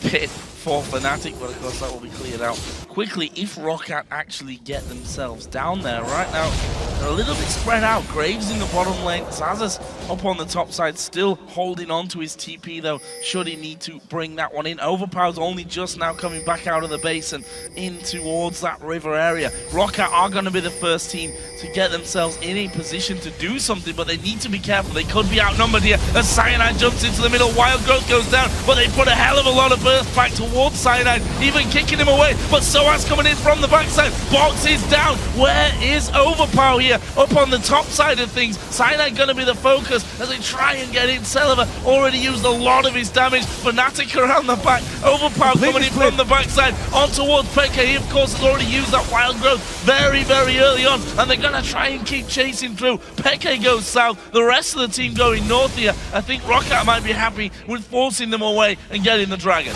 Such a messy fight here. Fnatic came from all the sides around, trying to flank around Rocket here, but they couldn't follow each other. Yellowstar, Reckless and everyone, and Expected, they were caught in the back line here, while Cyanide jumped in, while we had, of course, Source coming from the side, so Fnatic were completely split up, and Rocket stayed together as a group and just kited back and kept dealing damage. That's why they can pick up the dragon. They still need to defend this mid tower. Moving around to it, and with Cyanide being as low as he is, probably have a decent hold on this one, although that's 4 men from Fnatic in there as Peke will be pushed down by Overpower. That turret has already taken a few hits. Reckless just hammering away from the backside. They got minions there to tank that one up as well, and I think Reckless is going to try and get that last knockoff. Does manage to take it, also sidestep the crucial hook as well. This is the lack of wave clear from Rocket we talked about in Champs. Like Graves won't be able to get close enough to the minions to just instant clear the wave. And it's a big issue because it meant Fnatic, even though they actually lost the team fight, could just walk down there. Rocket were there to defend, wasn't enough, could still pick it up. And they've been doing a good job so far, actually getting the towers they could. The same thing where Reckless just went up to the top lane, when Rocket were out of position, and just finished off the low tower. Just want to touch on the CS here again. Especially between the AD carries, because it was Reckless that had a slightly, it was only around about 10-15 in the laning phase, despite the pressure that they were actually putting on. However, since then, Celiva has really started to carve himself out a nice little lead with 230 to 190 CS. If you look at total gold, it's actually a bit more of a drastic picture. 2,000 gold is the difference between the AD carries. Very big picture, and again, Graves really shines now here in this mid-game point. He has so much burst damage. The last Whisper is completed for him. So even if Source jumps into his face, he's going to do a lot of damage straight onto him, straight onto Cyanide as well. So we need to see if Rocket want to start forcing fights now, or want to force Fnatic to move around and really use this very strong Graves. Currently getting some vision down on the bottom side with all those turrets out. I want to take a step back to Rockat's previous performances.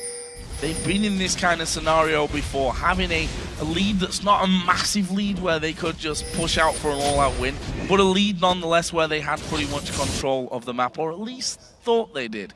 They went towards the Baron, we surmised, basically because they didn't think... And they are completely out of position now. They didn't seem to have any idea what else to do about that one, and we're going to see them coming in. Zazas gets hit with the binding. He is real tanky, but not tanky enough to get away, or is he? Last second intervention comes through, and he's going to try and dodge it. He does dodge it. Reckless is now all alone. Wow. And Reckless going far too deep to try and secure that kill, and now Vander's in there. He's got the hook on Peke, slowing him down with the box. It's a double kill as Overpower blows him up. Overpower, he just managed to get in range for the ult here. The rest of Fnatic already turned around because they thought he was dead. Nope, he survived from intervention. Reckless went all in for it and missed it, ended up dying. Yes, Fnatic got the tower, but now the Baron is being started by Rocket. Oh. I've got nightmares about this scenario already. Cyanide is off to the side. Well, they're 5 now, not 2. They are 5, not 2, and they have cleared out all the vision, which is something they failed to do in that game last time. And I don't think there's any chance here for Fnatic to stop this one. Cyanide has already backed away to Golems. Rocket get the first Baron of the game. But Rocket were lucky Fnatic went so greedy for the kill onto Sasos here because they were completely out of position. 2 of the members were around the blue buff of Fnatic. 1 member was waiting in the mid lane, while Fnatic just moved all 5 members to the top lane to take a tower. Had they just taken the tower, didn't go for the kill, they could have backed away. The Baron would never have gone over to Rocket here. So it was a good move first by Fnatic, then it went too greedy and Rocket managed to punish them for it. It's not the first time that we're seeing Fnatic go a little bit greedy on kills. We can cast our mind back to All-Star and see a couple of scenarios where we thought, that is just too deep that you're going there. And that was a very much repeat scenario there for Fnatic. It's been a constant deal. He's 6-1 behind in kills. Almost 4,000 gold still here despite all that. Turrets are tied at 4 apiece as well. Now I'm interested to see where Rocket go with this, because the scenario is very similar to what they had against Super Hot Crew when they ended up losing that one. Is the Baron now enough to give them the confidence? Well, it should be, but still they need to have a plan for where do they want to go. Just before they actually picked up the Baron, they went towards the bottom lane of Fnatic, even though the wave wasn't actually even close to pushing up to Fnatic's side. So they would have been able to take a blue buff, and then would have to go back to the mid lane. For now, they're just farming away, recalling, don't really seem too interesting in actually going to use this Baron buff, just farming away. Not much is happening for them, and it could be an issue for them, because they don't want to wait too long. Especially now when they actually picked up the Baron buff. Yes, you can argue Kayle and Trundle in the late game become very, very strong, but Fnatic's comp is not bad in the late game either. And this is now Rocket has the advantage. Now they need to use it. And we can see, just to look at Overpower's build there, we've been seeing these Runan's Hurricane builds coming out of a few Kayle choices, but this time Overpower sticking to what is kind of tried and tested from his side, from promotion if we go that far back, with a complete burst build. And he's actually going towards split push now with Source. Even though he doesn't have a teleport, Satos go towards the top lane. So Rocket decides to split up in a 1-3-1 here, where they simply push both side lanes with 1 man and then keep the AD carry and the support in this mid lane here to apply pressure to always push the wave up. And if Fnatic then send multiple members to try and defend the side lanes, Rocket can just take the mid lane as a response. Rocket gonna have an inner turret on the bottom lane. You can't stop Overpowered Death Cap, Nash's 2, and a Lich Bane here. So smart. Just gonna swipe away on that one. That turret is going down, so that leaves Fnatic with very little to work with now. Outside the base is only this inner turret here in the middle lane, which is also within 3 or 4 auto attacks of Overpower. And this is really a situation Rocket loved in the last split. Whenever they can get Overpower to split push on something like Kayle or Riven, whatever it was. Sana going aggressive though. Going in for it here. He's right in the middle of the team. Celeber actually falling low. The shield from face of the mountain will keep him alive. And he's actually life-stealing back nicely, but Fnatic get the kill on him and will try and jump away. Here comes Overpower though. Soa's going to pin him against the wall. Peke actually falling low. Zazas can tank that turret all day long, but the rest of Rocket looking like they don't want the fight, they want the tower. And they actually managed to get the mid tower here. Fnatic took advantage of the fact Overpower didn't have teleport, so they could engage the fight without him being there. He had to run all the way from the bottom lane to the mid lane. It was too late. However, he managed to turn around, get a tower for Rocket, so they still win out on this one. And it's simply because they are so far ahead, they could survive the fight. Time for a boots upgrade for Overpower, I think. That's pretty much the only thing that he's got to get himself between those lanes. Oh, Cyanide jumping away. Pillar coming down, and Flay didn't quite connect. Here's another Dragon, which Rocket have firm control of. Pink Ward there, although they don't seem to want to start that one off. Maybe rightly so. With 4 men from Fnatic actually coming through that Fnatic jungle, are they going to try and set up a trap?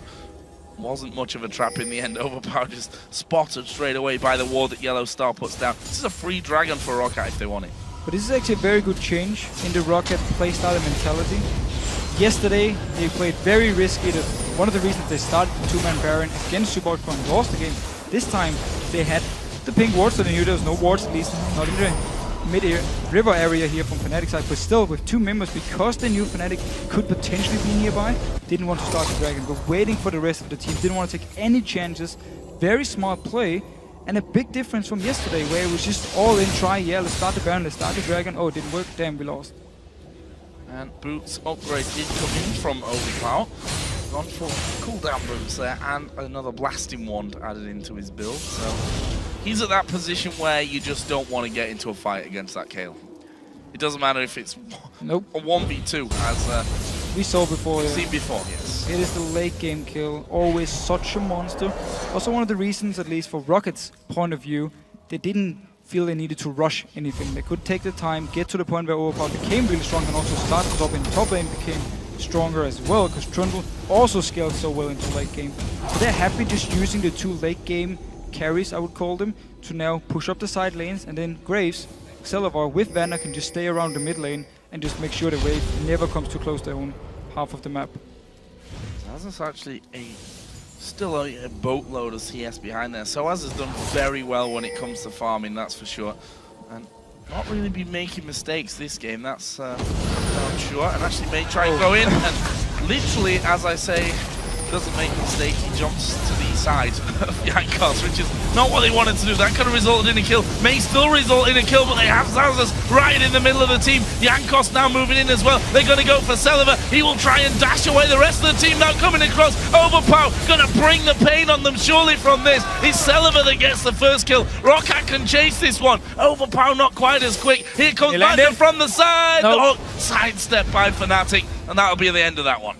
But still, Baron is up in 38 seconds. Source will have teleport, so once he respawns, he can join in. Fnatic needs to recall and come down to this area, start warding it up, making sure Rocket won't just rush towards the Baron once it actually spawns. But again, Rocket, they're split up, they're in different lanes. Fnatic sees the situation, want to start a fight here because they know there are more people, but they don't get the kills fast enough. This time they didn't even get 1 kill, so the rest of Rocket can move from the side lanes, can move from the mid lane, and join in, and therefore turn the fight around. As long as Fnatic simply can't instant burst down these targets, they can't even start the fights, because then Overpower will join in, then Sasus will join in. There was no teleport on Sasus this time either, and he had to run all the way down, and Jankos, of course, he should have been knocked back by Source here, and could potentially have died then. Didn't happen though. Yeah, I think if that would have ended in a kill, that would have been a different team fight. At least, very much. Yeah, without Jankos in the middle of them, who's Randuin's Omen. Either way, Baron is of course now live. Both teams have got a bunch of wards going down. Pink ward from Rocket, I'm just going to note, inside the Baron pit, so they can see if any sneaky ones were there. Seem to have learned their lesson directly after what happened against the Superweek crew with that 2-man attempt. And also in general, they feel confident trying to move around, even by themselves, because they know the lack of burst damage from the side of Fnatic. So even if they do get caught out of position, the team can always move in. Source down this bottom lane will be joined by Sasus. His teleport is ready very, very soon, so both of them can always come up here. And Rocket just trying to take control of the river. Want to, of course, be a little bit careful when clearing the ward here, because Yellow Star, as a scumbag, will of course pull the Baron. Pull the Baron, and that's exactly what he does. Didn't get the binding though. That could have been a lot of damage from Overpower, although he himself has somewhat of a beastie heal with the amount of AP that he's got now. Void Staff, by the way, was what that blasting wand went into. So annoying, Yellow Star, every single time. And yeah, as you just said, if he lands a bind, it's 50% HP or something gone from Overpower here. There's no tenacity on him, so it's gonna be the 3-second bind. Celavar, he doesn't care. No.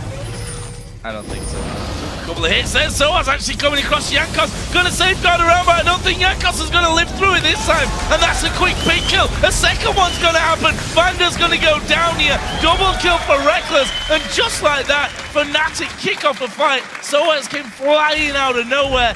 And they're gonna go straight to Baron themselves. This time it worked for them. They knew Rocket was split up again. Zazu was in the bottom lane. He's gonna teleport in now to try and stop this Baron here. Celaver and Overpower with him. It's gotta be Overpower, you feel here, that's gotta do the damage, that's gotta get this one going. Celaver has his ultimate available. Can they pull this one off? Baron going low, Fnatic going low. He does go over to Fnatic in the end, but look at the damage coming out. They're getting slaughtered in the back of the Baron pit. That'll be 3 kills between the 3 men from Roccat. Fnatic got the Baron though, that's what they were looking for there. And they can go towards the mid lane here, get the inhibitor down. Only 2 members from Fnatic. They can try and wave there. The calling will be ready for Reckless very, very soon. He needs to just get rid of this wave here. Oh, there's the Baron. It's the Baron fight. We see the 3 members coming in here. Teleport was used by Zazu. They join in. Fnatic, they pump up in the backside. They just want to kill this Baron here and then try and get out. So they take so much damage. So he's gone before the fight even starts. There's no damage onto Rocket at this point here. And they're just stuck together. Overpower, he's doing all the AoE damage. Celaver is doing all his AoE damage to them. And they end up picking up 3 members. However, Cyanide at least managed to pick up the Baron. While that was happening, you would see the push in. Actually, Roccat got themselves a middle inhibitor and got themselves a kill. They're going for the second inning turret. They're going to get that as well. Don't think they want to take on Reckless. They're going to back away now from that one. And that is a good pushback from Roccat and Fnatic. They had to take that. They had to go for that one in the scenario. I agree. I mean, they knew the KO again would just be stronger and stronger. They knew Zazu would be stronger and stronger. And they've been looking for these picks. This was the first time it really worked for them. Rocket couldn't react in time. They were out of position. And finally, Fnatic actually managed to kill the 2 targets. As in, we felt like this is the time we need to get Baron. And then now we just need to finish the game by the time we have this Baron. Because again, this KO is such a big issue for us. We don't know how to deal with him in the real late game part. There's the 4th of 5 dragons as well to go Rockat's way, so they've had some real good control over that so far in this game. 11-4 up in kills, 8-4 in towers. Gold just about 9,000 in favor of Roccat still. And there's a Hurricane for Overpower. So I was saying he was going the burst way. Well, he's kind of going both ways now. Yeah, well, it gives me a little time to correct something I said yesterday. I was told at least the Hurricane and Lich Bane work together, so you would hit 3 targets with your Lich Bane. That is wrong. Ignore it. It's still only on your primary target with the Lich Bane. Very manly. Owning up to your mistakes to fish it. Oh, you have to.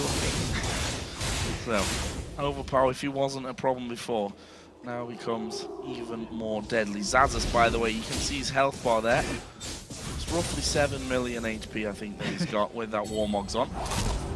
And they're starting to gain more control over the Fnatic jungle. Nothing left outside of the base here for Roccat. In fact, there's not really much left inside of the base, if we're honest. They are on Fnatic's side of the map, and that inhibitor, of course, is open after Roccat took down the turret in that last push back after losing out on Baron, but still picking up a couple of kills. There's a hook coming through. It lands onto Cyanide, who now, by the way, has a Guardian Angel, so he's got a second chance if he does get focused down. Here is Overpower from the side. They are going to go in there. They're going to go straight towards the back. Panda has gone very, very deep from this one, but Overpower is also focusing in on that backside. Cyanide right in the middle of the team. They're going to try and finish him off, but Overpower going a little bit too low from this one. Turns around, intervention on. Is he lured them far enough in to get the kill? I'm not sure they do. Celaver's Guardian Angel gets popped. They have to leave him. They have to let him go down. And as he pops out of that one, he'll be shut down by Reckless. And now Peke is still chasing. He's got the damage and the slow, or just the kill, on towards another one. And that is 3 men down for Roccat. 1 with a blinking health bar, and Overpower managed to run off to the top lane. That was too deep here from Vander. He landed the hook, he went in with it, but the rest of the team, they couldn't follow in fast enough. Also, there was home guards onto both swords and Cyanide, so once they get back to the heal up, look here, Vander goes in. Notice Overpower on the left here on your screen. He's very far away. He's not part of the fight yet. He's gonna join in, hits the inhib 1. Now finally he does some damage. By this time, Vander is already dead. Cyanide is tanking off all the damage here. Source survives, get into the base with home guard, heals up, and then he teleports behind it. Joins in for the fight once again. So even though Overpower is so strong at this point, he needs to be there instantly. When Vander goes in, he needs to be there, or Vander needs to delay his engage.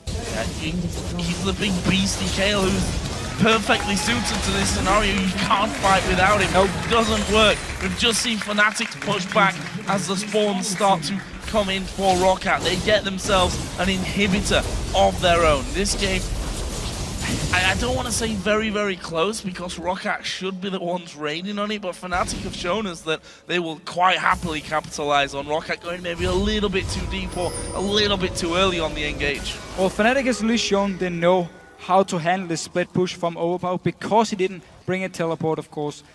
Simply meant whenever there was a chance to find a target in the mid lane, they would engage with all the members they had, ignore Overpower in the bot lane, ignore Sasus in the top lane, and just find the picks they needed. It's what they used to extend the game, and also what they used to try and pick up the Baron, and now they managed to win a team fight. They saw, okay, Rocket were out of position, the engage came in, we need to defend this inhibitor here. Vander went very deep, instantly turned around to kill him. Source managed to get out of the fight, instead of dying, healed up with Home Guard, could join in once again, so it's a very good team fight by Fnatic in their own base. Really like the fact that Overpower going Hero upgrade as well on his Ionian boots. Obviously gives him the movement speed addition when he throws down that Q onto someone. Keep him chasing on for days. We'll see though how this one all works because we've got 120 until Baron comes up. Something tells me the way we've seen Roccat play over the past couple of days that they may be waiting for that one to come up. 100%. Both teams actually. Fnatic recalling now so they can get the wards they need, then move down towards the Baron area, start placing the wards here. Make sure they have full vision because you don't want to get caught out in your jungle now. Because if you die at this point, you're dead for 70 seconds. There is nothing you can do. The Baron will be gone, the inhibitor, even maybe your base. Because both teams here, there's the straight way down towards the Nexus because both inhibitors or inhibitor towers in the mid lane are gone. Crazy match. 42.5 minutes into it. Roccat been pushing for a while. Got both inhibs down. Actually, that's a lie. They didn't get both inhibs down. The Bond in the bottom lane did actually survive there as they half hit it and half had a team fight. And in the end, it survived. The middle inhib, which they did take down shortly before, did respawn now. So that is there for Fnatic. This could be crucial though. 20 seconds to go. Yellow Star is recalling. And this is also the point of the game where we need to remember Graves starts falling off. We talked in the mid game about how now he's strong, his burst damage is very high, but now he's hitting the point where it's hard for him to get close enough to actually do all his burst damage, and it's easy for Fnatic to zone him away, especially now with both Sanad and Source jumping towards him. And so this is where Reckless really will start to shine in the fights and do more damage. Of course though, Overpower will do more damage than Lulu, so... Let's say with the Hurricane in there now as well, he's doing a bit more than before, but we'll have to see about that. And we can see, as you mentioned, Lucian, Reckless going full man mode here, not going any defensive items. He said, play the Rune King will be enough for me to stay safe at the back of those fights. And it's very smart because both Kale and Graves, of course, will stand in the back line of Rocket. Trundle has to run towards you, he can't jump to you. Lee Sin, yes, he needs to land the Sonic Wave, get behind you and kick you in, but that's where you have your flash, you have your own dash, of course, so you have a lot of options to make sure you don't get kicked in by the Lee Sin. So he doesn't even need defensive items here, because Rocket doesn't have anything that can directly dive onto him, where of course a Shyvana and a Kha'Zix will just jump onto the AD carry. Yellow Star just being that nuisance as he was actually that last Baron that went down in Fnatic's favor in the lead up to that one. And this is interesting now. Fnatic actually pushing a couple of men down the middle. Bottom lane is pushing as well. Roccat gonna have to make a decision. And the only reason Source isn't down bottom lane to push this one all the way, or actually push the tower down, is because his teleport isn't ready yet. It's gonna be up in just a few seconds. He's gonna recall, and then he can just join in for the fight. Might even see him try to engage behind Rocket here with Home Guard, and then he's ulting.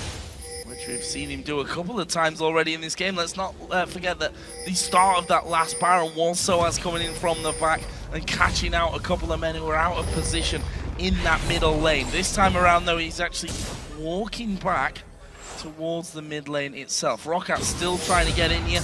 Peke and the rest of the team from Fnatic trying to zone them out. Actually, they dove in for this one. Xaxus going to take a lot of damage. The hook on towards Peke. Xaxus can now go back in. The box goes down. Here comes Celeber and Jankos from the backside as well. But Overpower's not there. We talked about it before. You can't fight without the late game beast that is Kale. And they have fought without him. And they're going to lose 4 men. What? You have a full item late game hyper carry and you don't use him. He wasn't even nearby. Rocket completely out of position. Fnatic, they're gonna win this game. Fnatic, they've got 50 seconds here until everyone comes back up. Yes, Overpower is alive. If he can 1 versus 5 this one, I'd be super surprised. He's not even gonna try. Fnatic are gonna move in there, take down the Nexus turrets, kill the Nexus itself, and come back in what looked like a done game already. Credit to Yellowstar for the flash binding. However, Rocket should just have left Sasus to die, backed away, gave the Baron over to Fnatic and just try and defend from there. Overpower, he was far away from the team. There was no way he could join in time. They should have never gone in for that fight. Incredible, incredible stuff, especially if you're a Fnatic fan. If you're a Rocket fan, maybe not quite as much. That was a game that they look like they probably did have it in the bag. They've taken down 1 inhibitor.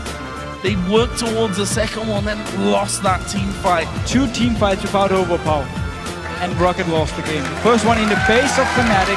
Vander lands the hook, he goes in for the engage. Overpower is in the mid lane, farming the minions. Doesn't join in time, he comes in like 5 seconds too late. Vander's already dead by the time he actually joins. And then the next one, where they get caught out of position, flash binding from Yellowstar. All of Fnatic are just screaming, let's go for this one. They jump in towards them, make sure they can get as much damage on them, and then again Vander jumps in, tries to save Sasus, goes down. Overpower still stuck in the mid lane. And I think that's the difference between a good and a world-class team. We see there Fnatic, even though it looked like that was game over, a full item build Kayle, destroying everyone if he was there. A lot of teams would have already said this is over, the heads would have gone down, and that game would have probably ended with a little skirmish at the end. Should have ended in the base. Yeah, and Rocket going straight through onto it. Fnatic held on though, and you have to give them their credit. They fought when Overpower wasn't there twice in a row, and those 2 times won them that match. Full credit to Fnatic in this game here. Early game, whenever Source teleport was gone, he knew exactly what to do. He would push out the lane when he knew Rocket was going to go for the Dragon. So he got ahead in farm, he got ahead in experience, and he got a lot of damage on the top lane tower. So Regulars could simply move up later on, pick up a free tower because of all the work Source had done beforehand. Very smart play by Fnatic, really learned something just over the Super Week, and at the same time, they knew, okay, we can't one-on-one this Kayle, he's pushing in the bot lane, what do? Okay, we try and find targets in the mid lane, we know he has no teleport, we keep engaging on them again and again and again. When we actually get picks, we go towards the Baron because we know we need this one. Unlucky, there was a very fed Kayle, Selva as well, of course, Sasus got in there, so they couldn't take down the Baron fast enough, but still, it was what actually they could do at that point. A lot of damage coming in inside of the jungle there. Not the place you really want to fight 4 versus 4 as it actually was in the end. Brilliant win from Fnatic. Definitely a brilliant comeback with, well, what was an upset when you look at 25 minutes into the game. Good stuff from Fnatic. We have Shox on stage who's joined by Cyanide. So let's check in. Thank you very much, Joe. Congratulations to you guys, Cyanide. What a win. It kind of reminded me, but then the other way around, of when you guys got the shorter end of the straw versus SK Gaming. Tell me about the end of the game here and what went through your minds when you were around Baron. Yeah, we just try to play it safe but smart, only take engages we can win, and I think we did really good, and I'm really happy we managed to win that game because lately we have been struggling a lot when playing as a team, but this game we played it perfect. Absolutely. What would you say was the key element for you guys? What did you guys do better than Rocket when it came to the late game? One of the key points of the game was when saw us engage on the Lee Sin and mid, and we got Baron because of that, even if we almost all of us died, but we managed to stall out the game because of that, and we get back into the game with the levels, and our setup was a bit better, and we fought better. Yeah, great Shyvana play from SOAS. Finally, 2-2 here in the Super Week after a bad start coming back for you guys. How would you give yourself a report card for the entire team for this Super Week? Well, the start was a bit shaky, so I don't know, decent. Well, 2-2 decent, so very good. Thank you very much. Yeah, no, thank you as well. It's time for us to take a short break, but when we come back, it is our last game of the day as SK Gaming takes on the Super Hot Crew. Don't go anywhere, we'll be right back.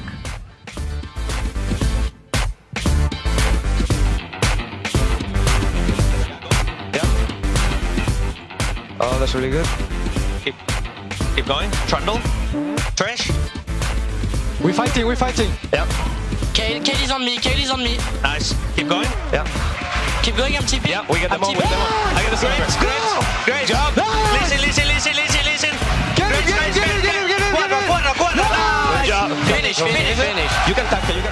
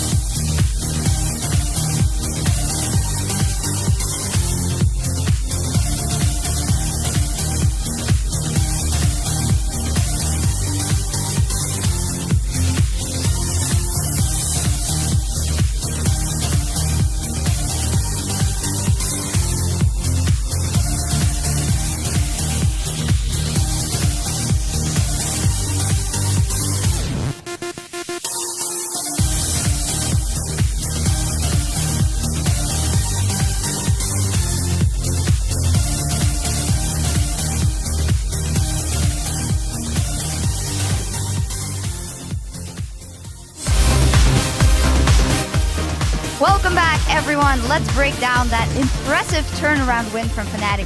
Starting at the start, as always, picks and bans. Trev, what was the most notable thing for you? Oh, I felt very strongly about the Thresh pick. First round pick for Fnatic, they locked in Lucian and Morgana. And we were sitting upstairs and we were like, well, we've seen Yellowstar play Morgana, we've seen Yellowstar play Thresh this week already. He played Morgana early in the day, had a great game with it. But the one thing you got to remember is picks and bans, you've got to deny your opponents their favorite champions as well. Had he gone for Thresh, that early game may not have been so much in favor of Roccat because First Blood went to Vander. The dive under the tower went to Vander. Up until 30-odd minutes, Vander was fantastic on Thresh. Unfortunately, the game fell away from him a little bit. But nevertheless, it's just something that I like to see when you can deny your opponent's picks as well as give yourself the best possible. But very importantly, the Shyvana for Soaz proved to be very positive. 2 games on Shyvana today, and both times Soaz in particular stepped up. I'd also put an argument in there for Kayle, and there's a couple of pro players that have said it themselves. You know, Kayle getting 3 picks and bans is starting to become a serious problem. we saw Overpower there pretty much on max build, and he was killing people so quick. We saw in the Baron pit just how quick he could cleave people down, of course, alongside Sullivan. So there's a lot of damage there, and Kao's kind of becoming the new super-powered mid laner that people are starting to love. Absolutely, we've seen it on Jesses as well.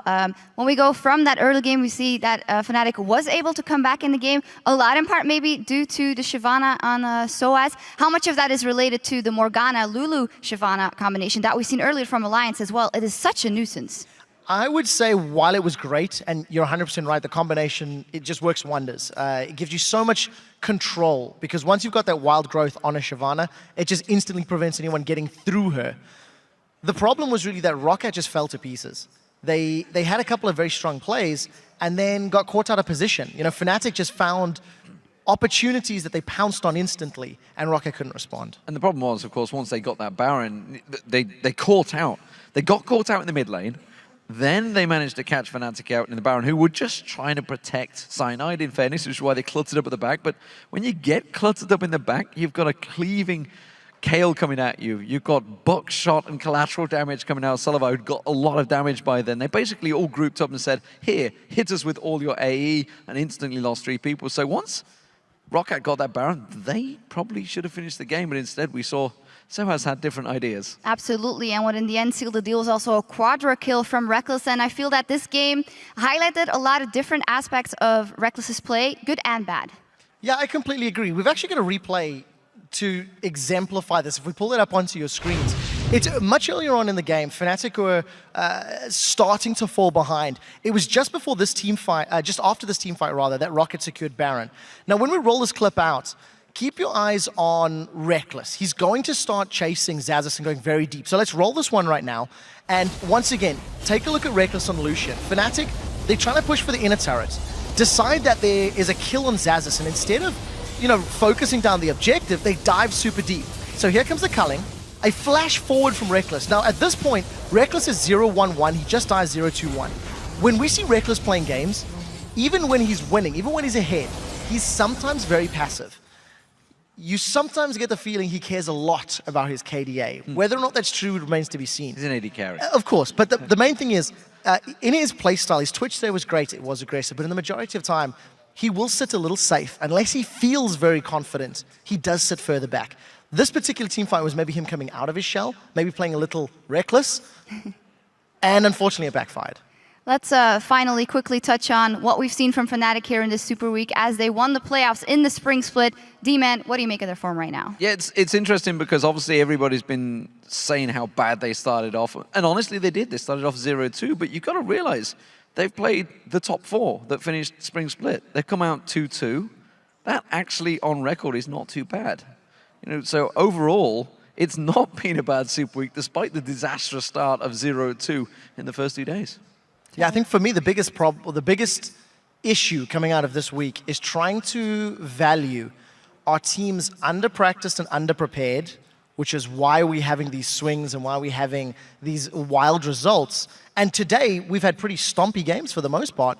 Or is it a matter that all of the teams in Europe are just so close to one another in skill level? Unfortunately, it's going to take more time before we actually see how the cookie crumbles. But it has been very interesting, and I keep saying it, there's so much to talk about because you have the #1 team that goes 0-2.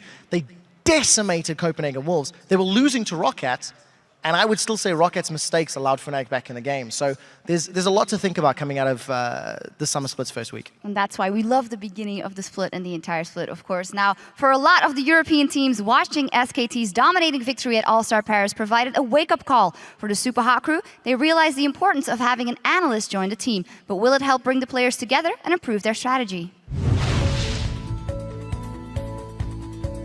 I think like if SKT can still beat every team fairly easily and they're not even the best Korean team anymore, it means we've really got to step up our entire scene. It's hard to say if the Western League of Legends teams can actually beat the Koreans ever because we have a completely different culture. They live for each other, they live to win, they live to compete, and I think the European mentality is still too individual. I actually think North America has more chance of competing with the Korean teams right now because they've already got multiple analysts and they've got multiple coaches, and now EU's kind of just catching up in that sense.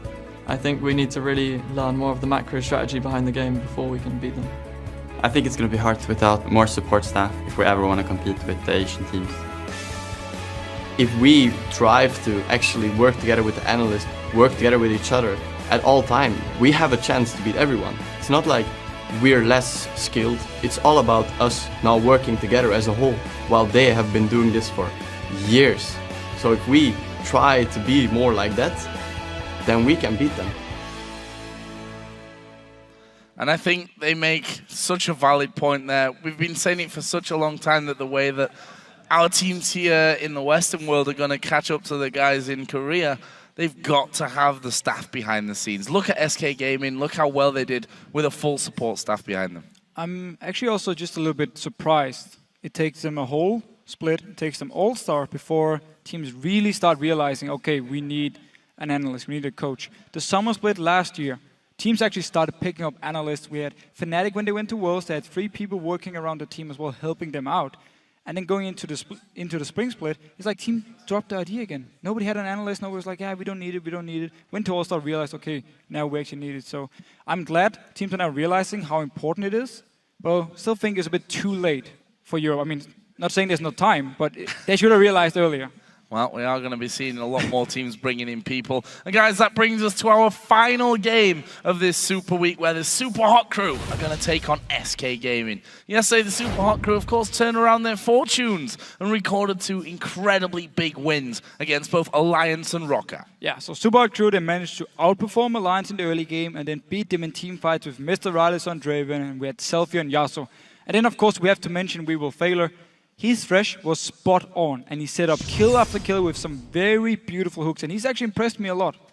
And actually against Rocket, the Super Hot Crew fell behind in the mid-game due to a few little misplays on the map. They gave up a few free towers and dragons for Rocket, and they were never really in a position to respond to any of that to come back.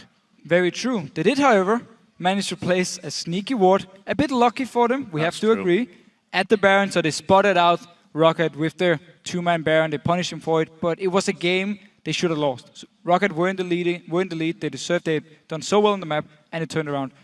And then it's actually a thing about Super Hot Crew, they're very bold in the early game against Rocket. I mean, Selfie and Impaler, they both were caught out of position, they gave up some easy kills, and Impaler said in his interview after the game that Super Hot Crew is a team who wants to play very aggressive early on, but it simply needs to be more calculated. Otherwise, it will cost them games. On the other side, SK Gaming, they've had a roller coaster first week as well. That story rings true for so many of these teams.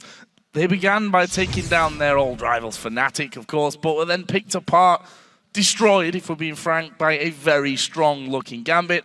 But then, yesterday, they bounced back again and destroyed the Copenhagen Wolves themselves. I mean, it was so weird. They completely destroyed Copenhagen Wolves in the fastest game of the 2014 summer split. Okay, it just started, but still.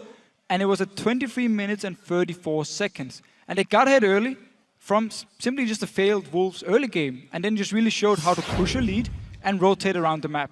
Yeah, they showed the same ability to finish games last split, actually, where they destroyed Rocket in 24 minutes and 22 seconds. And SK Gaming is the only team in Europe who really know how to push a lead. And it all comes down to their map movements, I think, being the best in the league. I 100% agree. I mean, great rotations, a strong pick and ban phase as well.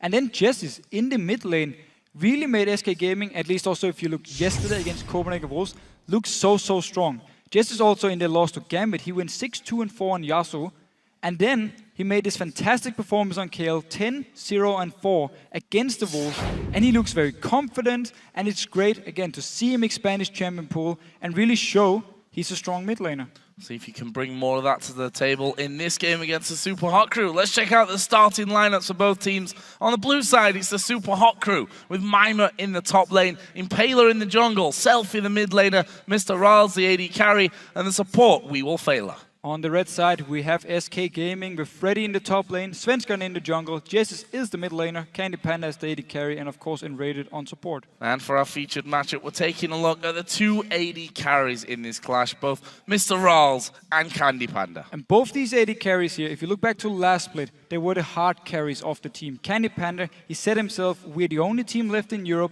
who still plays around the fact that an AD carry, he can carry the team. And they played Vayne, they set up a lot of kills for him early game, and it worked because he would split push, he would make sure he would apply a lot of pressure, and every time it came to team fights, he would be there, he would be very, very strong. Mr. Rales, it was a bit of the same story, except for the Vayne part. He played Draven, we had him on Twitch, of course Lucian, Jinx, a lot of different AD carries for him. And him and Mixer together in the lane would always do well, always to be very aggressive, get the farm they needed, so once they get into team fights, they knew they had an AD carry here, who had all the needed items and could really apply a lot of pressure. And for both these AD carries, the positioning in teamfights is really the strongest point. So as we get a step closer to the game and towards Champion Select, I want to talk about what's going to be banned out here, first of all. After Jesus' performances yesterday and maybe after Overpower's performance there and a couple of other guys that have done well with Kayle, is that going to be a ban? I think Super Crew could definitely ban away Kayle. They can take away Evelyn as well. It's been a favorite champion for Svensson. A lot of teams banned it away from him. SK Gaming, gonna look more for some of the standard bans, I think. You know, Kassadin, of course, Jax could be an option, take it away from Mimer. Maybe even ban away the Yasuo, which Selfie really showed yesterday he's so strong on. And it's a champion, last bit, which was banned in every single game against him. Well, you're a bit of a mind reader. Ziggs taken away. Well, it wasn't the hardest one. Yeah, okay. That's true as well. Yasuo was taken away as the first ban here by SK Gaming, so Selfie not going to have his hands on that one here today. Evelyn also removed. Svenskeren kind of cracking his knuckles after that one got banned, so he's not going to get his hands on that.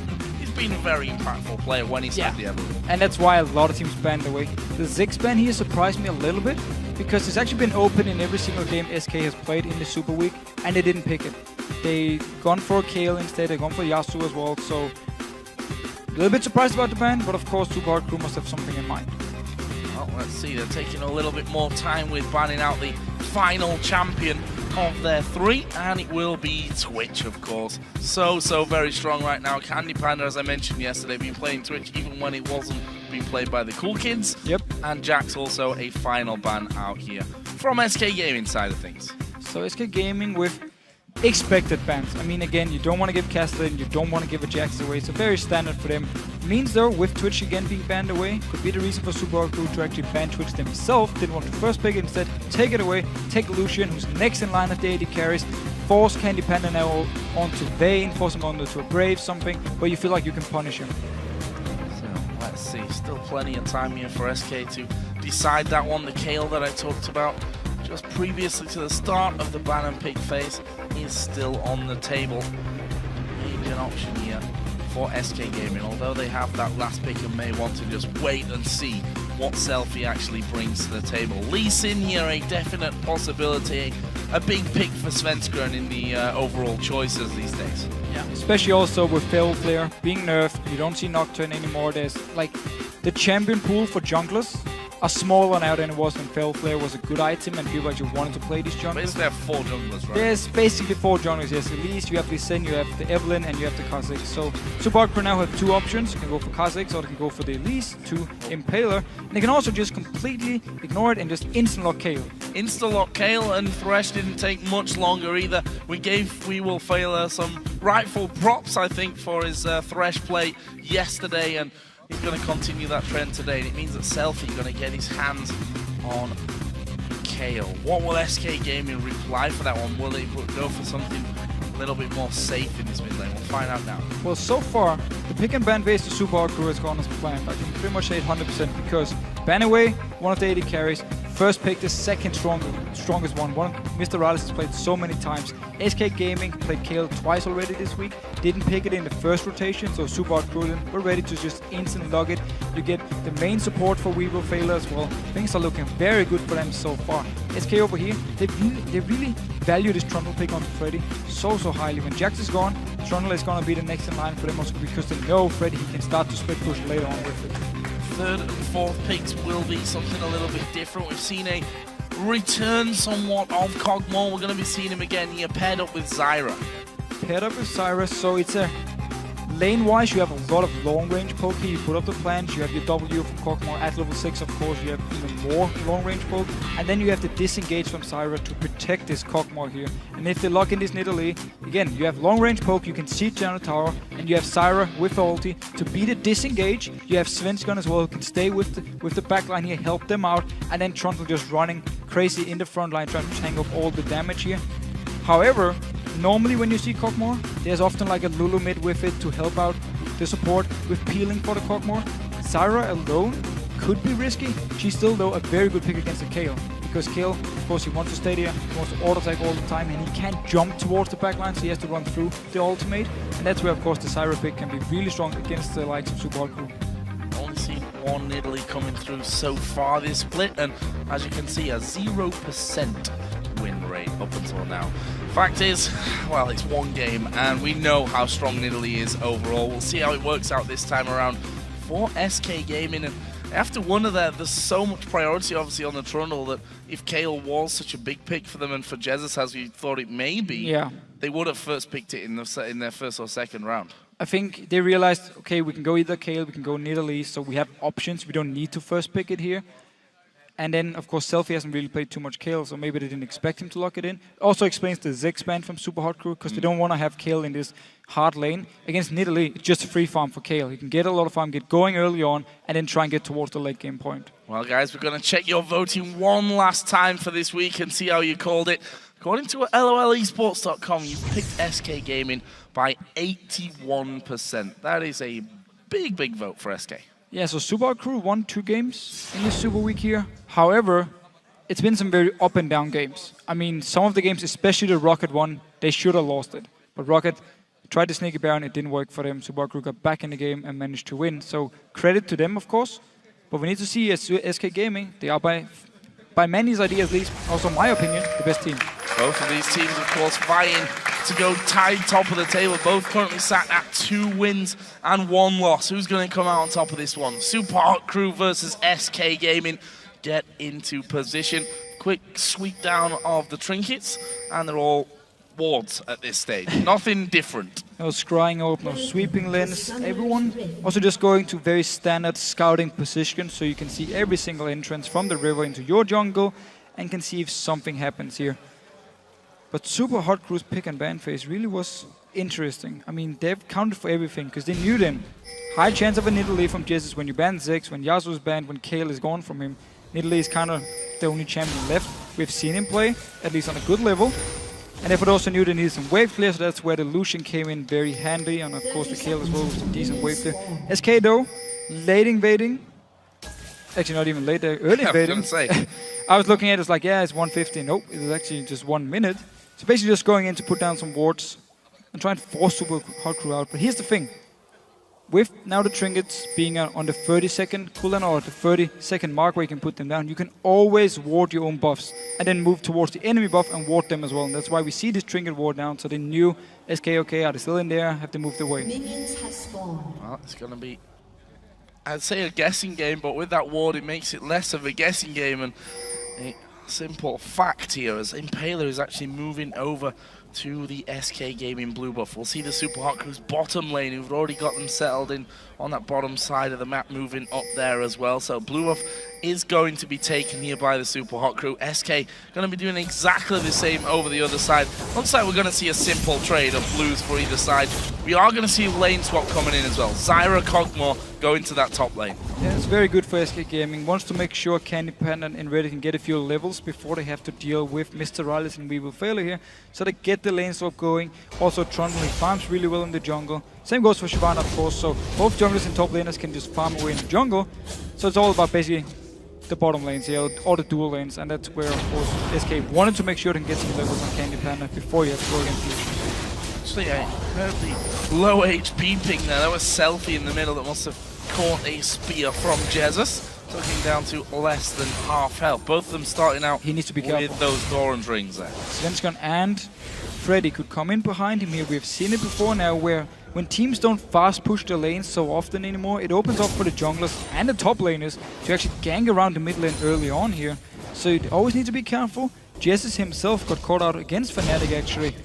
First game of the Super Week, where he was just pushing up and Fnatic just walked in behind him at level 2 and killed him. Selfie himself has also had a couple of problems with that, being too far up the lane. I think but a lot of mid laners getting used to the fact that usually what happens is that they end up going off to the side lanes to join wherever their duo is and doing a little bit of pushing on the tower and feeling a lot safer than they maybe in reality are. This time around though, none of that really happening, and we see the first waves farmed out nicely. Svenskeren and Freddy just realizing, damn it, they stole our wolf camp and just left the small one. Impaler, though, is coming around. They're going to spot him here, but it'll be a last-second kind of thing, and they'd already started to turn around. Ward did go down there, though, for Super Hot Crew inside of the SK jungle.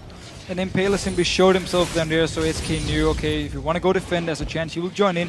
However, it means Maimer in his top lane is left all by himself and taking a lot of damage here from SK Gaming. Oh, Candy Panda didn't want that to happen. That was a bit of a miscalculation from him, I feel. He's level 3 here, though, and won't burn through that pot that he's got. We will fail, gets pushed onto here. Nice little flare will stop Svenskeren chasing completely through on that one. And Mr. Rolls obviously was doing damage from the side. Not really a kill potential, I think, from that scenario, but neither team happy for a bit of free damage at this stage of things. Wow, Impaler coming around the middle here, almost landing the cocoon onto Jesus as well.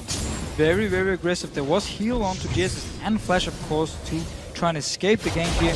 Maimer in his top lane is just farming for himself, trying to pick up as much farm as possible. Also taking quite some damage, and remember, his teleport is already gone because he used it to get up the first time and pick up the wave. So now Impaler needs to go up there and try and do defend. Yep, he's going to be the one that goes in, gets himself some farm and XP as well, which I'm sure he won't be too annoyed about. But the move there from Impaler fitted into exactly what he said yesterday and what we talked about earlier, that they like to be as aggressive as possible, as early as possible in these games. And he doesn't get much more aggressive at this stage of a match than going between the two towers to try and gank the mid laner. And especially so early on, but Selfie now might be in trouble. Yeah, a little bit too far up the lane. The red buff is on, so the slow's coming in. He'll be forced to flash already. Good damage back, and now Svenskeren finds himself in trouble. Has to safeguard back off to Jesus. Still managed to get the flash away from Selfie here. And also actually forcing him to go back to base because he's completely out of mana. So a little free time here for Jesus to farm, who's doing really well on CS so far, keeping even with the Kayle.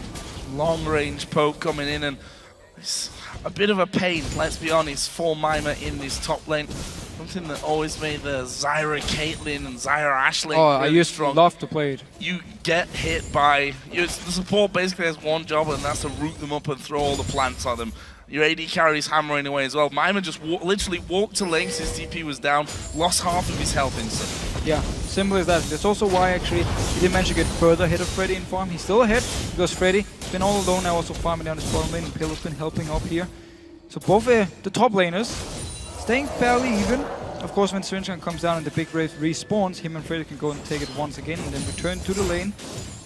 We are just going to see both dual lanes try and slow push it down to the tower and in the end kill it. Oh, a lot of damage. There's a hook coming in from We Will Fail. I don't think they've got enough, though.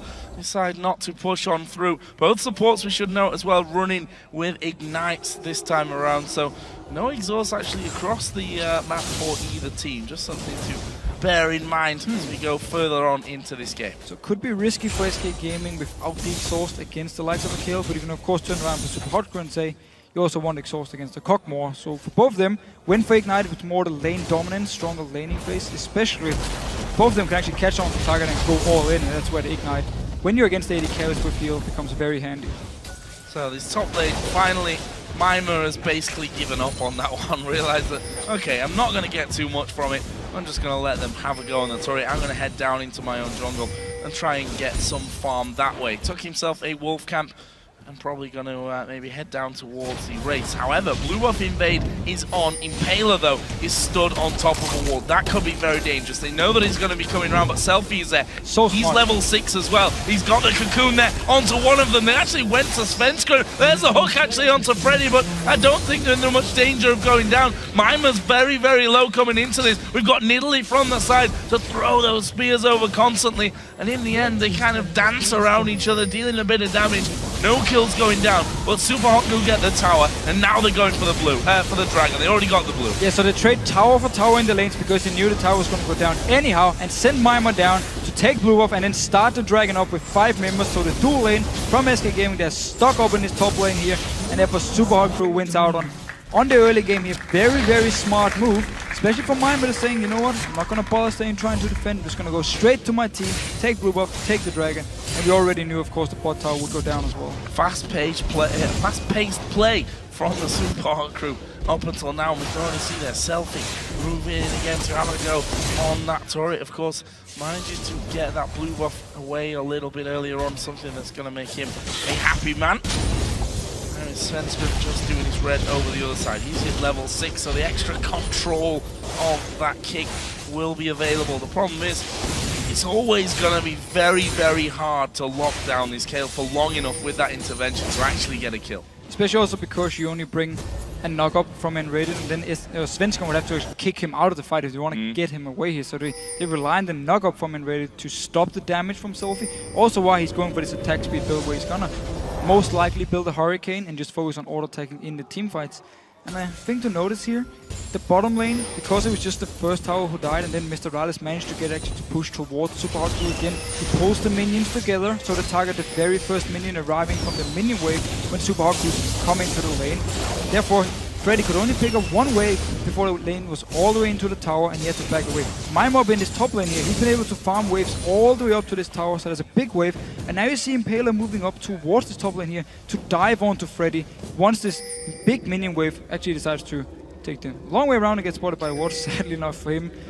Maybe he might. Let's see what he does here. Yeah, he's thinking about it at least. He could go up there and try and deny the big wave away from Freddy. He will do it. Thank you, Impaler.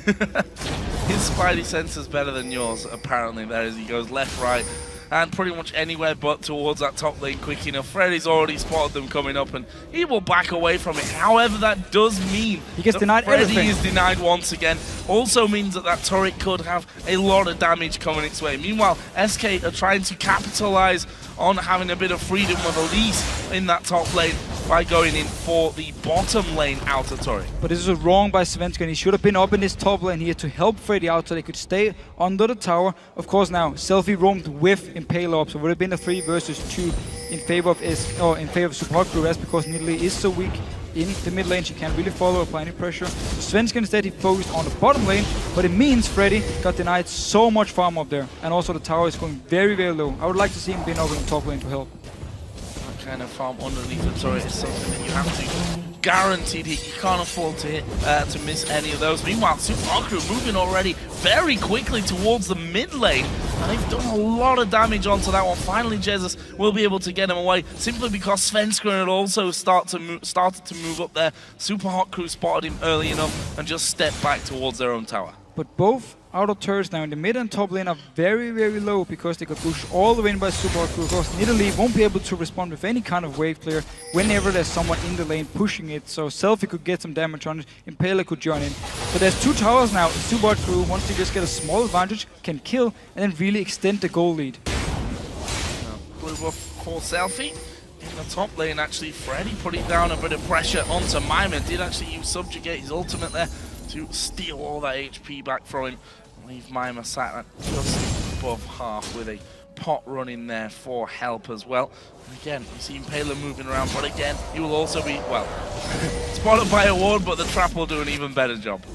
Trap will do an even better job. But Super Hard Crew can just move Mr. Rales and Selfie into the mid lane if Jesus is there all by himself, because there won't be any wave clear. Same actually goes for this game in general here. SK Gaming, they're gonna need some time to kill the waves. They can't just instant kill them here, where Mr. Rales with his calling can do a lot of, can just clear the wave. Of course, his piercing light together with the auto attacks from Selfie will also help clear the waves very, very fast. Super Hard Crew won't be able to do the same. Kog'Maw will need a little bit of time to actually kill the wave.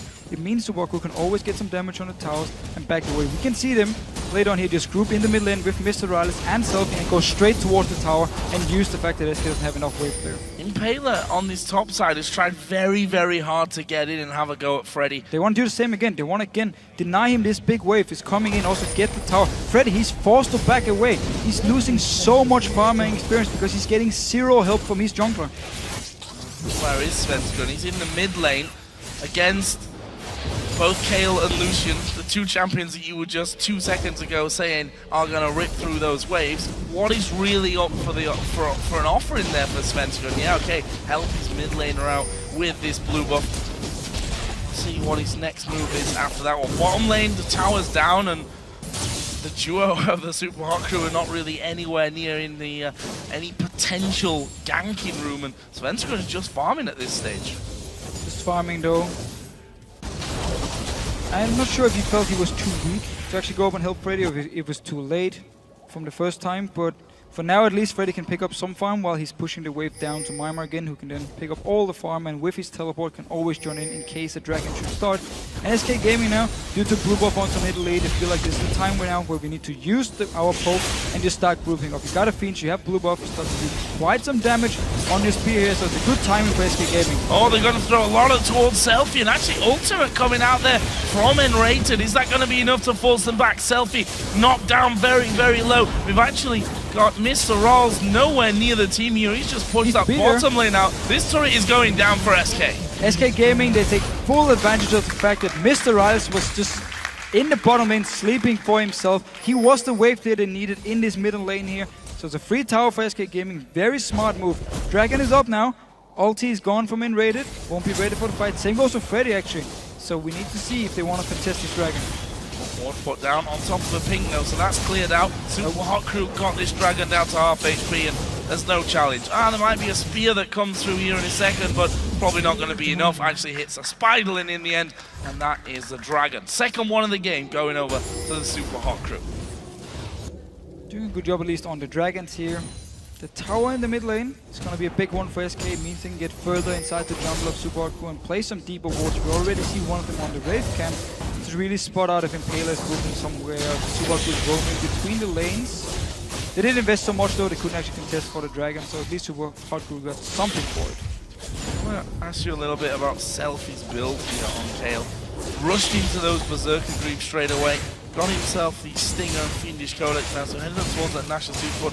Spent a decent chunk of gold, I'd say, for this stage of the game on Home Guards. A little bit surprised about the Home Guards here. Of course, when you are against Nidalee, Cockmore, you can take a lot of poke, so it means if you're defending a tower, you're going to have to go back to base sometimes, and that's where they're going to be very useful. And while I'm talking, Enrated had to flash away.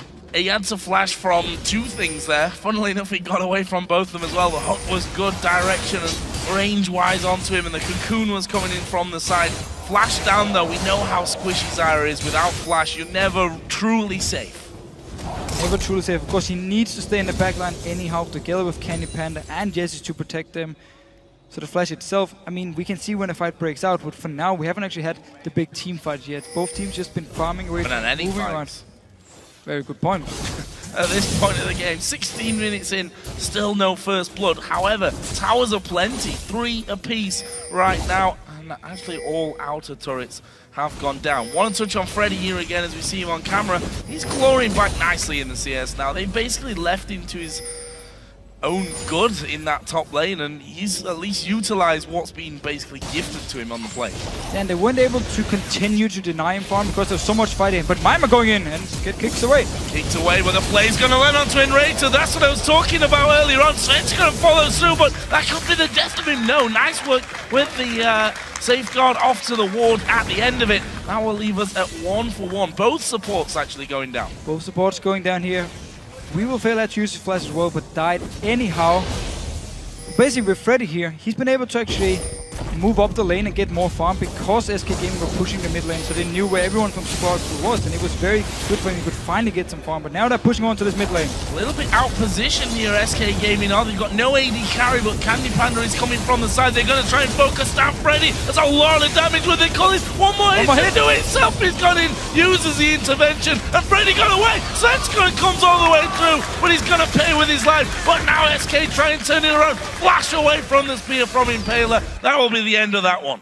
Wow, unlucky for Svenskron here. He activated the Sonic Wave the second time, and then there was the flash from Subart, where he ran all the way into the team, away from his teammate, and managed to throw down. He has a teleport onto Impaler. Yeah, this is dangerous. Take the lantern to where? To Spearville? No, misses. Impaler may get away from this one. Slow down. Jesus comes in from the side. Freddy chomps down, though, to pick up the kill. Very nice aggressive play here from SK Gaming, using the teleport very, very smart and punishing Impaler for starting off the blue buff, even though it was very low. Okay, we got some action now, at least. Yeah, out of pretty much nowhere. We said 3-3 on towers, but no kills. All of a sudden, we got 4 kills here on the board. Let's look where they landed. 1 for Freddy in the top lane, 1 for Enrated on Zyra. On the other side, both kills went over to Mr. Rawls. That leaves him almost 1,000 gold ahead of his opposite number, Candy Panda, who, no, he's Cogmore anyway. He's going to be ramping up, and of course, he's going to be so strong if they get to that point. And Candy Panda actually decided to go Trinity Force as the first item, not for the Blade of the Ruined King, which you normally see from Cogmore. But Trinity Force itself is a very good item on him because it means as well, in teamfights, he's more mobile, he can kite around, and we need to remember, he only has N-rated and possibly Svenskeren to help him actually peel in these fights. So he's gonna need the mobility, and I expect him to build Blade of the Ruined King as the next item.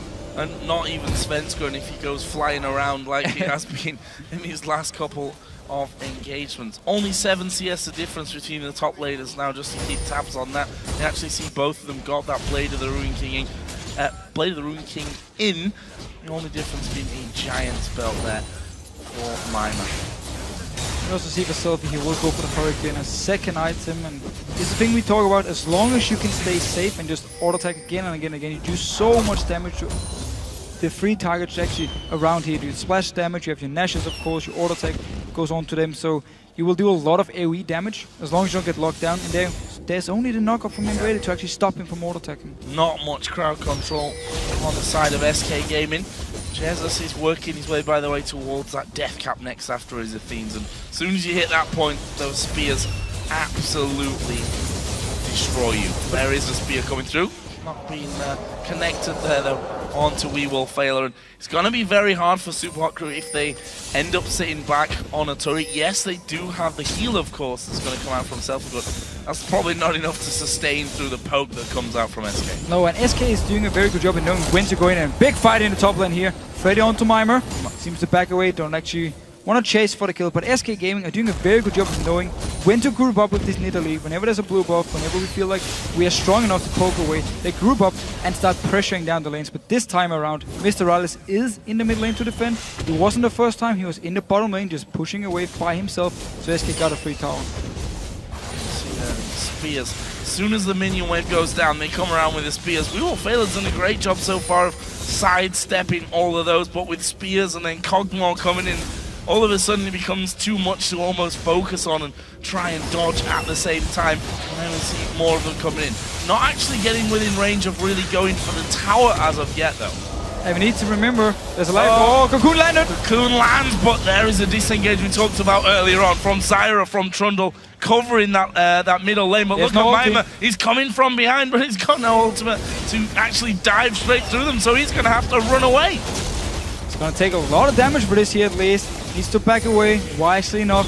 No ulti, couldn't actually engage the fight. Svenskeren though, he wants some more. Chasing on through, big hit from Mr. Roll. There's the spear! Is he no, not quite to finish off. Mima going within a slither of dying, and now SK utilizing that to turn straight around and get themselves a dragon. Super Hot Crew can't challenge this time. And this is an issue for Super Hot Crew. They don't have any hard engage. They need to land a Cocoon, they need to land a hook from We Will Fail, or Mima needs to flank around when his ulti is ready to start the fights here. And it's a big issue because it means for SK, they feel confident just grouping up and start hammering away, just poke away, and they know the only chance they can engage onto us is if they land one of these crucial skill shots. Candy Panda did get hit by one, but Super Hot Crew didn't go for it because Mima, he wasn't actually nearby yet. He just teleported by the time the Cocoon landed. So he needs to be careful, but it's the thing for SK Gaming. As long as the dodge tease engages, Super Hot Crew can just stand back and take all the poke. Was that a case of showing a couple of nerves there from Mima, saying probably, guys, I flanked around the back, we can probably fight this one. Oh, wait a minute. Don't actually have my ultimate available, I'm going to have to run away, and almost paid for it with his life there. Something that they're going to have to keep an eye on in the And also Freddy had more time to farm. Again, Freddy, for him, he's really done a fantastic job catching up in farm here. He got denied so much CS early on here, he was so far behind. Mima was a lot stronger than him, but then because again the pressure from SK on the mid lane, and then just very nice job by Freddy, he actually managed to get back up in farm. So let's have a look at some more items now then. AD carries, we can see that Candy Panda now is going towards that Blade of the Ruined King with the Cutlass already in there. Trinity Force will come out second after the Bloodthirst here from Mr. Oz. Other things coming down, that Death Cap is finished for Jesus.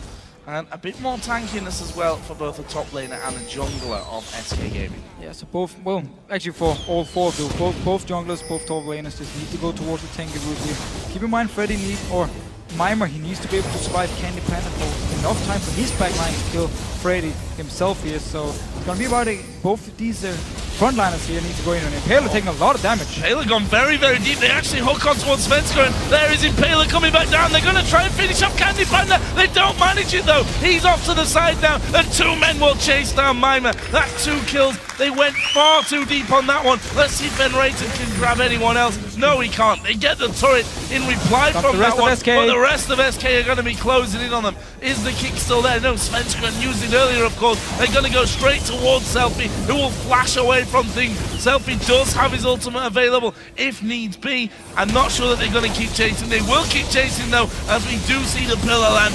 Intervention already used, but it's surely going to be timed out. Jesus gets that one, and now it's all on Mr. Rose, who goes dodging into the rest of the team. He can't take them on. It's a double kill for Jesus. A little bit too aggressive. Used both these summoners here trying to pick up a kill onto Candy Panda. What a fight. I mean, Super Crew at first. The front line goes in while Mr. Riley and Selfie, they stayed back. They just wanted to kill the tower. They didn't even want to teamfight at this point here. So once Impaler was caught out of position, once WeWillFailure joined in, and of course Mimir was part of it as well, it was easy for SK to pick up the kills and then chase on afterwards here. So a big win for them. Yes, they lost the tower, got a lot of kills. A couple of thousand gold only in the lead of this one. We're getting too far away from the half-an-hour stage of this match. Super Crew still having the tower lead. You see that they themselves, after that, even though they lost that fight, have been able to complete a couple of items. Hurricane in there for Selfie. The Trinity Force was done and dusted for Mr. Riles, who, whilst he went down there 1 versus 3, did give it a pretty damn good shot, although, as you mentioned, leaves him without a flash and also leaves him without that summoning heal now as well. What are the Super Hot Crew planning? They've got a lot of men around that Baron area. I think Fred is at the point where you have to throw probably 3 men at him to actually kill him at this stage as well. And it's what they're actually trying to do here. Both waiting around. Impaler might try and show himself as the bait. No, they're moving into towards, still actually towards Freddy or the mid lane. They can't really decide for now. So Freddy, you're in big trouble. He's a big troll though, and he's going to get away. Yes, he is. Flash. Oh, Cocoon lands, but they'd already decided they weren't going to be able to do anything about him. And Freddy walks away, drawing 3 men to the top lane. SK thinking about pushing down middle. They've got a pink ward at Baron, which will spot where the Super Hot Crew are. That means that they've got some time here to safely go on this turret. But notice here, Freddy is following Super Hot Crew down, so he wants to join in for the fight. 5 versus 5 here. Can Super Hot Crew actually get an engage, or are they forced to back away? Very, very dangerous. Impaler going to take the repel, and then the lantern away from it. Mimir is the one at the front as the spear lands onto WeWillFailure. That doesn't bode well for them as they maybe try to hold on to this turret. Selfie now with that Hurricane, should point out, makes the wave clear even stronger for the Super Hot Crew. But the poke is still deadly from SK. It's not even so much about the wave clear now for Super Hot Crew. They need to just dodge around these spears again and again, and they rely on the skill shots we talked about to actually start the fight. The Selfie just got hit by a spear here. So you can have all the wave clear in the world. If you don't have any hard engage, then Nidalee is just going to destroy you. There we go. Another turret for SK Gaming will level us up, but now the onslaught. This is what SK Gaming do best. Once they get their foot in the door is to kind of move around to the next door and then the next door until they've taken everything that you've got. There's not that much left up for them here though outside the base. Top lane has got the inner turret still there, but the wave is pushed all the way back onto SK's. Similar scenario down in the bottom lane as well. And Super Hot Crew needs to get some, not deep wards, but at least deeper around the riverside here. So once SK are pushing up towards the tower, Mimir can teleport behind them, flank around them, and actually start the fight. Because as long as they just stay back, they won't get anything done and just take all the damage and lose the tower in the end. So they need to get some wards in this river area. So next time SK actually pushes either for the Baron or potentially for one of the 2 outer turrets in the side lanes, SK can flank around. SK are pinging towards the inhibitor tower there, but they're going to be far too slow to think about that one. The Dragon has already gone down, the 3rd of 4 so far this game for the Super Hot Crew. It's really been those Dragons that have kept them in this game in terms of the gold, picking up a lot of those. Of course, they got 4 towers of their own. They've not done a bad job on that front either.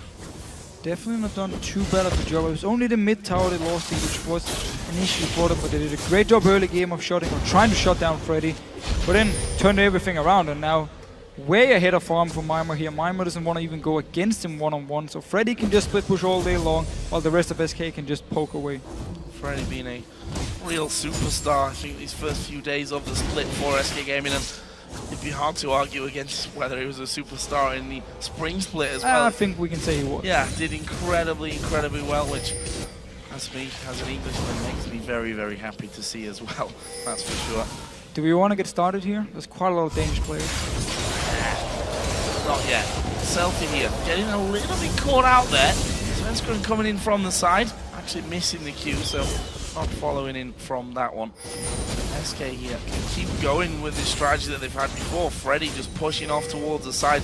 Don't think Mimir can really stand and fight with him too much. We saw that earlier on in that top lane, but the Super Hot Crew actually pushing up a little bit on the mid lane. Svenskeren flanking around the side will actually cause a bit of unrest, I think, in the Super Hot Crew team, and they decide to just back away. And you see Freddy, once he pushed the wave up here, he actually moved towards the mid lane so he could save his teleport in case a fight should break out, in case SK got an engage. Now he's back to the bottom lane. Just smacking Mimir in the head a few times. Mimir will back away. No, actually going really aggressive here. Oh, that is a good pillar coming down from Freddy as well, but yeah. Blade of the Ruin King was still available for Mimir. I would have just used that in the end to get away, or if not, use his ultimate then to fly away to safety. Either way, SK Gaming have just moved straight onto this top lane and taken the turret without any kind of problem. There are a couple of men in the mid lane here though. For the Super Hot Crew, SK have to make a choice here. Do they go back? Do they keep going? Looks like they're going to go back, walking back into it though, which is going to mean that Mr. Rawls and We Will Fail are going to have to make a decision of which direction they go. Straight down mid lane, out to the side. We Will Fail comes in, actually lands a hook on towards Jesus, who will leap away, throws the spear, which actually misses. Freddy's going to be coming into the fight in a second. Ultimate out of Zyra, not doing matters as Mimir dives into the backline. Both Jesus and then Rated. In fact, most of them are low HP right now, and the Super Hot Crew force SK away. And everything was just completely split up here. We Will Failure and Mr. Riley, the AD carry and the support, were actually standing behind SK Gaming when the fight started. Freddy, he decided to teleport in. He was too far away to just run into the fight here, so he didn't actually join in time for the big fight here. And SK they managed to disengage, but a good team fight from Super Hot Crew here, and also very good job picking up this mid tower when they already lost the bottom one. Super Hot Crew going Baron side, but the pink there though. Cleared out quickly, and they're starting it.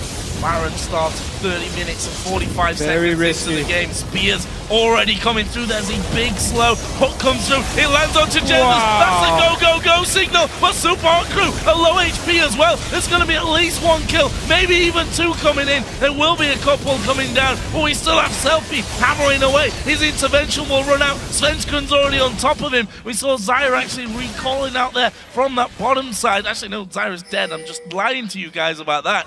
Either way, it's a 3-on-2 for the Super Hot Crew. So on a 3-on-2 here, there was no knock-up onto Selfie, so that's why he could just stay in the backline and did so much damage. Meanwhile, though, Candy Panda as well. Notice him in this fight here. He's going to be untouched for a long time because there's no ult in Mimir. He won't be able to join him or jump him, but very nice hook from We Will Failure. Instant killing Jets. Then notice Selfie here in the backline. His auto-attack build. Nobody stopping him, just spamming away again and again and again, killing people. Him and Candy Panda in against each other. Both of them have to back away. Vengeance from Selfie, and of course Candy Panda completely out of mana. Svenskeren just have to kick him away. Crazy fight there, and after that both teams like, okay, let's have a bit of a breather guys, let's just back away, spend up a little bit of money. See that Banshee's Veil came out from Impala. I think he's a little bit bored of being hit by Jesus. And the fact is, with this team that they've got, Banshee's Veil could actually pretty much nullify the entire CC that they actually have there. Well, at least if you get hit by one spear, it's gonna absorb it here, and you don't really want to get hit by multiple spears here. Of course, you should be able to dodge around him, so it's a good item.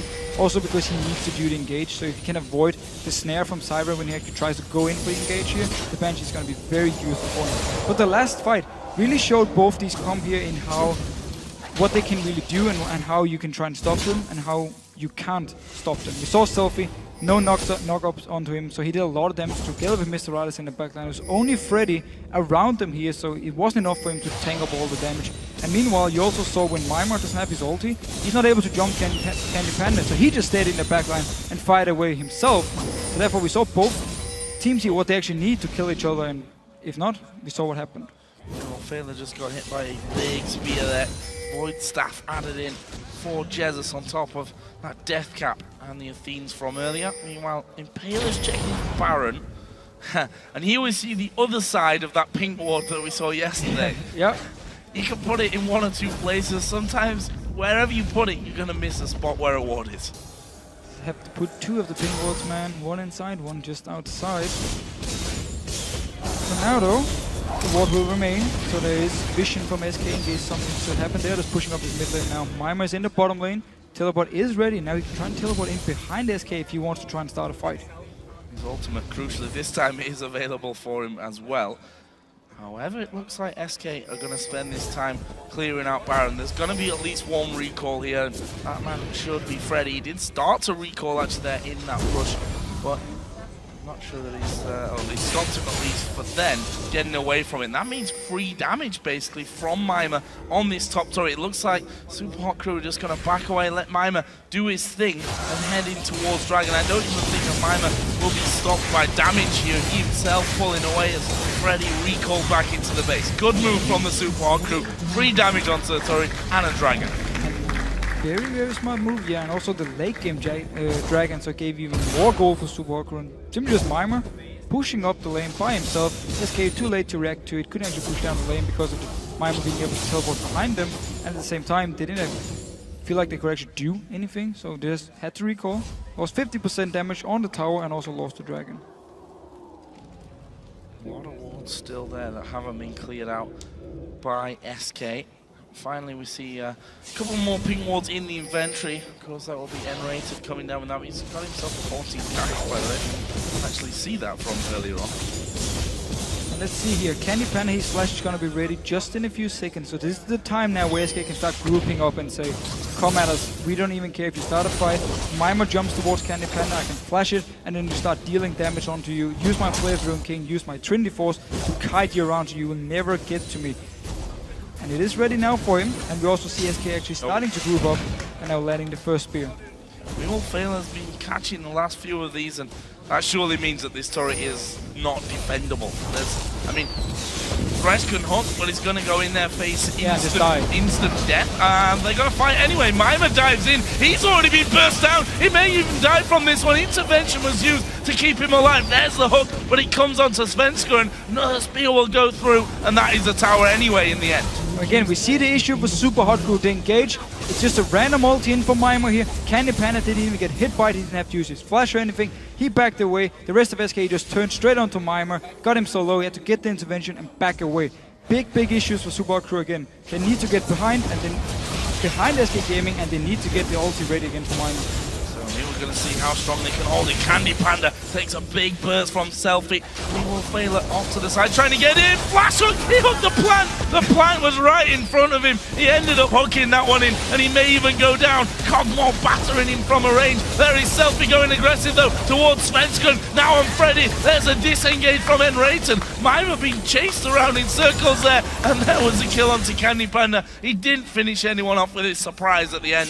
A 1-for-0, but they hold them off. And there was actually a cocoon landing from Impaler onto Candy Panda in here that got him very low and meant Super Hot Crew could start chasing up here. So okay, maybe you don't need your ulti and to flank around as long as you can land cocoon onto the Candy Panda, onto the Cogmore, of course, not the Candy Panda. He is the Candy Panda too. He is. He's also the Mandy Panda. Don't know what that means. What's a Mandy Panda? Man Panda. It doesn't matter.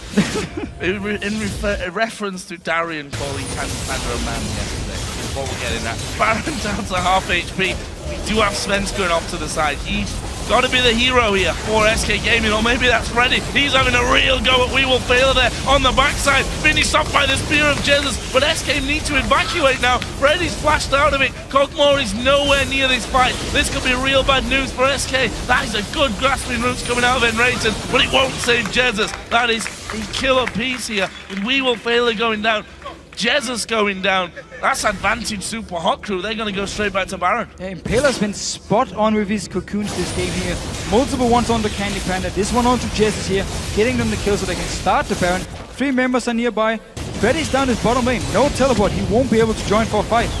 Cogmore, Candy Panda coming into it. Wow, big damage onto Selfie. Intervention last second.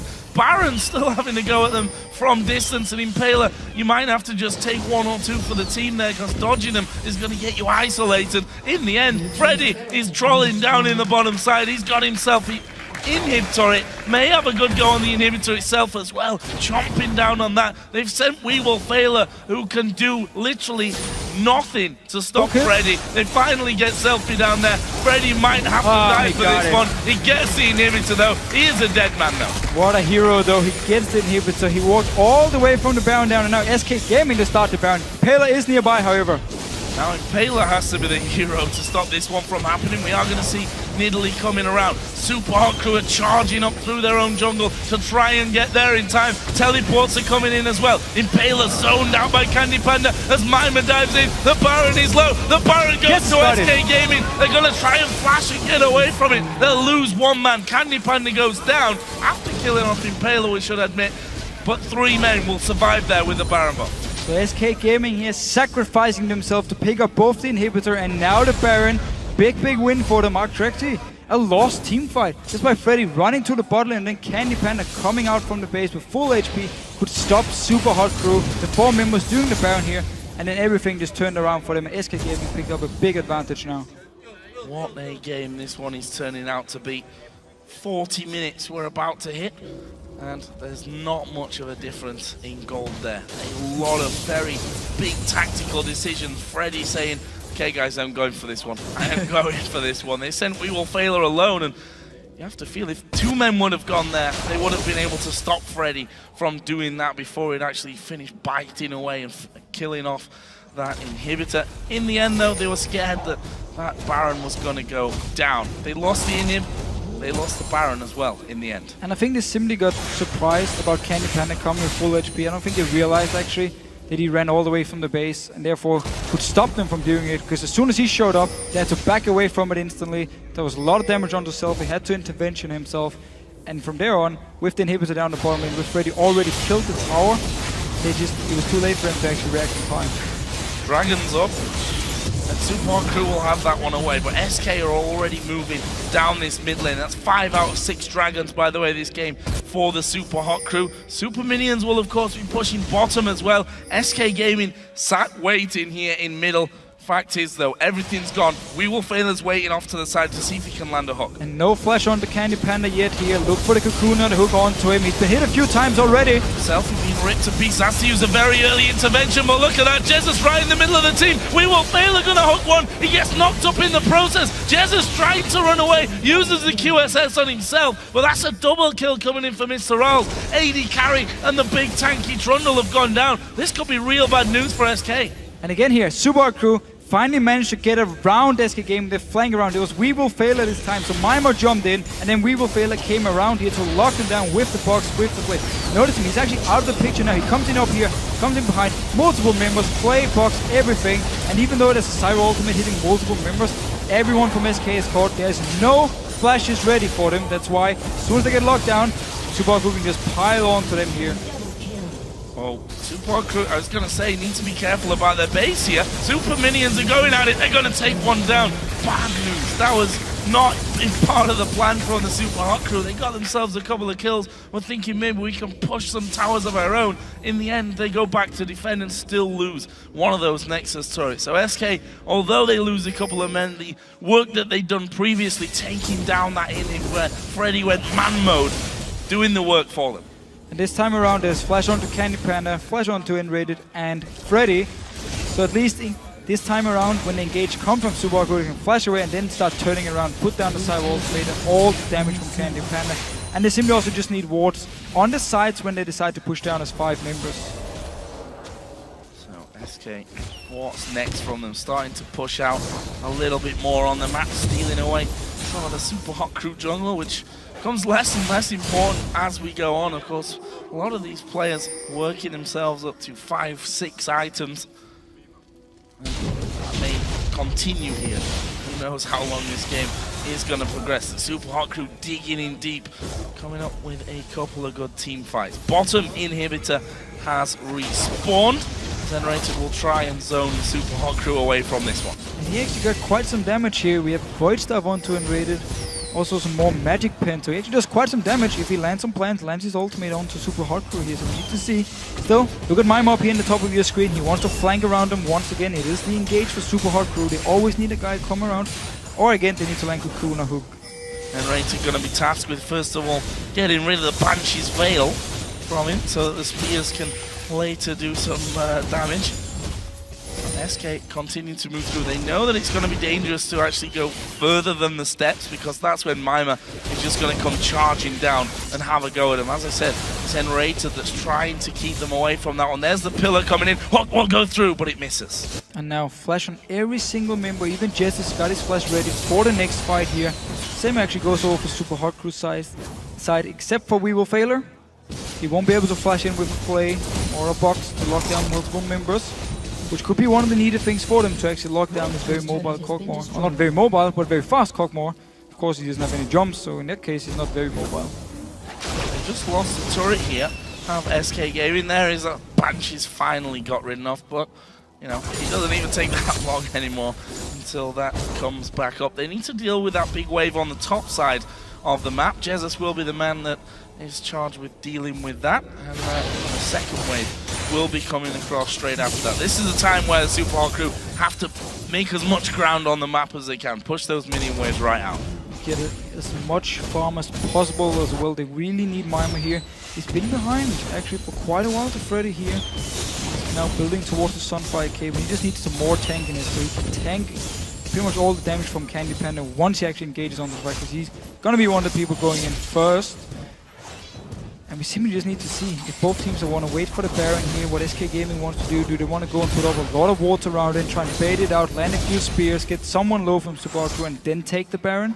Or is it Super Hardcore who's going to take control of the river and try and force SK Gaming into a bad situation? Because if you can get Nidalee into a situation where she needs to engage instantly, she won't get to land her spears, won't get to land her poke, she won't bring too much in a team fight, and that's where Subaku has a chance if they get full control of this area around the Baron. Honestly, this game has thrown us so many curveballs already, I'm not quite sure what's going to happen. Do know, though, that Freddy's down in the bottom lane again. That inhibitor wide open. Both top laners do have the teleport available, so they can counter each other out on that front if they react fast enough. Super Hot Crew, though, pushing up. There's a big spear on Selfie. They've got the whole Candy Pan instead. That could well spell disaster here for SK Gaming. The AD carry down for them. How are they going to hold on now? Super Hot Crew seeing their chance. Mima doesn't want to tank up too much damage because he's going to need those help. If the spear lands, we see it there onto Selfie, down to hardly anything. The next one is going to flash by. Are Super Hot Crew going to go for the win here? They've caught out Freddy. There's the ultimate. There's a kill at the back though. And SK Gaming are going to try and fight them away from the base. But there's a lot of damage. There is Svenskun. He kicks Mr. Ross back. They lock him up. They finish him off as well. Have they got more damage for more of these kills? Mima's still pretty healthy. We Will Fail the obvious target. He will in fact go back and be the sacrificial lamb. But then Rayton flashes on through. Definitely doesn't have enough damage to kill Mima. Svenskun should have the damage to kill Impaler if he didn't land a clutch cocoon and walk away. And this was without Candy Panda, who once again got hooked or cocooned too many times this game for Candy Panda here. He even had flash. He got a flash away from the hook from We Will Fail, decided not to use it, went down, but then everything got turned around here. Selfie died in the back. Intervention was still up because Jess landed a max range spear onto him. He was already poked down. And then with Svensson coming in behind SK, managed to get the kill on Mr. Morales and win the fight for SK. As I said before, no idea what's going to happen in the long term of this game.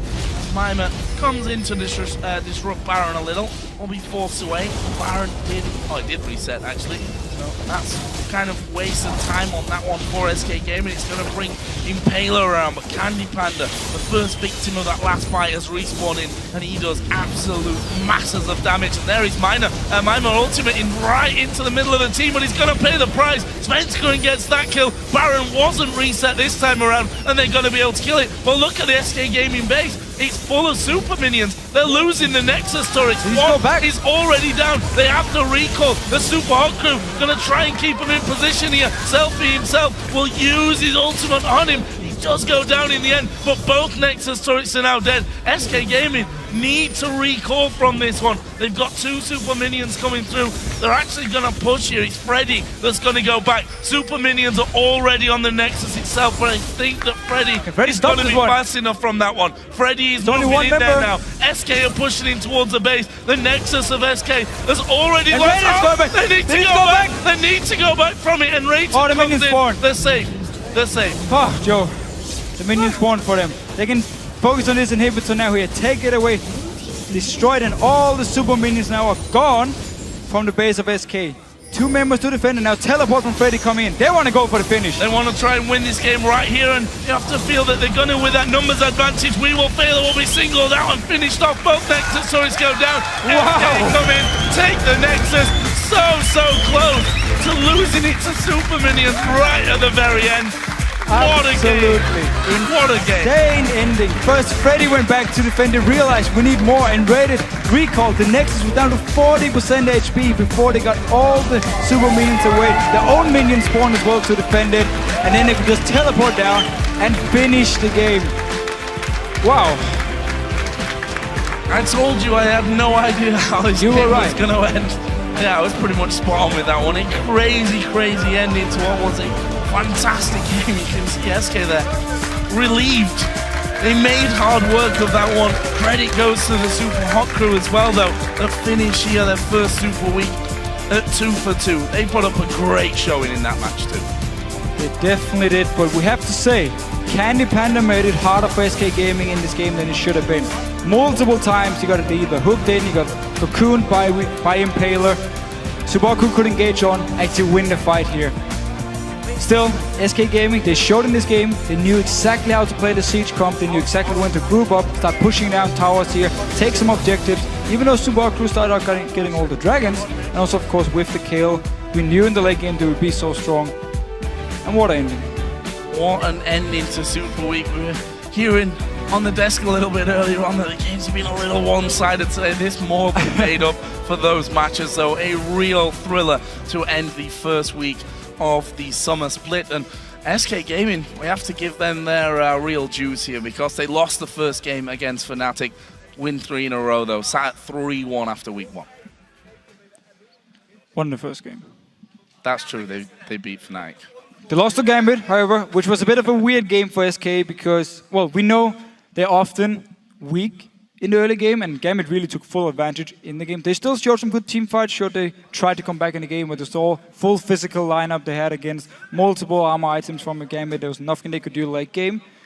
However, in the other games here, of course, as you said, picked up 3 wins, and as a team, rotation-wise, pick and ban-wise, they are very strong. They're clearly a team who prepares well for the games. We know a lot of their players on this team. Also, Freddy actually does a lot for the team when it comes to picks and bans and calls in game. Freddy makes a lot of them, so we need to give him full credit as well.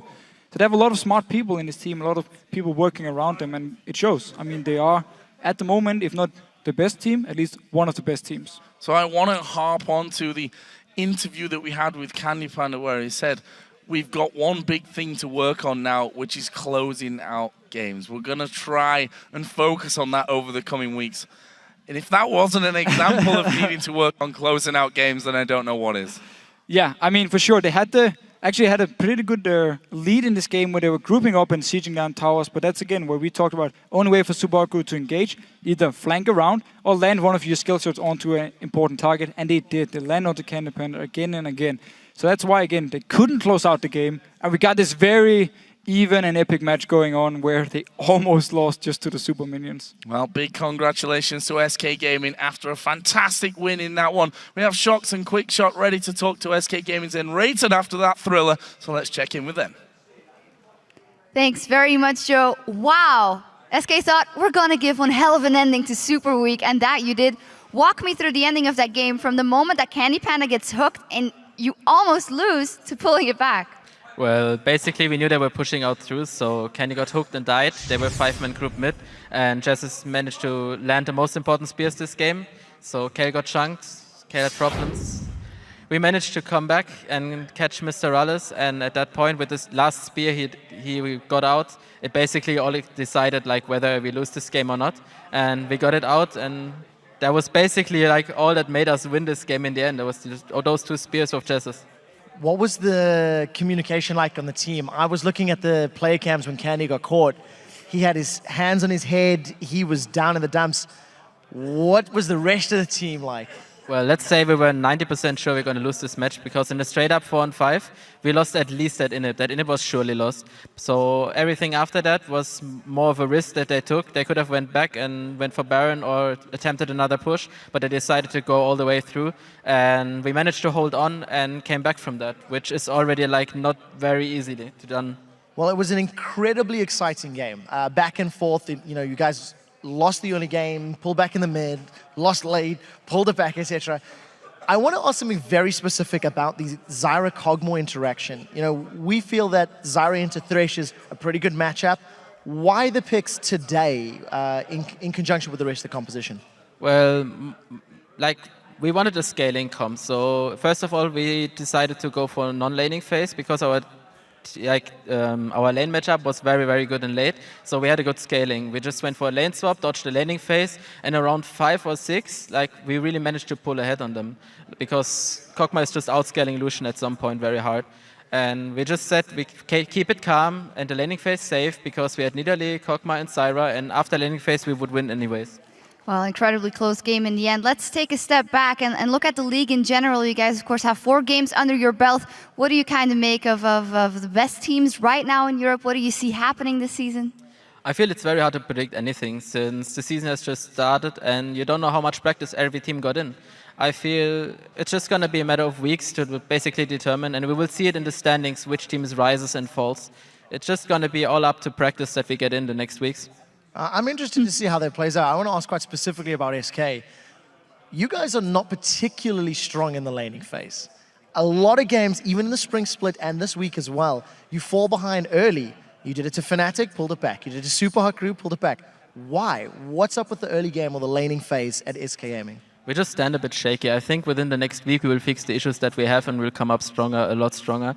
I feel our team communication and everything with rotations and strategizing is very well right now already. And we just got that from the last split, and took it in this split. And it's just going to keep on going like that. And the only thing we have to fix are individual mistakes and in laning.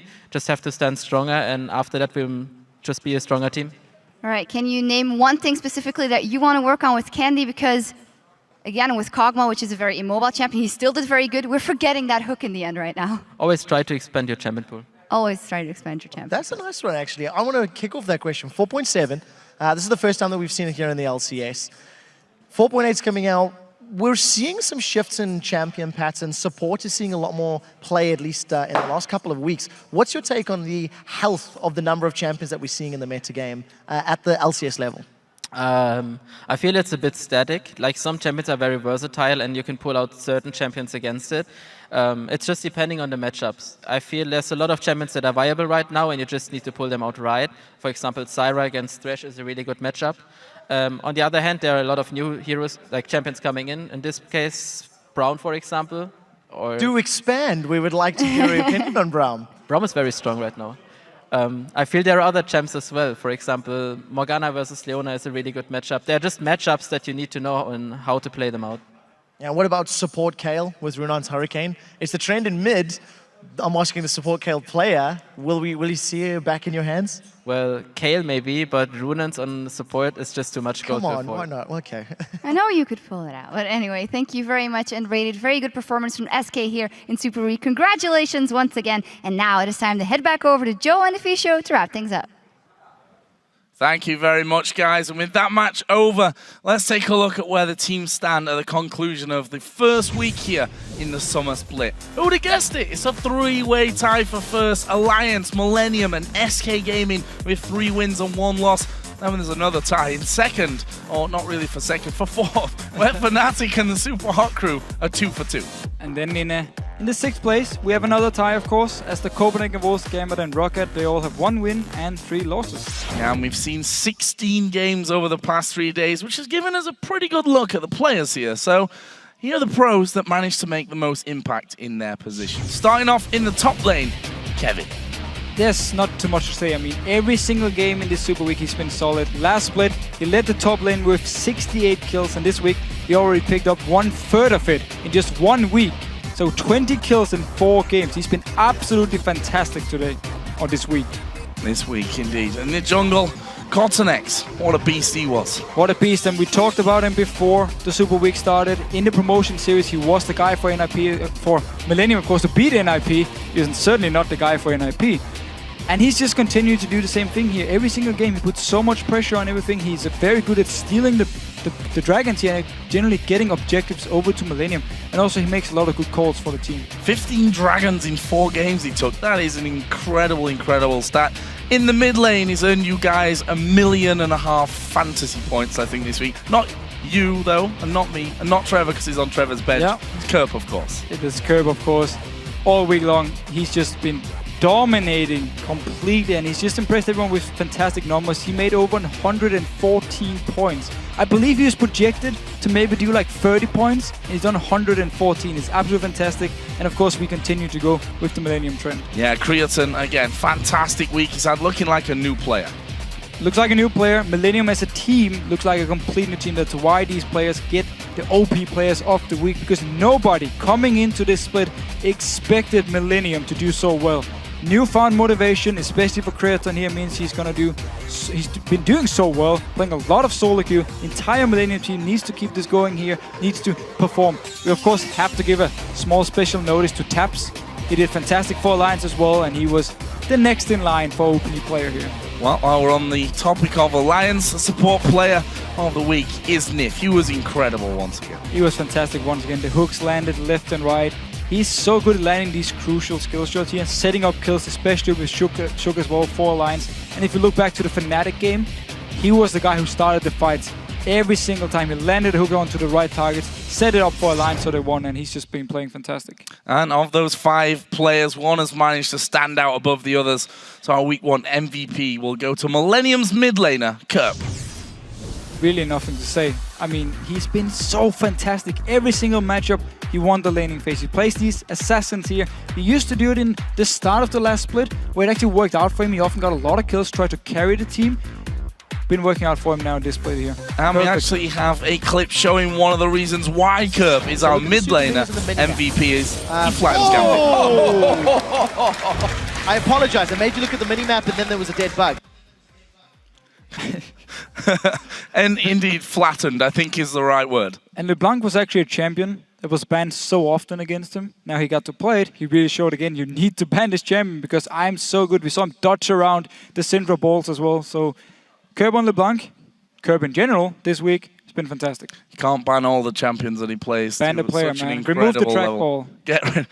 Ban the trackball, if only they could. And guys, as our own Super Week comes to a close here, North America begins the summer split with their own Super Week tomorrow. Their day will start with Cloud9 facing off against Team Solo Mid, and Curse will go up against Counter Logic Gaming. That is followed by LMQ against EG, and then we have Complexity versus Team Dignitas. And day 1 will end with Counter Logic Gaming taking on LMQ. Those matches, they kick off on Saturday at 9 PM Central European Time, 12 noon Pacific. And the European summer split continues next week here in Cologne, Germany, right after a brand new preview show. The matches begin with Fnatic taking on Gambit Gaming, then the Copenhagen Wolves against the Super Hot Crew. That is followed by Millennium taking on Alliance, and the day will wrap up with Rocket versus SK Gaming. Those matches will begin on Thursday, May the 29th at 6 PM Central European Summertime, 9 AM Pacific, and you can get the tickets to join us here and watch the action in person. Just visit lolesports.com for a look at the schedule and check the tickets link at the top of the page. And for myself, the Fisio, Shock, Steven, Quickshot, and everyone on the LCS broadcast team, GG, and thank you for watching. We'll see you soon.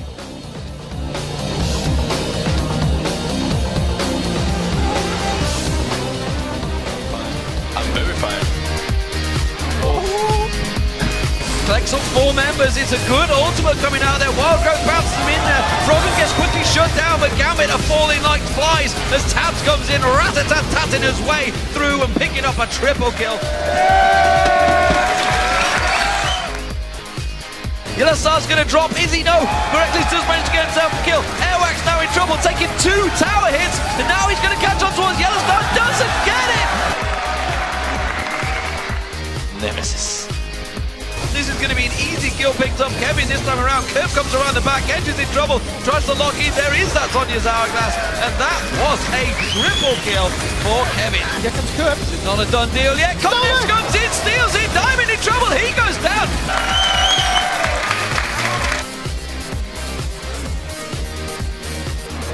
Don't kill him, man. My points. Don't. My points. Fantasy points, dude. Don't. I can't catch him. Don't. Fantasy points. I can't. Yes. No. Delayed plunger. Himself has been ripped to pieces. Has to use a very early intervention, but look at that. Jesus right in the middle of the team. We will fail. Are gonna hook one. He gets knocked up in the process. Jesus trying to run away, uses the QSS on himself. But